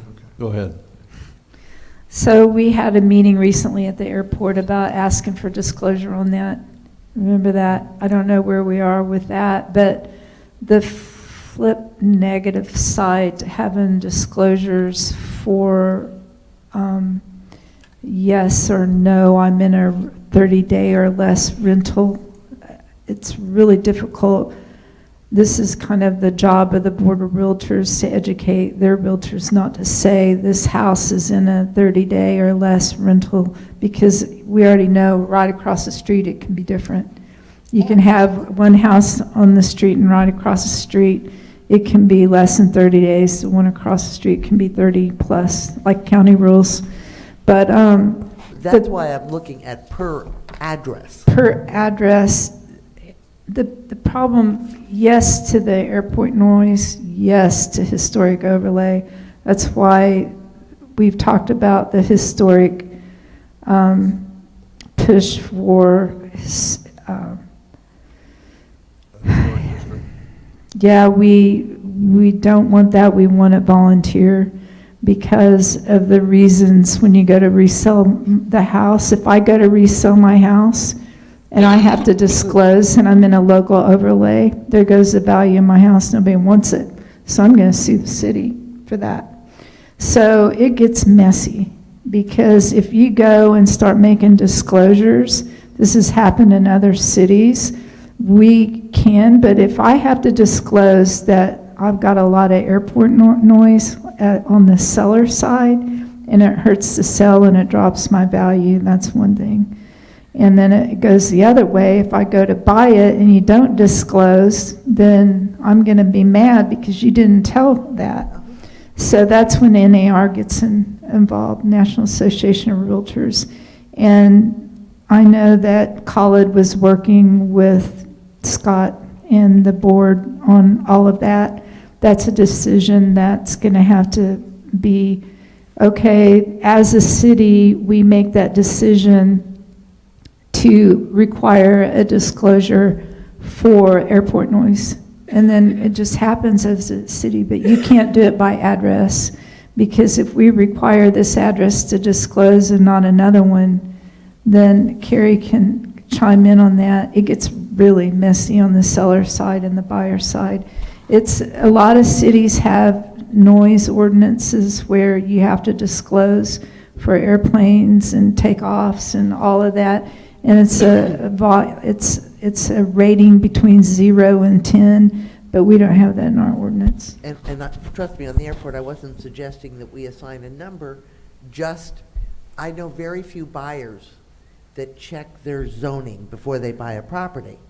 They just don't, I mean, it would never have previously occurred to me, but if you just simply say you are in the airport overlay zone. You can say, just like we have a rule that if there's sexual predators in the area, as a realtor, you can't disclose that.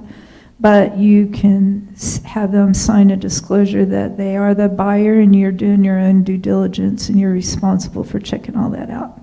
And a good realtor will say, come into this neighborhood and check your house at nighttime, at daytime, in the morning, and be there and go knock on the doors of all your neighbors and see what, has that house flooded? Does that house have a lot of noise?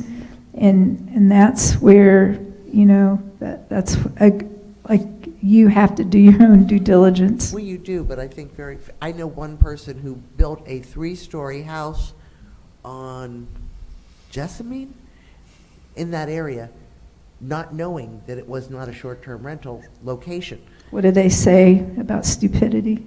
Well, there is, So- but nevertheless. So there's a fine line for sure between government overreach or government involvement in commercial activities. I think the Board of Realtors should be, we can always talk to the Board of Realtors and influence or encourage, but I respect the fine line of less government is probably best. I don't think we would do all the things that we need to do, but we try to walk that line between reaching out past what a government function is, and whether we regulate or legislate that or not, we could toss it around and see what you know, if that's something the crowd would want us to do.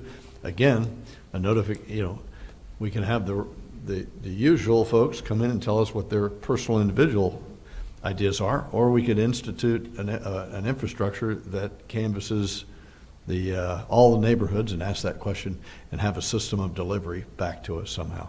Whether we find a place for them to work or to meet or not, whether they have a night, you have that Coronado Center, which is beautiful, but we find places for them to The meet. neighborhoods, yeah. Yeah, the neighborhood. Yeah. Anyway, anything else of a strategic nature from any of us before we turn it back over to the city manager to encapsulate what he's heard and see if some things stuck to the wall, if something didn't, well, we can I have reiterate a that. comment. Sir.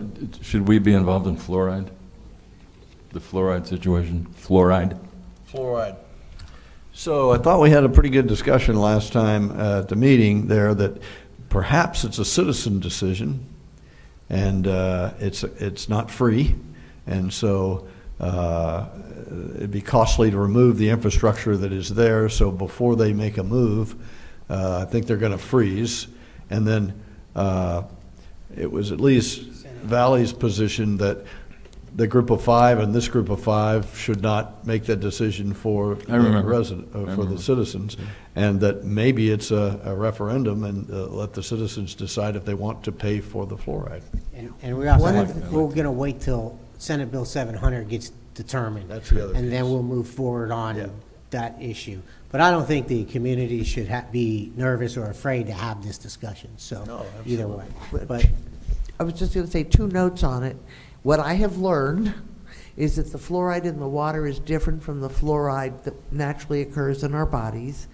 And number 2, that the fluoride they put into our water is such hazardous material that they have to take all kinds of special precautions with their employees. So you also have to ask, do you want that in your drinking water? I want a dentist that is an expert at his or her trade to advise me. That's what I want. Just for that, I still think there are a lot of dentists that showed up the other night that want it, but then we've got a lot of people that don't. So we've seen from the COVID controversy, you can't always listen to doctors either. And I'm not a pro or against fluoride or any of it. I don't care. I have no say in it. I would say kick it to the citizens on that on the ballot. But I do have the board processes that we have. I would love to discuss that because we have 18 boards, and when it comes to us to appointing these boards, when I'm out and about and I see someone that we've appointed to be on a board, I'll say, so how's the board going? And they're like, well, we haven't done anything. And I'm like, well, why haven't you done anything? Well, nobody's given us anything to do.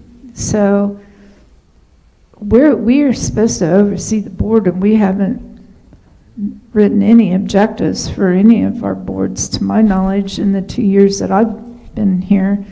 But so then it goes to that staff director that it kind of oversees. We've got the airport, we've got the economic development, we've got code enforcement, we got all kinds of boards. And so that a lot of times I'll pick up the phone and I'll say, hey, director, how's this person on your board? Are they contributing? Have they met your objectives? Do they offer anything? And they'll give me feedback, yay or nay. And sometimes I'll vote without saying what they told me in sunshine because it's awkward. It might be that person isn't doing a very good job, or I'd rather have this person, they know much more about it. So, you know, there are 2 or 3 different people running, and all I have to go off of is that staff recommendation, because I don't know if they're doing their job or not. And we're up there trying to point. We just got into a big mess with the Utilities Commission board because I called Ephraim, hey, do you want this person reappointed? Yeah, they're doing good. And then we have another person that might be better. Our process is broken with this, and I don't know how to fix it. And we don't tell Mr. Cowper how to do his job, but this has been broken long before you came. The other thing is we have coalition that kind of stacks these boards sometimes. How do we stop that? You know, the only concern I have with the neighborhoods is that we're going to have 20 of these little coalitions running around, which is better, I guess, than, one coalition saying they represent the whole city when they don't. So I had advice from a wise previous city manager that said to not let the squeaky wheels dictate your city and your city staff, because it's going to get you in trouble. And then another squeaky loud group is going to be another thorn in your side. So I like the neighborhoods thing, but I don't want all of these people trying to run you and trying to run our staff when it's not the real 32,000 people. When we interviewed Mr. Cowper, something that stood out with him that I loved, and this is why I liked him a lot, is he had a situation with one of his enterprise accounting, and it wasn't breaking even. And I know it's expensive to do this, but he asked the entire city by ballot, by voting or whatever he did, but he got feedback and it shocked him. The answer was they wanted this water park and they were going to close it down. I haven't forgotten this, because this is why I really liked you, because they didn't listen to a coalition that has 3,000 emails out and 20 people that show up. They listen. You listen to 32,000 people. We should do the same. Just because a few people have time to come to our commission meetings and yell, that doesn't represent the whole 32,000 people we have. So how do we get this out? I don't know if it's by neighborhood. I don't know how we can advertise that we have board openings and attract qualified people. One of the gentlemen said that he's concerned with our nation. Well, it's the same with our city. How do we attract the best? And a lot of times you don't like who's in office, or you didn't like who was in office before, but those are the two we had to choose from. Sometimes when we appoint people on boards, it's all we have to choose from. We might only have two, and we may not like either one, but that's what we have to choose from. How do we fix this? And I mentioned that to one of a past commissioner. He goes, well, they don't do anything anyway. Then why do we have 18 boards? And if you ask staff, well, how do you feel about the boards? Well, we don't want them anyway. They don't help us. Why don't they give them objectives so that they do help them? I don't really understand this disconnect. If we have boards working for the people, then why aren't they doing something? I was on a board for 4 years, so I can honestly speak from experience. And then those boards aren't reporting to us quarterly, annually, semi-annually, whatever, so we don't know what they're doing. And then when they do stuff, they say, why don't you give us feedback? I'm like, because I don't even know what you're doing to begin with. There's 18 of them. I don't have the time to go to 18 different board meetings 4 times a year. That'd fill my calendar every day. So we've got a problem here. What's the answer? So we got a couple different things there that are wrapped into one. Let's see if we can unpack those. The first is a mindset of the utility of a board. I understand from council that we're required to have a certain number of boards, and some of those are statutorily required. We'll keep doing that. But the other is one that I too brought up to the manager when we got here. The mindset in our city from the inside has been conflicted. We had the city clerk that was required to do the recruiting. The city manager appointed the staff to do the technical work of meeting with the committee, like the airport manager meets with the airport committee, stuff like that. But the mindset either needs to change, or we need to admit what it is and not change it. And you're the lead horse on what the mindset is for your advisory groups. And so maybe you want to think about it, or maybe you want to declare it today, but the department heads will follow your lead. The previous lead was Don't let them get out of control. Give them crayons and let them color within the lines. They're going to cut out paper dolls, and don't let them get us in trouble. And we really don't need any help. I come from a different place. I think that our talented citizenry has a multitude of skills. Many of them are retired professionals, executives, laborers, workers, people that know all aspects. And if we wanted to use them as an extension, as a free labor force, as a free incubator, as a free invention laboratory, we have that opportunity.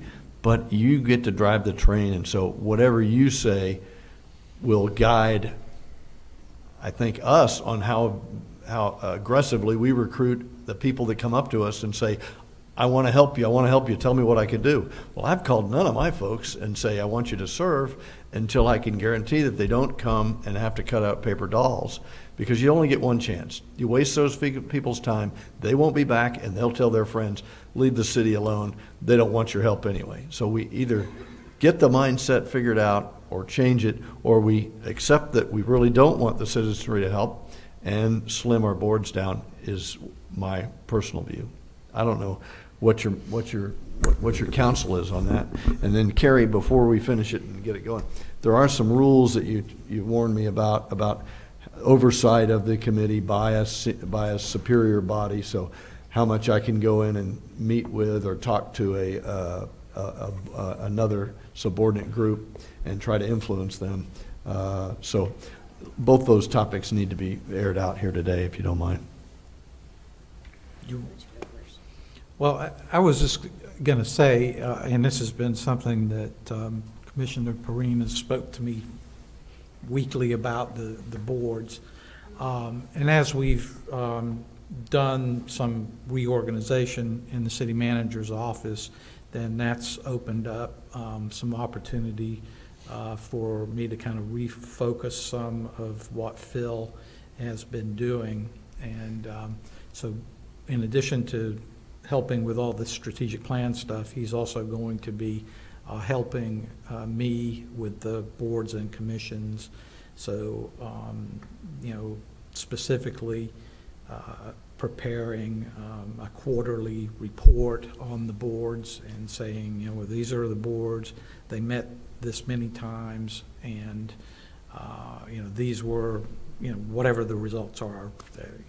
Obviously you've got a planning and zoning commission that meets frequently and does a whole lot, and then you've got other boards that never meet. Most recently, one of the boards where we're looking at reappointing somebody was Animal Control Board.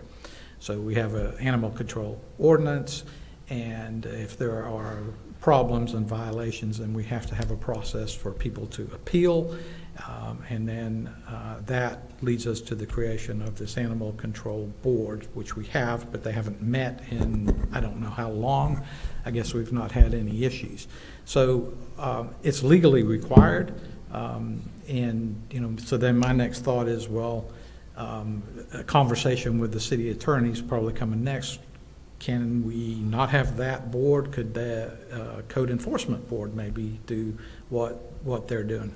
I don't know the answer to that. That was kind of like the first thing that, and so we can run down some of those things where we can kind of think out of the box.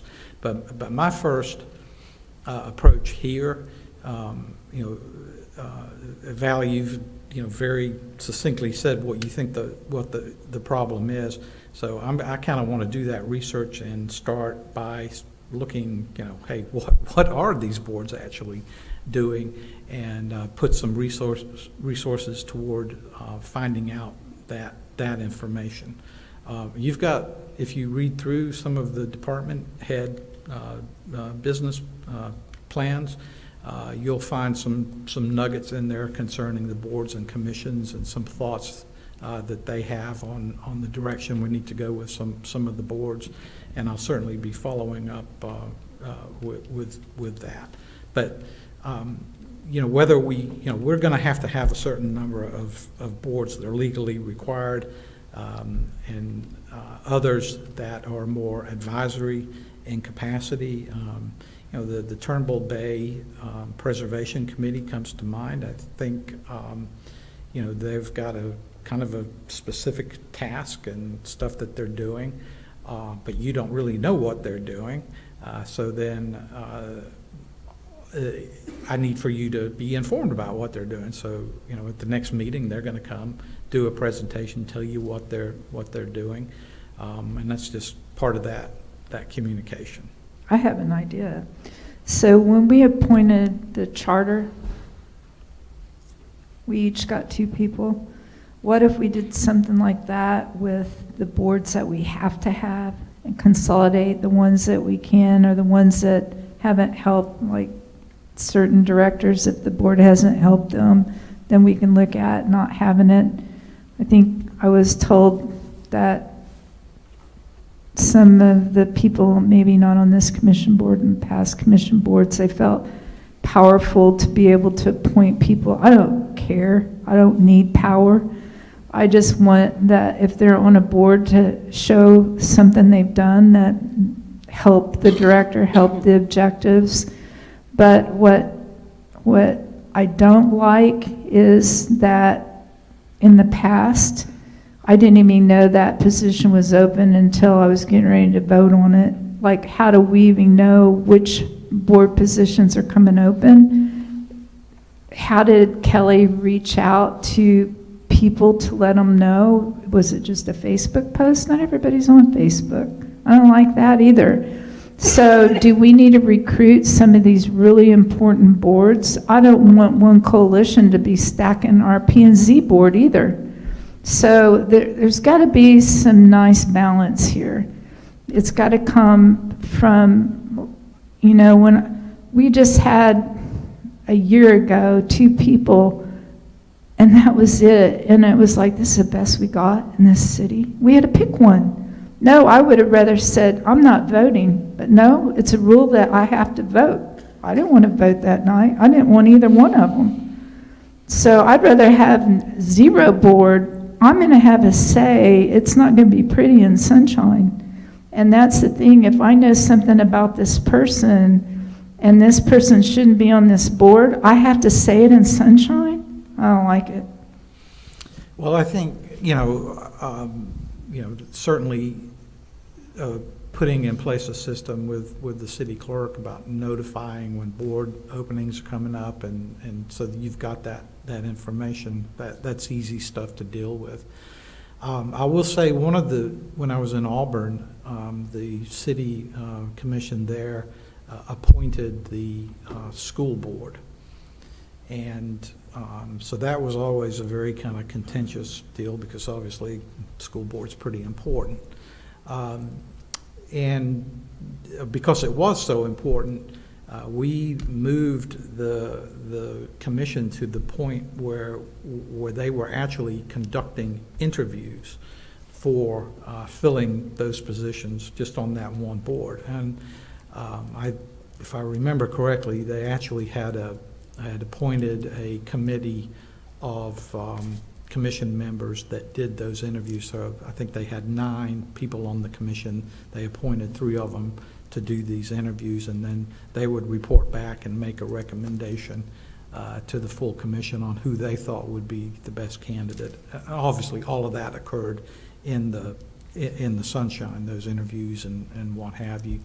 Now, there's a lot of debate about that, because people didn't really want to come and be interviewed, and they didn't want to put their qualifications out there. Nobody wanted to be publicly rejected, all that kind of stuff. So there's a lot of pros and cons to either way. But for that one board, and given the importance of that board, that's what they decided to do. Just another story, just another, that's what we did. But I mean, there's a lot of different options on where we can go, and certainly the boards, planning and zoning in New Smyrna is probably the most important deal, and where we need to be most careful that we're getting the best people there. Plus the utility commission, those 2.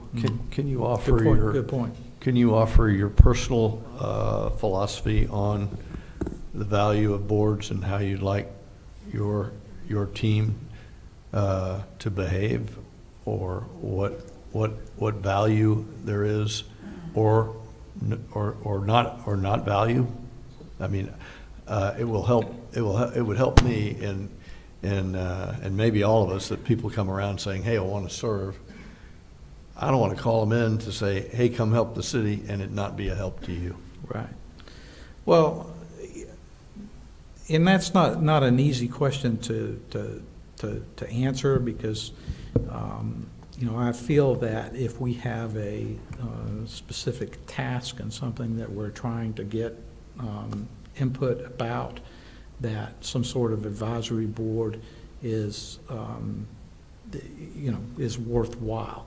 So, you know, looking back at things that I've done in Pensacola, created what we called there an environmental advisory board. We had a lot of environmental issues, and not necessarily beach type stuff, but more issues like 3 Superfund sites in the city limits, brownfields galore, and you know, there was a considerable amount of expertise in the community on environmental issues, and we created that board, we staffed that board, and we got a lot of very good information and feedback from that board. So, you know, if there's an issue, it could be a broad issue like the environment, and you can create a board and get good feedback, then I'm all about that. I'm not looking to have a bunch of boards that we have to staff and spend a lot of time with babysitting and trying to figure out what they're going to do. So does that help? Wait, could I ask a question? Yes, ma'am. Do you get feedback about any of the boards, what they've done? Do you get any feedback? I do. Okay. Yes. Some good and some not good.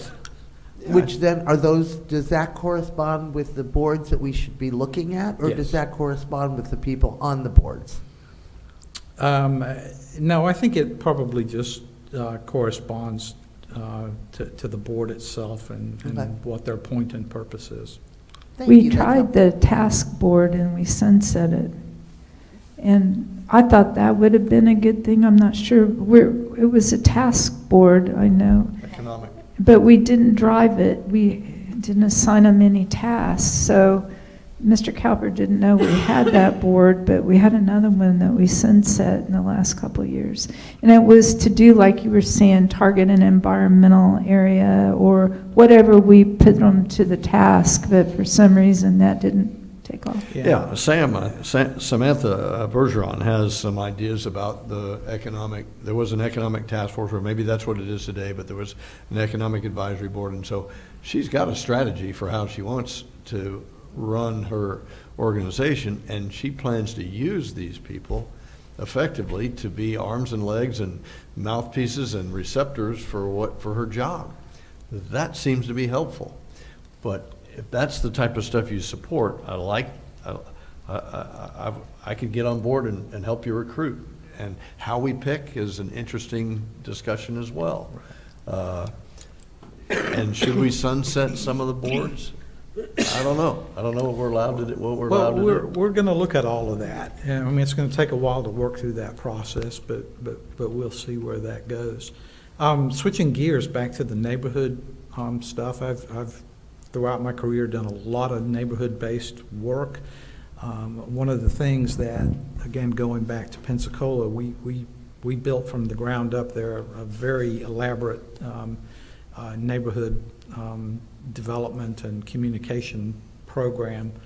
One of the things we had, we started by identifying all the different neighborhoods in the city, and that could be a subdivision or just a more general geographic area like historic West Side. But we made contact with all of those neighborhoods, and we created what we called a neighborhood leaders roundtable. and invited all of the presidents or leaders of those groups, and they created that Neighborhood Leaders Roundtable. And then we would meet with them usually quarterly and talk about different issues in the city that were going on and get feedback from that group that we could report back. Who formed the neighborhood groups that produced the leader? The neighborhood itself. So it was internally generated. We didn't create the neighborhoods. We didn't create the neighborhood associations. They were groups that already existed. All we did was bring them together, and then we said, look, you've got issues, neighborhoods. You're dealing with an issue, in your neighborhood you're dealing with an issue. So the point was for them to communicate with each other and then to communicate with the city. And then, we had, when we had hurricane issues, right, in Pensacola, then we had our neighborhood coordinators reaching out to the neighborhood presidents and saying, what resources do you need in your neighborhood? Is your neighborhood okay? Do you need this? And it was a very good way for us to communicate. It sounds like something we'd love to replicate, but we don't have many of those. You have the HOAs, but I'm not aware of any neighborhood. No, but there are others others in our community that talk about the days when we did have an active 24 group. There are 24 that they, I don't know how they're I vetted. think it was just Beachside Neighborhood Council. I think. Yeah, well, hold on, I can shed a little information here. Gail Henriksen, our chief planner at the time, took it upon herself to come up with this idea of all the different neighborhoods. And the idea behind it was she was gonna meet with these people. Who was she? What position? Head chief planner. Okay. So she wanted this neighborhood council group, and we appointed one or two from each zone, a couple from each zone. And she would meet with them. And the point was, when there were development projects or things going on in the community, she can twofold. One, provide them accurate, reliable information. And then the second thing is she would get possible concerns or feelings from that neighborhood on what may be going on there. Now, that was her brainchild. She left. And it died. We tried to pick up the ball and keep it going, and it was a complete disaster. First of all, I will tell you that the Beachside zone, your zone is a lot different than a lot of other zones.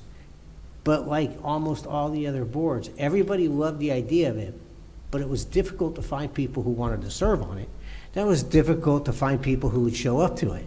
So I know that we love to beat ourselves up over people complaining about the boards are not doing anything, but the reality, and it always has been, other than planning and zoning or utilities commission, a hot button board, it's very difficult to find people who are willing to commit the time. And just because they want to commit the time doesn't mean they can, because they're going to be out of town, they're going to be on vacation, they got something that comes up.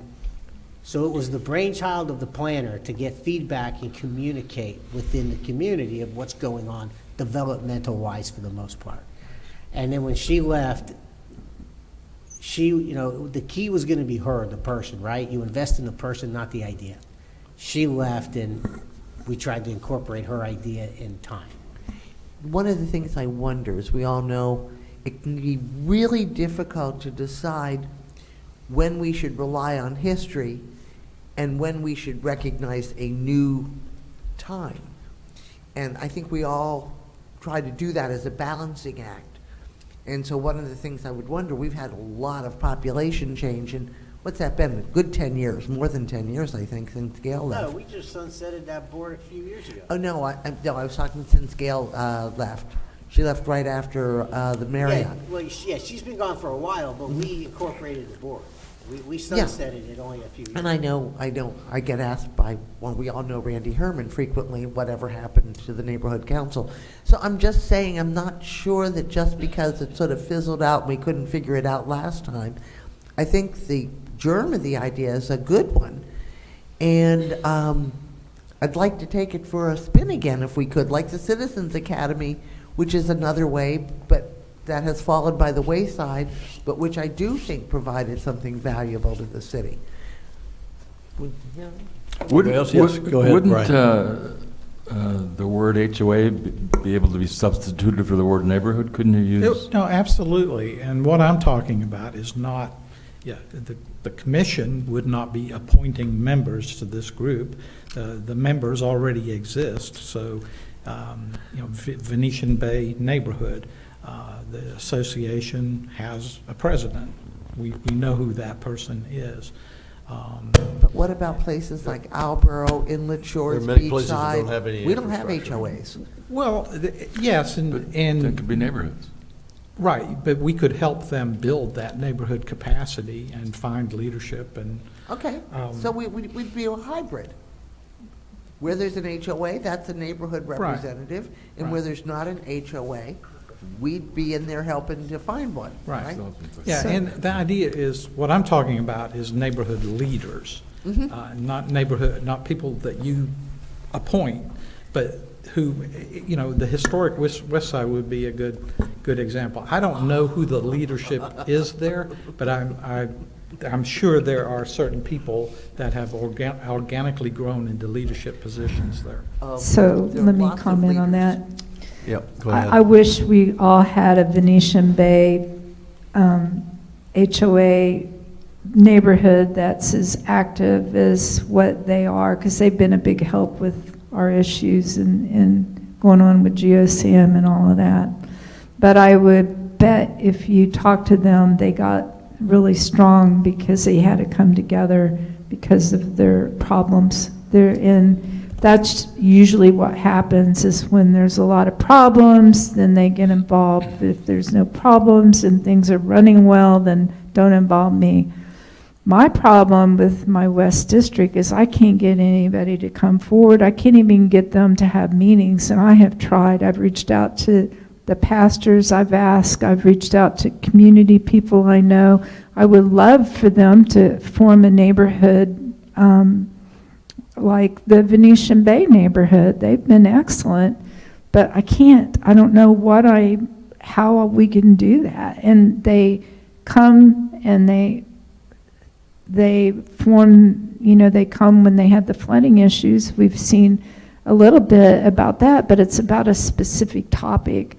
And then here's the other thing. We put things in the park, the shade in the park. We get people that didn't like us spending money on shade in the park. It's like it's really a difficult thing with the neighborhoods. And when you said that, I love the concept and the idea about I'm going to need help with that because I've been working on that for 2 years. I was going to say, you also have Gotcha. an additional problem Very on the good. west side. It's increasingly owned by LLCs and corporations, not people who are living in those houses. So that makes it even more difficult for that area. Very I think good. we're spending a lot of time on a board as opposed to. We are, Yeah. and that is the tendency for most. Very few have strategic capabilities of thinking and looking to the future, and so it devolves into what we've just done, a couple things. I allowed Lisa to drain her list of tactical items. Those are all very, very good tactical items, most of which I agree with, but it's not a strategic plan. So absent the not looking forward to having the citizens that are viewing or watching or will view this tape think that we spent the majority of our time solving tactical problems. If we could bring it back up for a second, have the city manager come through, tell us what he has learned from this conversation and what action he may have taken away to try to deliver something, and then we'll have some closing remarks, and then we can be done. Very well. Yes, sir. So, I put together the themes up there, just really based on what I've heard over the last several months from you, from the staff, from the public, just people that I've talked to, and I think that probably pretty well encapsulates what we've talked about here today. you know, there's a lot of different types of strategic planning, and Commissioner McGuirk spoke this morning about, you know, like a vision planning process and the communities involved, and you're having all meetings and charrettes and things like that. And, you know, we can certainly look to do something like that in the future if that's your desire. You know, what I'm trying to do today is to, you know, get information from you all on the issues, priorities that you see. And I think what I've heard today is pretty much what I've been hearing over the last several months from you. The issues, you know, traffic, neighborhood protection, economic diversity, you know, the list goes on and on. So what I'll do is, you know, you all have submitted stuff to me in writing. I have that, and I'll go back and do some more work and try to put together some strategy, some action items, and implementation ideas for how we can kind of get from what we're talking about today to implementation. So it does, you know, sometimes we do get bogged down in the weeds, and I expect that that's, you know, where we are. There are a lot of good ideas that we've kicked around today, some, you know, kind of micro things and some bigger picture stuff, but it's helpful for me to hear your thoughts on all of that. You know, ideas that were talked about for, you know, I talk about growth management and sustainability and preserving our natural resources. We talked today about, you know, the land acquisition program of sensitive wetlands and other areas, and how, what kind of vision that we might have for how to do that. We talked about, you know, increasing our borrowing, to buy more. We talked about setting up some sort of organization or system to manage that land and to fund additional acquisition. You know, we talked about the potential of increasing the stormwater fee to put more money at stormwater programs. There's a lot of good stuff that you guys have kicked out today that I think that we can certainly work with here. And we'll continue to work on this. We'll put together a document that we can send to you that you can look at. But I don't want there to be any confusion. I'm not trying to do today a you know, 2050, 2075 vision for New Smyrna Beach. What I'm trying to do today is get your thoughts and ideas for the strategy for the city in, you know, kind of that 2-year, 4-year, 6-year increment. At some point, I'm sure you may say, hey, let's do a 2050 plan. Let's talk about big picture ideas. I've got some big picture ideas. I was talking earlier this week about some of my thoughts and ideas about how do we connect the beach, Flagler, to the historic downtown canal and the role of the North Causeway. How do we utilize the assets that we have at the AOB site? How do we use that resource? And if we get boaters to come there, how do we get them other places? How do we get people from that area to that park? What does that park look like? How do we utilize the assets that we have across the street at the Marine Resource Center? They've got some fabulous facilities over there. They've got a venue, an entertainment venue out there. I don't think I've seen anything that's been scheduled there. I may be wrong, but they're just, you know, that whole area to me just is like an opportunity waiting for some vision.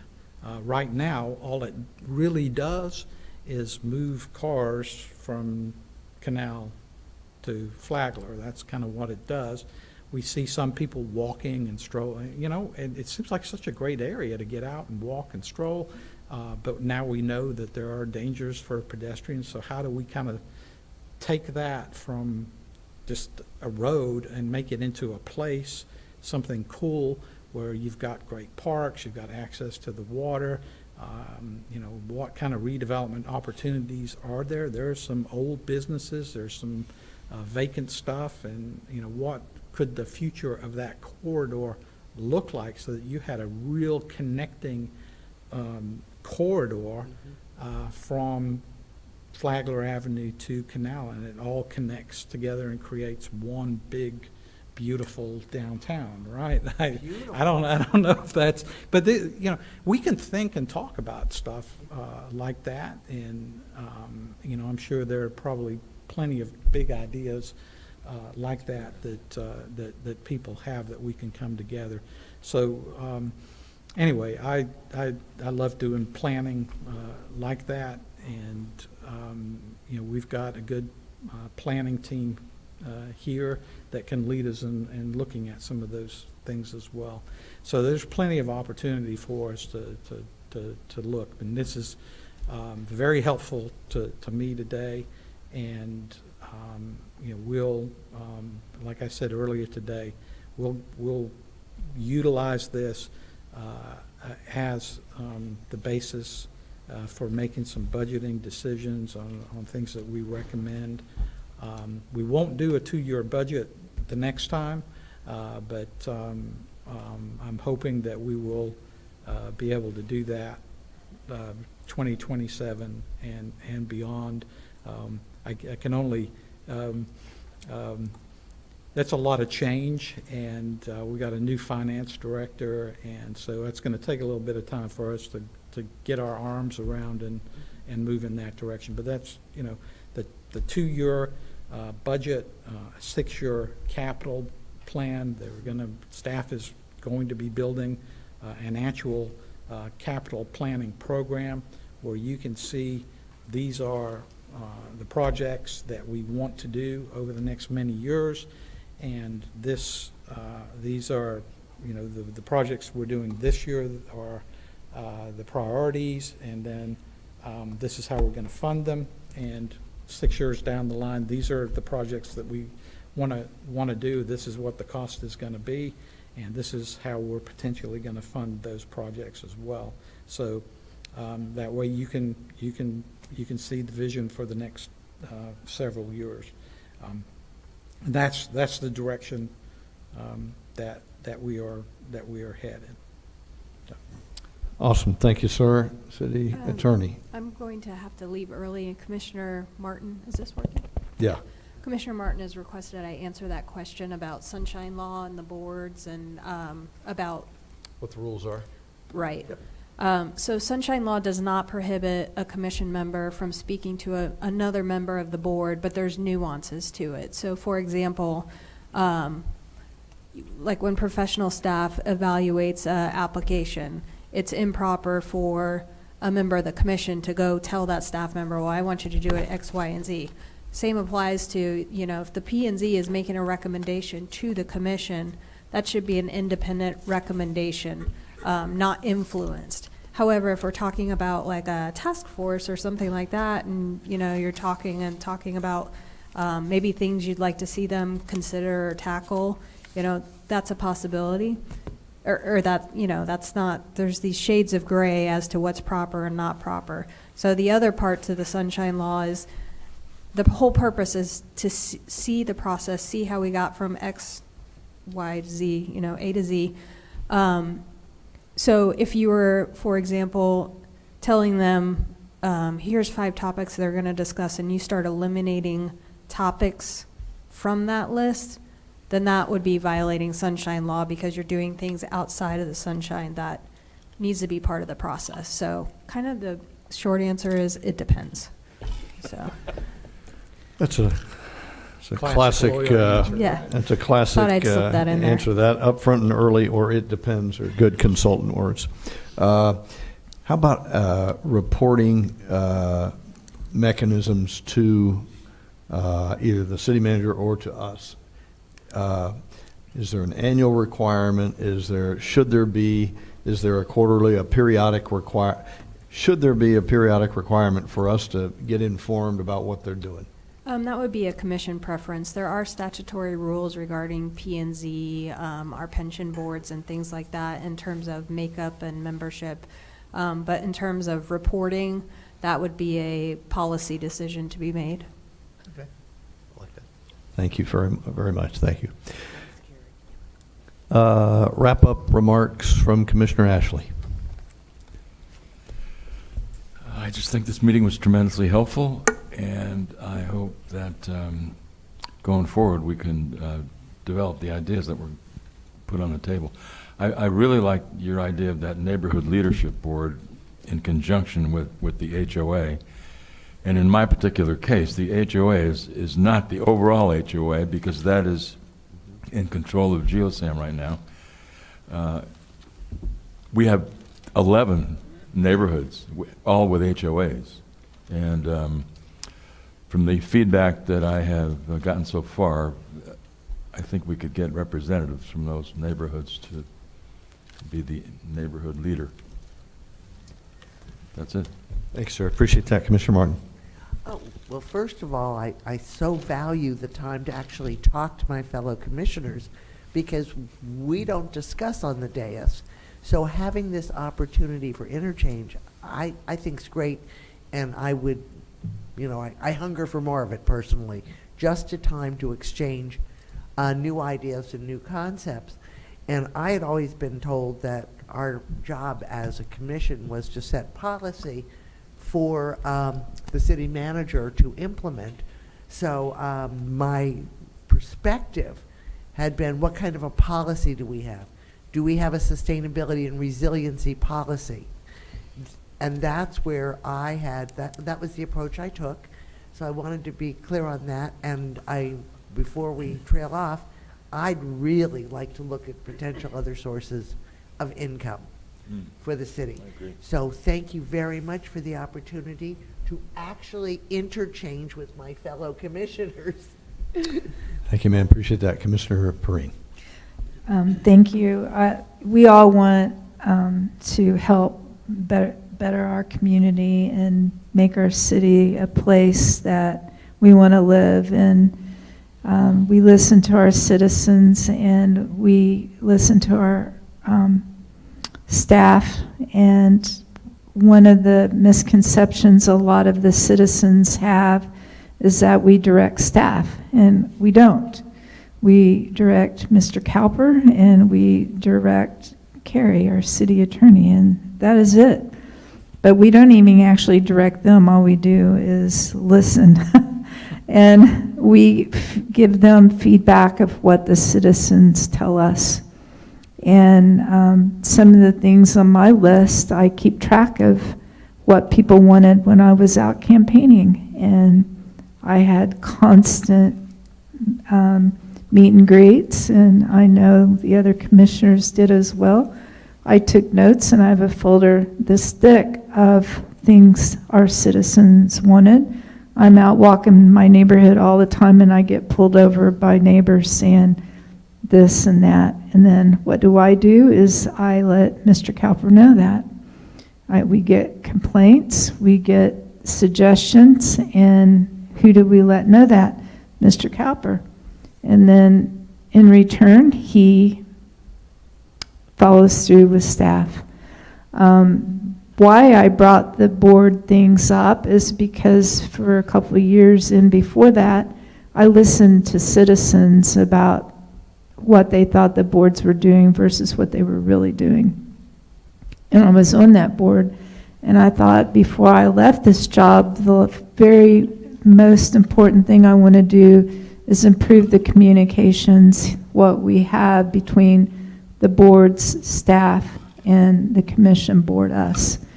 And That's the last thing really big on my list, is how we fix the process. I'm a big process improvement person, big best practice person. What are other cities doing?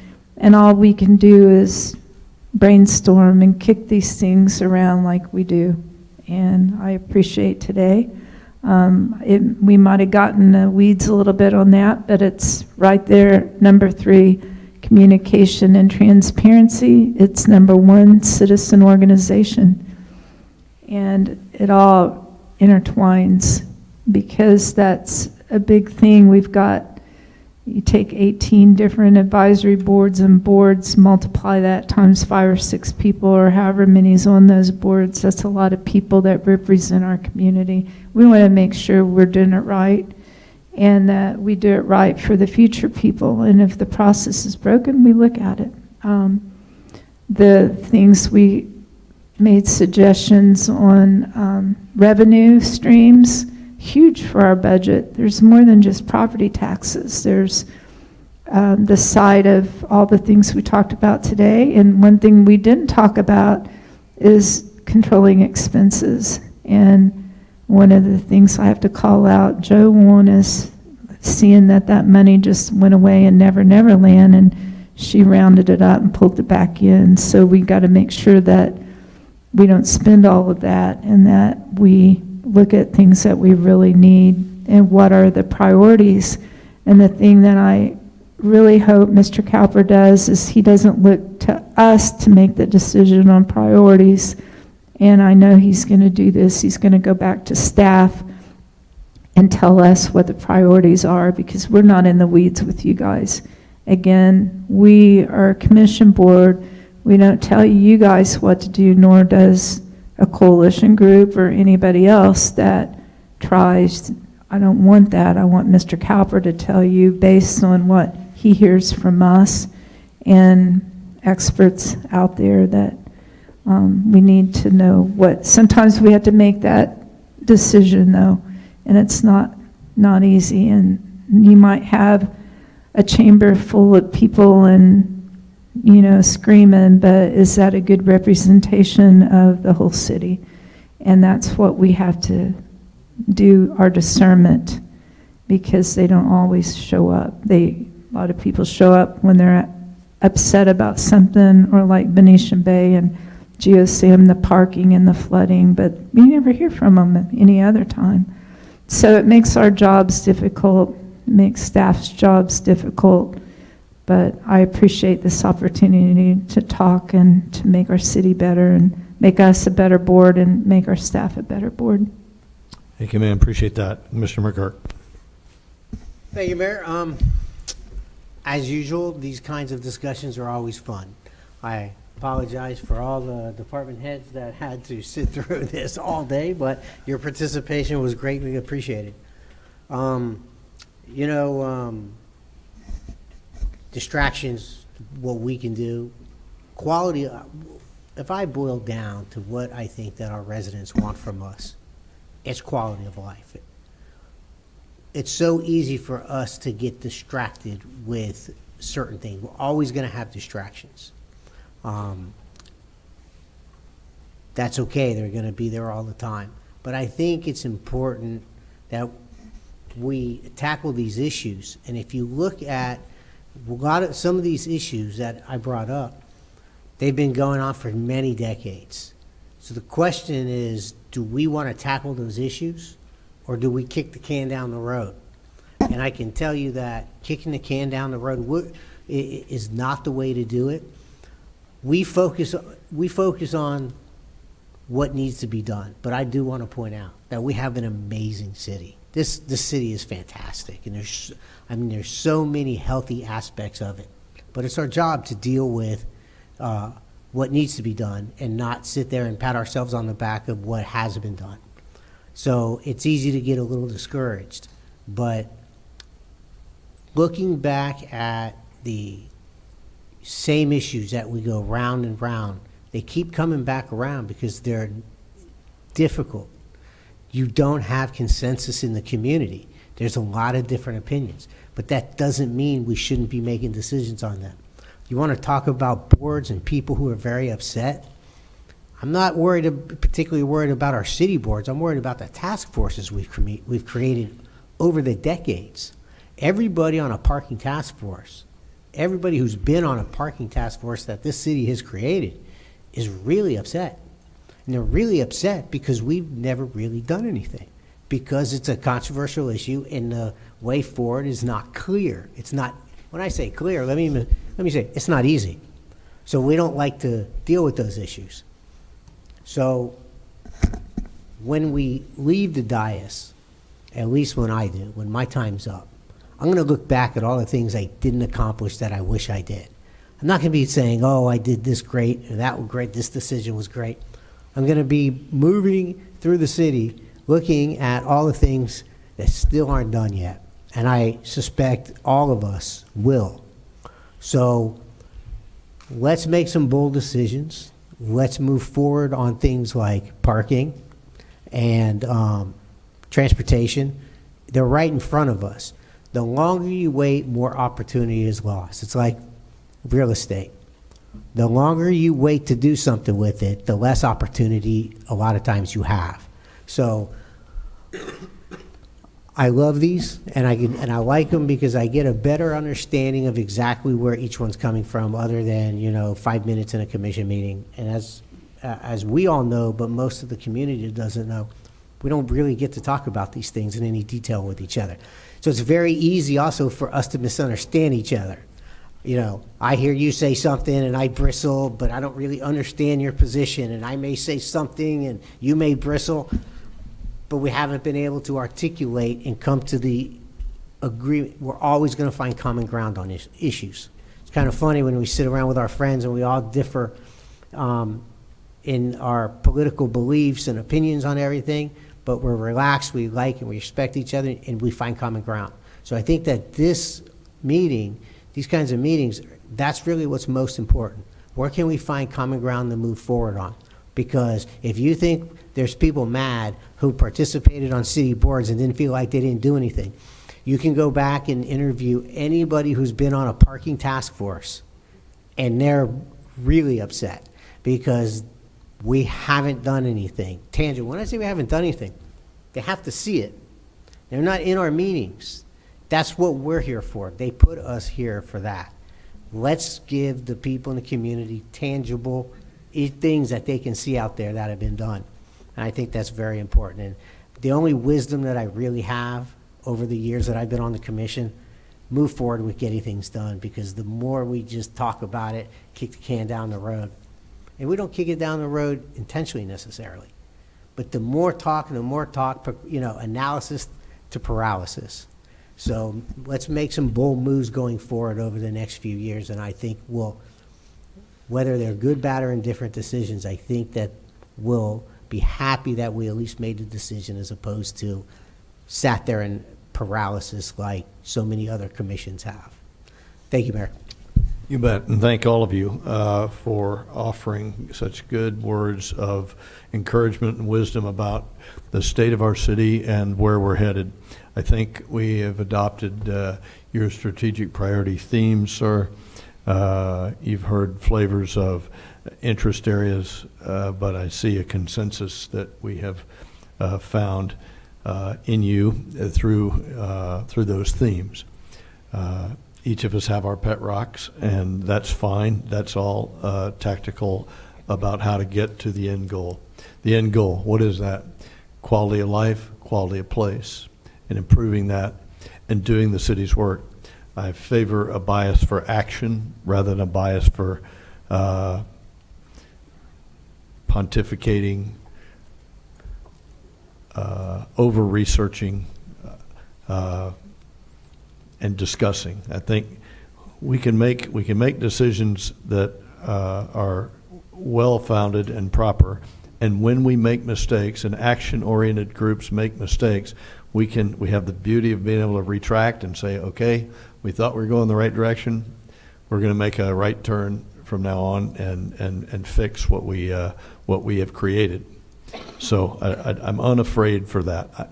My biggest fear is that we don't do anything and we don't move forward. So let us deliberately do the people's will. That's what we got paid to do. We're the listeners for you, and we transmit that information to you, and you do what you can to deliver the product. I'm excited about that. Your wisdom to bring your staff. I want to say personally to the presenters today, thank you so much for taking the time. And I know those things aren't instant pudding, so I know they took time and effort to put together. Thank you very much. For those of you who came to listen and hear it directly from us, whether Mr. Cowper made you come or you came voluntarily is irrelevant to me. That you are here to listen and get it firsthand will inform your actions and your activities. And you'll remember things that maybe it takes to play the tape for Mr. Cowper to remember. But as they apply to your departments, please take those forward and make that an evaluation that you share with the city manager to say, hey, I'm on board with that. Can I move with that? I'm ready to go. Because if I learn anything about Mr. Cowper's style, is that he's allowing you to run your department, own your success, and he will hold you accountable for that success as the clock ticks and reward you accordingly. That's something the citizens have been asking for quite a while, and I think you will be the group that delivers that. So I'm very encouraged about how that's going to work. To your assistant, Mr. Nybert, thank you, Ron, for all that you do. We don't hear much from you, but we see a whole lot of your work. We're grateful that you're on the team and that you were welded up with Kevin and delivering these products. Thank you very much. Without further discussion, let the record show we're adjourned at 3:29. Thank you, sir. Thank you. 30 minutes early. I owed you that.